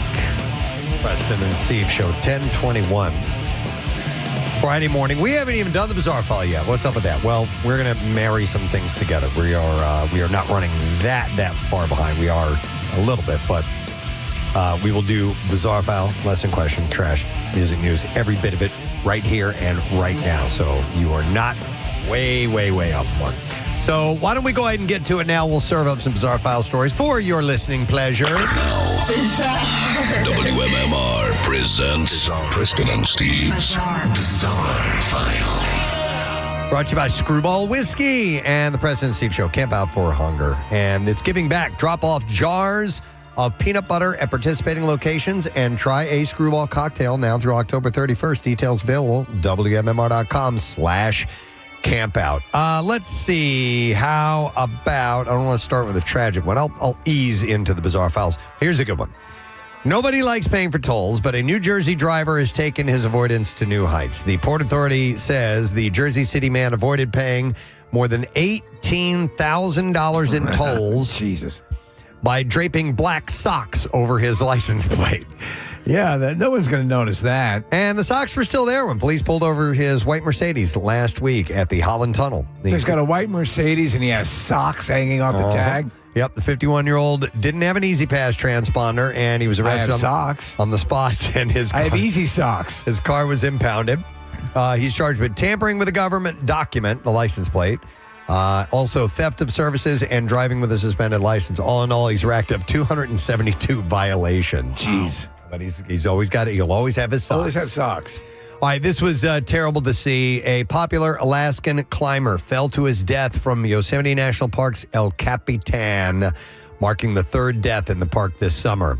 A guy by the name of Balin Miller, 23 years old, died in a climbing accident on Wednesday. The death comes on the first day of the federal government shutdown, which left national parks generally open with limited operations and closed visitor center.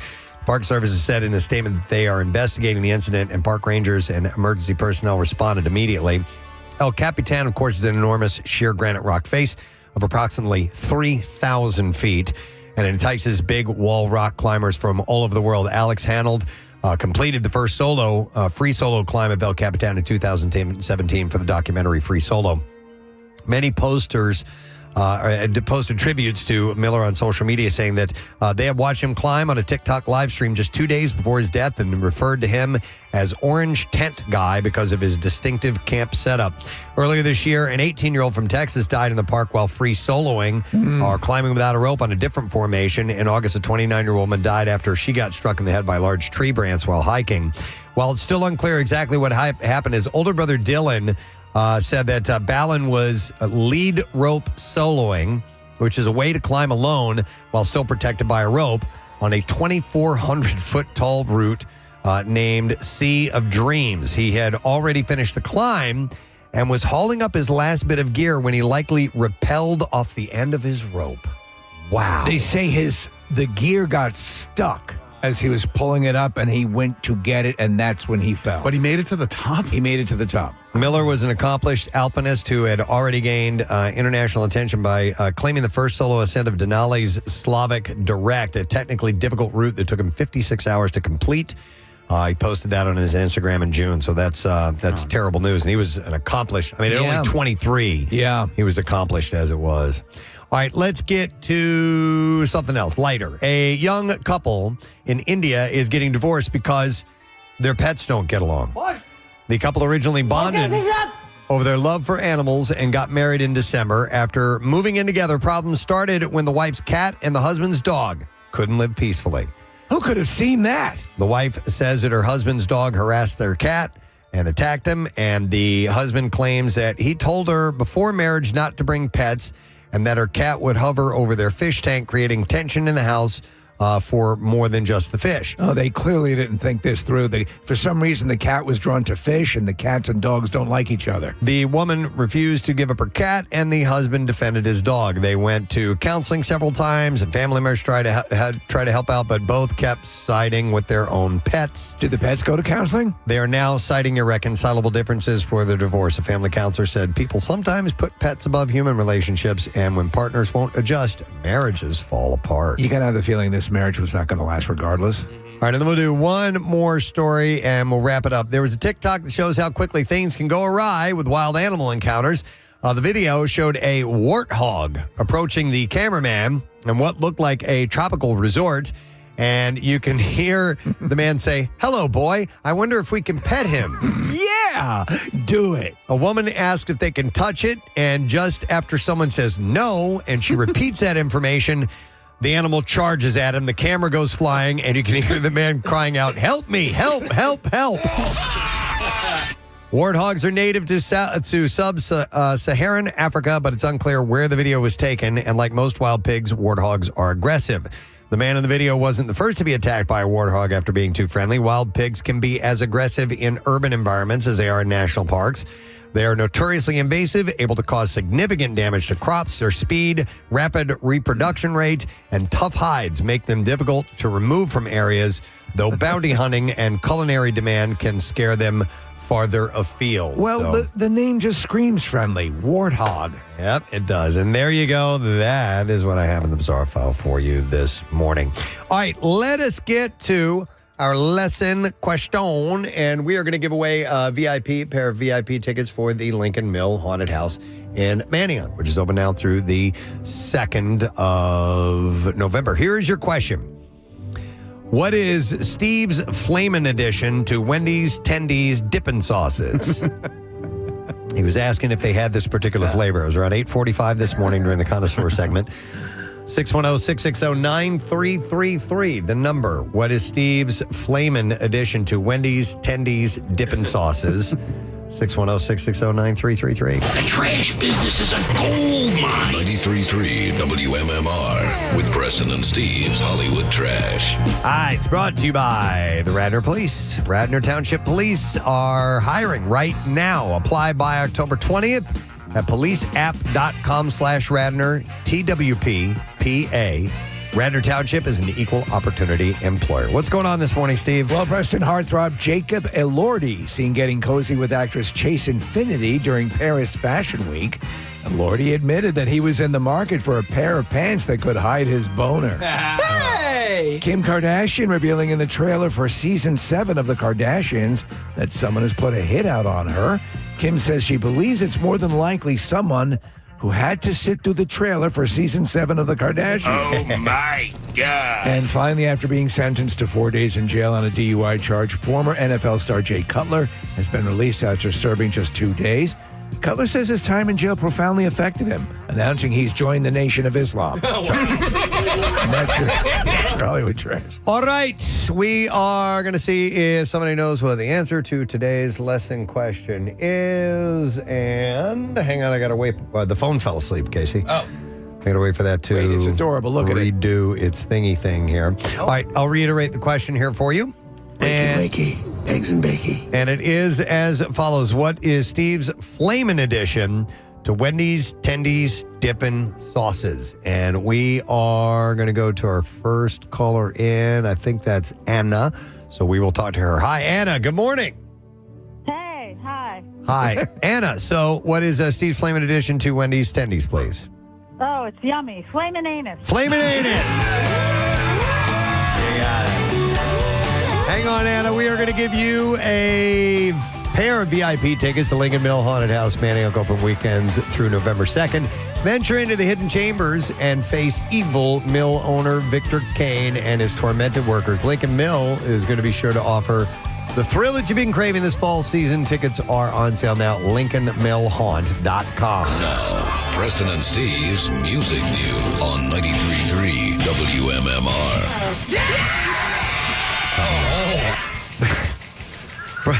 Sometimes it gets me.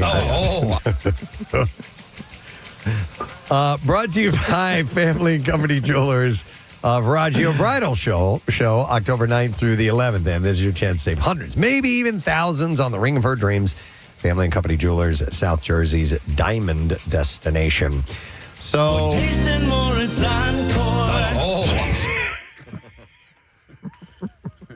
Here's that. That's even better. It's the best. All right. It's the guy realizing that the encore is right there. He's going to have some taste. Tasting more, it's encore. What's up, Snort Dort? I can't help it. All right. We told you last month the Rolling Stones were said to be working on new music. That report came from music producer Andrew Watt. And now, however, we have confirmation from someone even closer to the band, their guitarist Ronnie Wood. In an interview, Wood said, yes, you will be getting a new album next year. It is done. On top of that, he said that the Legends may actually be hitting the road again.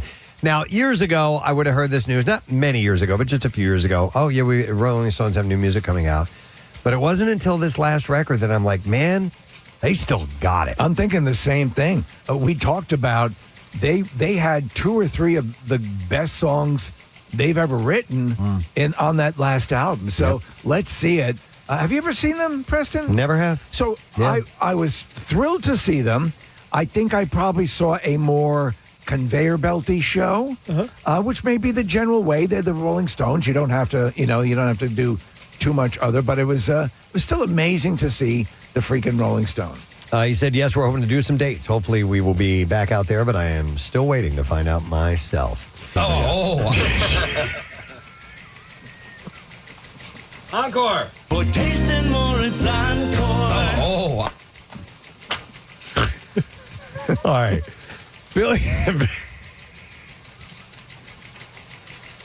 Billy Corrigan compared Youngblood to a legendary musician, and the singer said his mind was blown by it.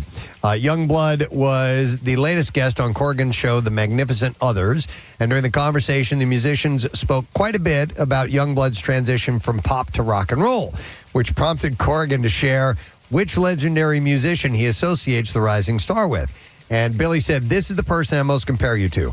Elton John. No. He said, and what I mean by that is you can sing pop, you can sing ballad, and the crowd will go with you. You could do a Tiny Dancer type song, and it would feel great and credible, but you can also sing rock. And Corrigan noted that Elton is one of the only artists who started out making pop songs and piano ballads and then successfully crossed over into the rock world and became more popular in doing so. I mean, I'm impressed. I dig the new song that he, with Aerosmith. And so, Case, you're saying no.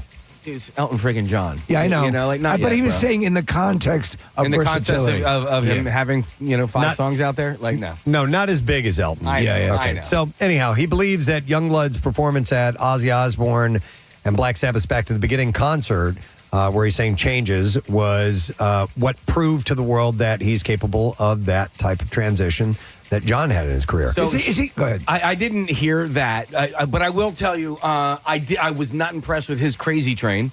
that they did at the memorial or wherever tribute. it was. Yeah. The Yeah. tribute. I wasn't impressed with. I mean, it wasn't horrible, but just wasn't impressed. But I will say the song that we're playing with him and Aerosmith. I think it's really good. Really like it. Yeah. Youngblood agreed with Corrigan's comparison and said that it blew his mind because he has experienced an uptick in popularity since he decided to tap his mind getting blown to his rock roots in music. He summed up his thoughts by sharing that he's happy that people are paying attention to him now that he's transitioned into rock and roll because that's the music that that has always inspired and been inside of him. Do you think is that his actual name, or is it? Did he? Oh, I don't know. Is it because there was the band called the Youngbloods, which I am a fan of. Come on, people now, is that their? Sure. Yeah, great song. So I didn't know. His real name is Dominic Richard Harrison. So it's close to Youngblood. And then finally, speaking of Ozzy, workers at Sunnyfields Farm in Tottenhamshire built a massive art piece using 10,000 pumpkins and squash to honor Ozzy Osbourne. The display shows the Black Sabbath singer who died in July. 16 staff members built the giant pumpkin picture in less than 5 hours. It shows Ozzy with his round glasses while 3 bats fly nearby his head. I haven't seen this yet. I just saw the story. The public picked this year's subject through online voting, with most wanting an Osbourne tribute. We're looking at it now. In case he's doing his impression of Ozzy's. You know what it kind of looks like is David Lee Roth's creepy smile. Yeah, a little bit. It's a bit much. That permagrin thing. Farm cartoon. Farm director Thomas Nelson said it's always risky when you do someone's face. Yeah, I'd say that. Work started. That's what they say in porn. Early at 9 a.m. using tall lifts. They stacked the squash from the ground level up. It's impressive. He said, as you can imagine, you start at the bottom because of gravity, and then you work up to it. It gets a bit thinner. Last year, the farm set a world record for their giant plant mural. Past displays featured Paddington Bear and Beetlejuice, plus art about the pandemic as well. All right, and that's what we have for you in music news. Can we put a little button on it, Steve, please? Thank you. All right. Just real quick, we mentioned this several times on the show earlier, and we were complaining about it. They have switched the Phillies start time for Monday night. So it was this morning when I wrote sports and we were talking about it. It was scheduled for 9:08. Now it is 6:08 start time for Monday night's game. Yes. For game 2, which is much better for us. I think it's better for Philadelphia.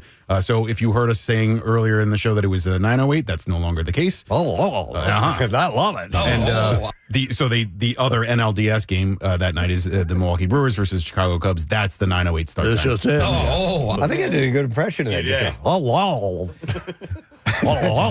Just that you were responding not to go over this ground again, but there was Coldplay, or there was something involved. Some mention about Coldplay. It might have been off the album Rush of Blood to the Head, which I loved that album. And you were sort of Especially falling towards the mic, right? Possibly. Yeah. Well, I think the was him falling towards the mic. This no. is just. That was letter of the day. That was me trying to say the letter A. But I think you would turn around and rush. All right. Anyway, it doesn't matter. Okay. What matters is that we always will have those. All right. We need to take a break. We need to wrap up the show. Why do we do that very thing? We will come back in just a moment. Letter Day Word of the Week prize. We'll give it away. So stay right there because we'll be back in a second. Casey, don't jerk it on air. All right. Burnt tips of kielbasa. Kielbasa is another one of those that you can char the outside of because it's already cooked through, usually. I think I would need anything in that kielbasa, any of that stuff. I would need it incinerated because I don't like it. No? I just don't like those meats. My wife... Kielbasa and bologna. I know people love it. Yeah, I love them. We made... Polish sausage. As a matter of fact, we had Irvine in, and we did the... Crockpot challenge, and he dug my kielbasa. He did. Even I did. It was quite good. Yeah, it's maybe like brown sugar and apples and what's that other stuff called? Sauerkraut. Yes. Okay, here's one I fully do not agree with at all. Burnt scrambled eggs. No. To me, you'd have to go way off the charts to burn scrambled eggs. Eggs should be tender. No. They should never be firm. That's my personal opinion. Little runny. A little bit runny if possible. Scrambled eggs? No, you know what? I'm out on that. I change it. I want them overcooked. I want my scrambled eggs. no. I don't like runny egg yolks. Yeah. I want a little run. I want in them it. burnt. I want them disgustingly incinerated. I want to sop it up with my toast afterwards. Rochelle burns her eggs. She's wrong. She says She's right. That's why we slept together. Problem with that. Baked mac and cheese on top. We already talked about that. Grilled barbecue chicken needs a char. Yep, I'll go along with that too. French onion soup cheese needs to be burned. Yeah. Yep. You know, it's funny. A soup that I love so much was responsible for one of my closest brushes with death. Yeah. You can choke on that You stuff. get that glob of cheese in your throat and you're, forget it. Chocolate chip cookies, when burnt, are pretty good. No, Do you they're like not. burn? Listen, this is my thing. Yeah, it's it's my your jam. jam. It's my John. The chocolate chip cookies in all versions, a little, I don't want them incinerated, but a little burn around the edges with some milk adds a different taste complexion. I'm down with it. Okay. Let me Brownies even. Well, brownies is on this particular list, and I agree. A little, I do like it needs to be moist inside. Yes. But a little crunch texture on the outside is pretty good. We will go with Brent. Hi, Brent. Good morning. Good morning. How are you guys doing? Wonderful, sir. We're talking about foods that might taste a little bit better when they are burned. What do you think? I think the burn ends in the veggies, especially like you said, the asparagus. Okay. Yeah, when you get the tips that are burnt a little bit. It's so good. Yeah, and they get crunchy. I do my own barbecuing, and a lot of times they're crunchy, but they're not overly cooked. And the benefit of the asparagus is what your piss will smell like. Later on. It's so amazing. It keeps on giving. It's like beets. You pee red later on, Yeah, it's man. like a reminder of a great meal. Only for a split second you think you have a testicular cancer or something like that. I'm going to go to Dave. I'm rotting from the inside. Oh, it's the beets. Hi, Dave. Good morning. Good morning. What's up, Dave? Hey, bother you guys at work. Hey, thanks. First time caller here. Awesome, man. All right, and we're talking about foods that might taste better burnt. What do you think? Well, along the same lines of lettuce, cabbage. Ooh. If you guys ever use cabbage, you cut it in steaks, like portions of steak. Okay. Soak it in olive oil, salt, pepper, oregano, whatever you want to use. Hot, like say maybe some hot pepper or something. Huh. Burn it on the grill. You're gonna love it, Dave. Dude, I will try that. That sounds really interesting. You say you're cooking the cabbage like a steak? Yeah, you can cut it thick enough and it'll hold together. Cabbage is really wound together tight. Hey, Dave, do you do the same thing with the artichokes ever? I have not, but we get the cabbage, and it doesn't taste like anything when it's regular, right? When it comes out of the store, it doesn't really taste like much, but when you burn it, holy crap. Okay. Yeah, I've heard that same approach grilling artichokes on Thanks, it. Dave. Yeah. Wait, so artichoke, do you split it down the middle? Yeah. Lengthwise? Yeah, or you can peel them in advance and then put you need a meaty one. You need a thick one, a veiny one. Right. But you can grill them individually, but it's a delicate thing. Artichokes are a tricky thing, man. They are. Because they've got that fibrous material when you get towards the heart. Yeah, you're not getting them much anyway. Even on the best ones. You gotta it work- has a heart. You got to work really hard to get very little on an artichoke. Do you guys like it when people say okie dokie artichoke? I do. Okay. I say it sometimes. Yeah. Usually the next step is you put into a home. Right. I like a hunky dory chicken tandoori. I've never heard that. I've never heard that one either. Let's see. All right, we already got to that one. All right. Let's go to Ed. We got a couple of Eds. Hey, Ed, good morning. Hey, good morning, guys. Good morning, Ed, sir. All right, food that tastes better burnt. Well, seriously, I got to tell you, I'm literally taking notes. This is fantastic. Good. We're good for something. Especially about the vegetables. We recently got an air fryer. Okay. And the first time we used them, my wife burned green beans, and I was eating them like French fries. Okay. It's hilarious. All right. But Yep. The food I wanted to call about was baked ziti. Yeah. Or lasagna.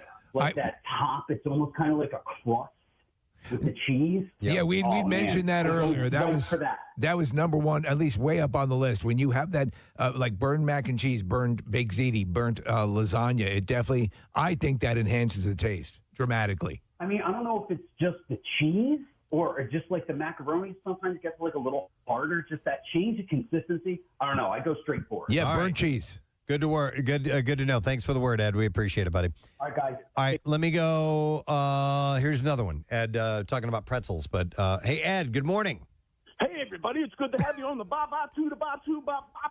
Oh, You were doing so well. Bouncing it along with you, Ed. Try it again. Try it again. Try it again. All right. Hey, everybody, it's good to have you on the Baba That's pretty close, right? Closer. All right. Better. I like it. Now do it backwards. All right, Ed, what's up, man? A Philly soft pretzel, without question, is absolutely the best when it is burnt. All right, so we had a caller who said he orders them that way. How do you get your? Are you taking a soft pretzel you might buy somewhere and then going home and burning it yourself, or how do you? Do you get keep a this? lighter in the car? If I go there and I see that there's a burnt, rack of pretzels, I'll ask for those. You'll buy them all up. Yes. Okay. Now, I have to at try work- this. At work, when they had pretzel day, and what I would do, I would, buy the pretzels, take them into the toaster oven, okay, put them in there, and jack that thing up to like 450 for like 5 minutes.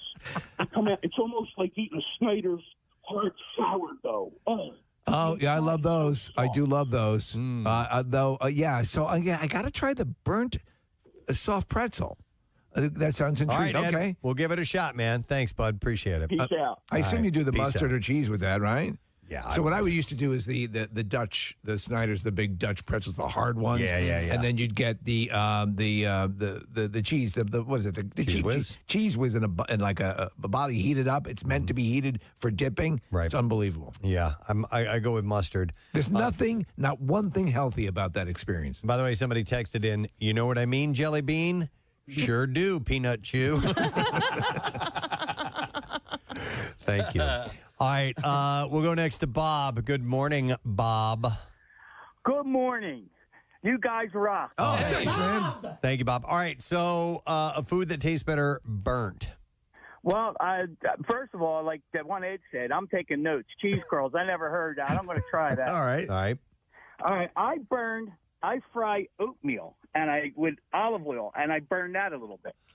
You fry oatmeal with olive oil. I have never heard of that. Yeah, Where before did you put the gravy on it. Where did you pick this up?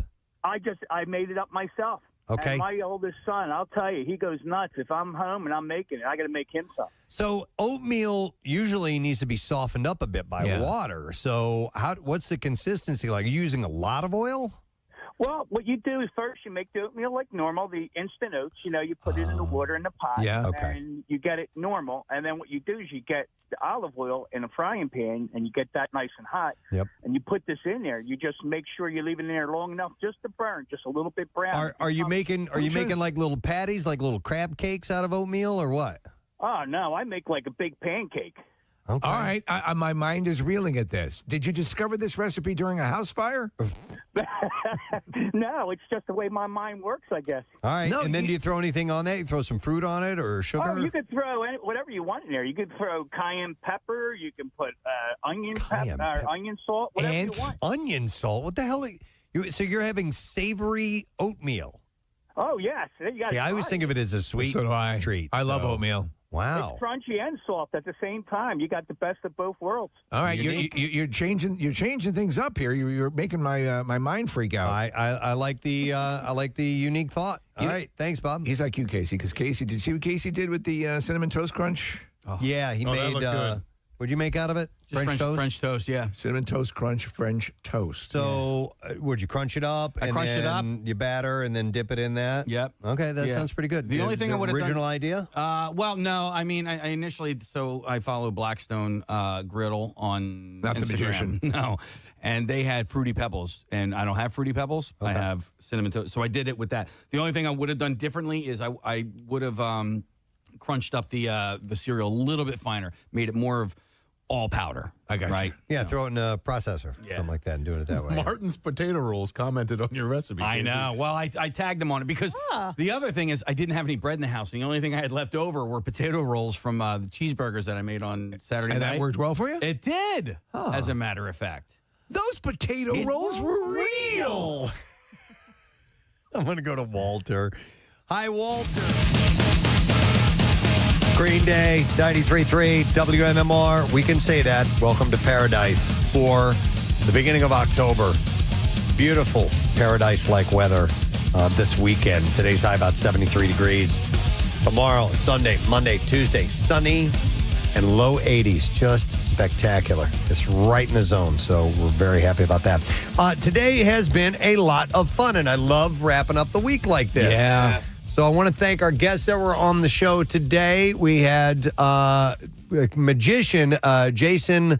I said Ladayne all morning long, but it's Ladayne. Yep. Is his name. Jason Ladayne is at the Excite Center in Parks Casino tonight. Amazingly talented card, sleight of hand aficionado. And he was a lot of fun, so we appreciate him coming by this morning. It was really, really cool. Yep. And thank you to Ricky Batalico. Ricky Bo and company down the hall doing their thing, of course, with all the excitement with Phil's going into the playoffs. He had a chance to stop by and talk about it a bit. And the official takeaway from it is Phil's beat Dodgers in 5. Yeah. So we will see, and it starts tomorrow. And thankfully, they've moved that Monday game to 6:08 instead of 9:08 start. Much better. Yeah, way, way better. So Way better. Go Phils, and it was nice to have him by here today. And thanks to Matt and Aliana from 6ABC for an early morning check-in today. And then Pierre Robert has made it into our studio for Friday as well. Hey, man. Look, Heather brought us nice cookies. She did. Yummy. Heather, by the way, is a listener who's in the studio here, in case you were curious what that meant. Right. Yeah. Heather is a listener in our studio, and she made, are they chocolate chip? God bless your child. They're addressed to Nick, but can I have some? You can have all of them. She's signing that they're for everyone. They're for everyone. Wait, they're addressed to Nick? Well, from weed to balls, I can't talk about it all. I don't know That's exactly Mark what Twain. That's Mark Twain. Okay. Right. That was Mark Twain. Yeah. From weed to balls, I can't talk about it all. It was a line in Huckleberry Finn. Yeah. Okay. Got it. We're on air. You know that, right? Yes. Okay. All right. I think so. No sad brew. Somebody go out last night, or every night I go every out. night you are. All right. In my You head. love the nightlife. You like to boogie. I like the nightlife. I like to boogie. Get down, boogie, oogie, oogie, oogie. Get down. Beautiful. Okay. That's amazing. Again, Mark Twain. There was a song called "Get Down, Boogie Oogie." Well, that was the chorus. No, Boogie Oogie. Wait. Get down, boogie, boogie, oogie, oogie. Get I was thinking down. of a different Boogie Oogie Oogie song. Okay. The Booga Muggum song? No, it's another disco. It's another disco. You're thinking of Booga Booga. No, not that one. I like that one. Me too. There's some great disco songs out there. All right, yeah. I was thinking, I want a boogie, oogie, oogie kid. I just can't boogie no more. Boogie no more. Boogie, a boogie no more. That was Sheila and the Bandits. The bass now. How about we do this? Preston and Steve on 93.3 WMMR. Now, the Daily Letter. And the Preston and Steve show is brought to you today by the letter. C is in cats. C is in cats. All right, so caller number 7. C is in 7. 610-660-9333 is the number. And let's... What the hell is going on with you I am today? just cooking some grass. All right. Caller 7, let's see if you know As in lawn mowings. what the word of the week is, grass cooker. What's happening on your show today? As opposed to grasshopper. I am your grass cooker. I am celebrating life. We will have a very cool a visit today with Papa Roach. It's the performance that we recorded a couple of weeks ago. Highly anticipated. Yeah, it's 5 songs that they do for us acoustically. Some big hits, some new stuff, and a great conversation with the guys. So we'll start that at 12 noon, and it will run however long it runs. And I'm not exactly sure, but it's really cool. Jacoby is a great guy, and he's been through all kinds of things. He's shared it very publicly, his life, the ups and the downs, and we'll discuss that. And if we have time when that's done, I'll do a little tribute to Jane Goodall as well, who we lost. And I love that you guys posted on your social media things the visit when she was here, because how cool that you had Jane Goodall on your show. It's amazing. I mean, what a lovely, delightful human being. At 91, I just saw an interview with her like a month ago, and she still was going strong. So Yeah. God bless her. There you go. Excellent. All right, well, we're looking for caller 7, and it's Tina. We'll go to her. Hey Tina, how you doing? Gadzooks, doing good. Godzooks to you. All right, Tina, What is our word of the week? Basic. Great day in the morning. And that would be correct. Tina, all Tina's right. happy. We got you set up with the Screwball Whiskey Outdoor Prize Pack. This includes a pair of Screwball Outdoor rocker chairs, an Igloo Screwball cooler, 2 bottles each of Screwball peanut butter, a Screwball eggnog, and Screwball multi-pack. So you are good to go with all that goodness. All righty? Awesome. All right, congratulations, Tina. Hold on just a second. We'll gather the info. We'll set you up. And don't forget that Screwball Peanut Butter Whiskey is teaming up with the Preston and Steve Camp Out for Hunger to give back 1 jar of peanut butter at a time from October 1st to the 31st, so now through the 31st. You can bring a jar of peanut butter to participating locations and help fight hunger. And while you're there, try a Screwball cocktail. Find participating locations. You can do that at WMMR.com/campouts. Get that info and go for it. I want to take this moment to thank our sponsors. Preston and Steve Show is brought to you today by Acme Markets, fresh foods, local flavors. Also brought to you by Dunkin'. Preston and Steve Show runs on Dunkin'. And by United Tire and Service. Roll in for 4 new tires and save $25 on any winterization service. Don't drive alone, and you can drive United, unitedtire.com. Next week on the program, listen to all this. Comedian Matt McCusker will be joining us. Jim Jackson and Gritty will be in the studio. Nicholas Sparks will be joining us, the author. That's cool. Victor Fiorello, Evan Dando of the Lemonheads. Mystery guest will be happening. Michael Barkan will join us. And comedian Rachel Feinstein. They will all be on the program next week and more. So that's it. We are done. Rage on. Have yourself a great weekend. Go Phillies. Go and we'll see you later. Bye-bye.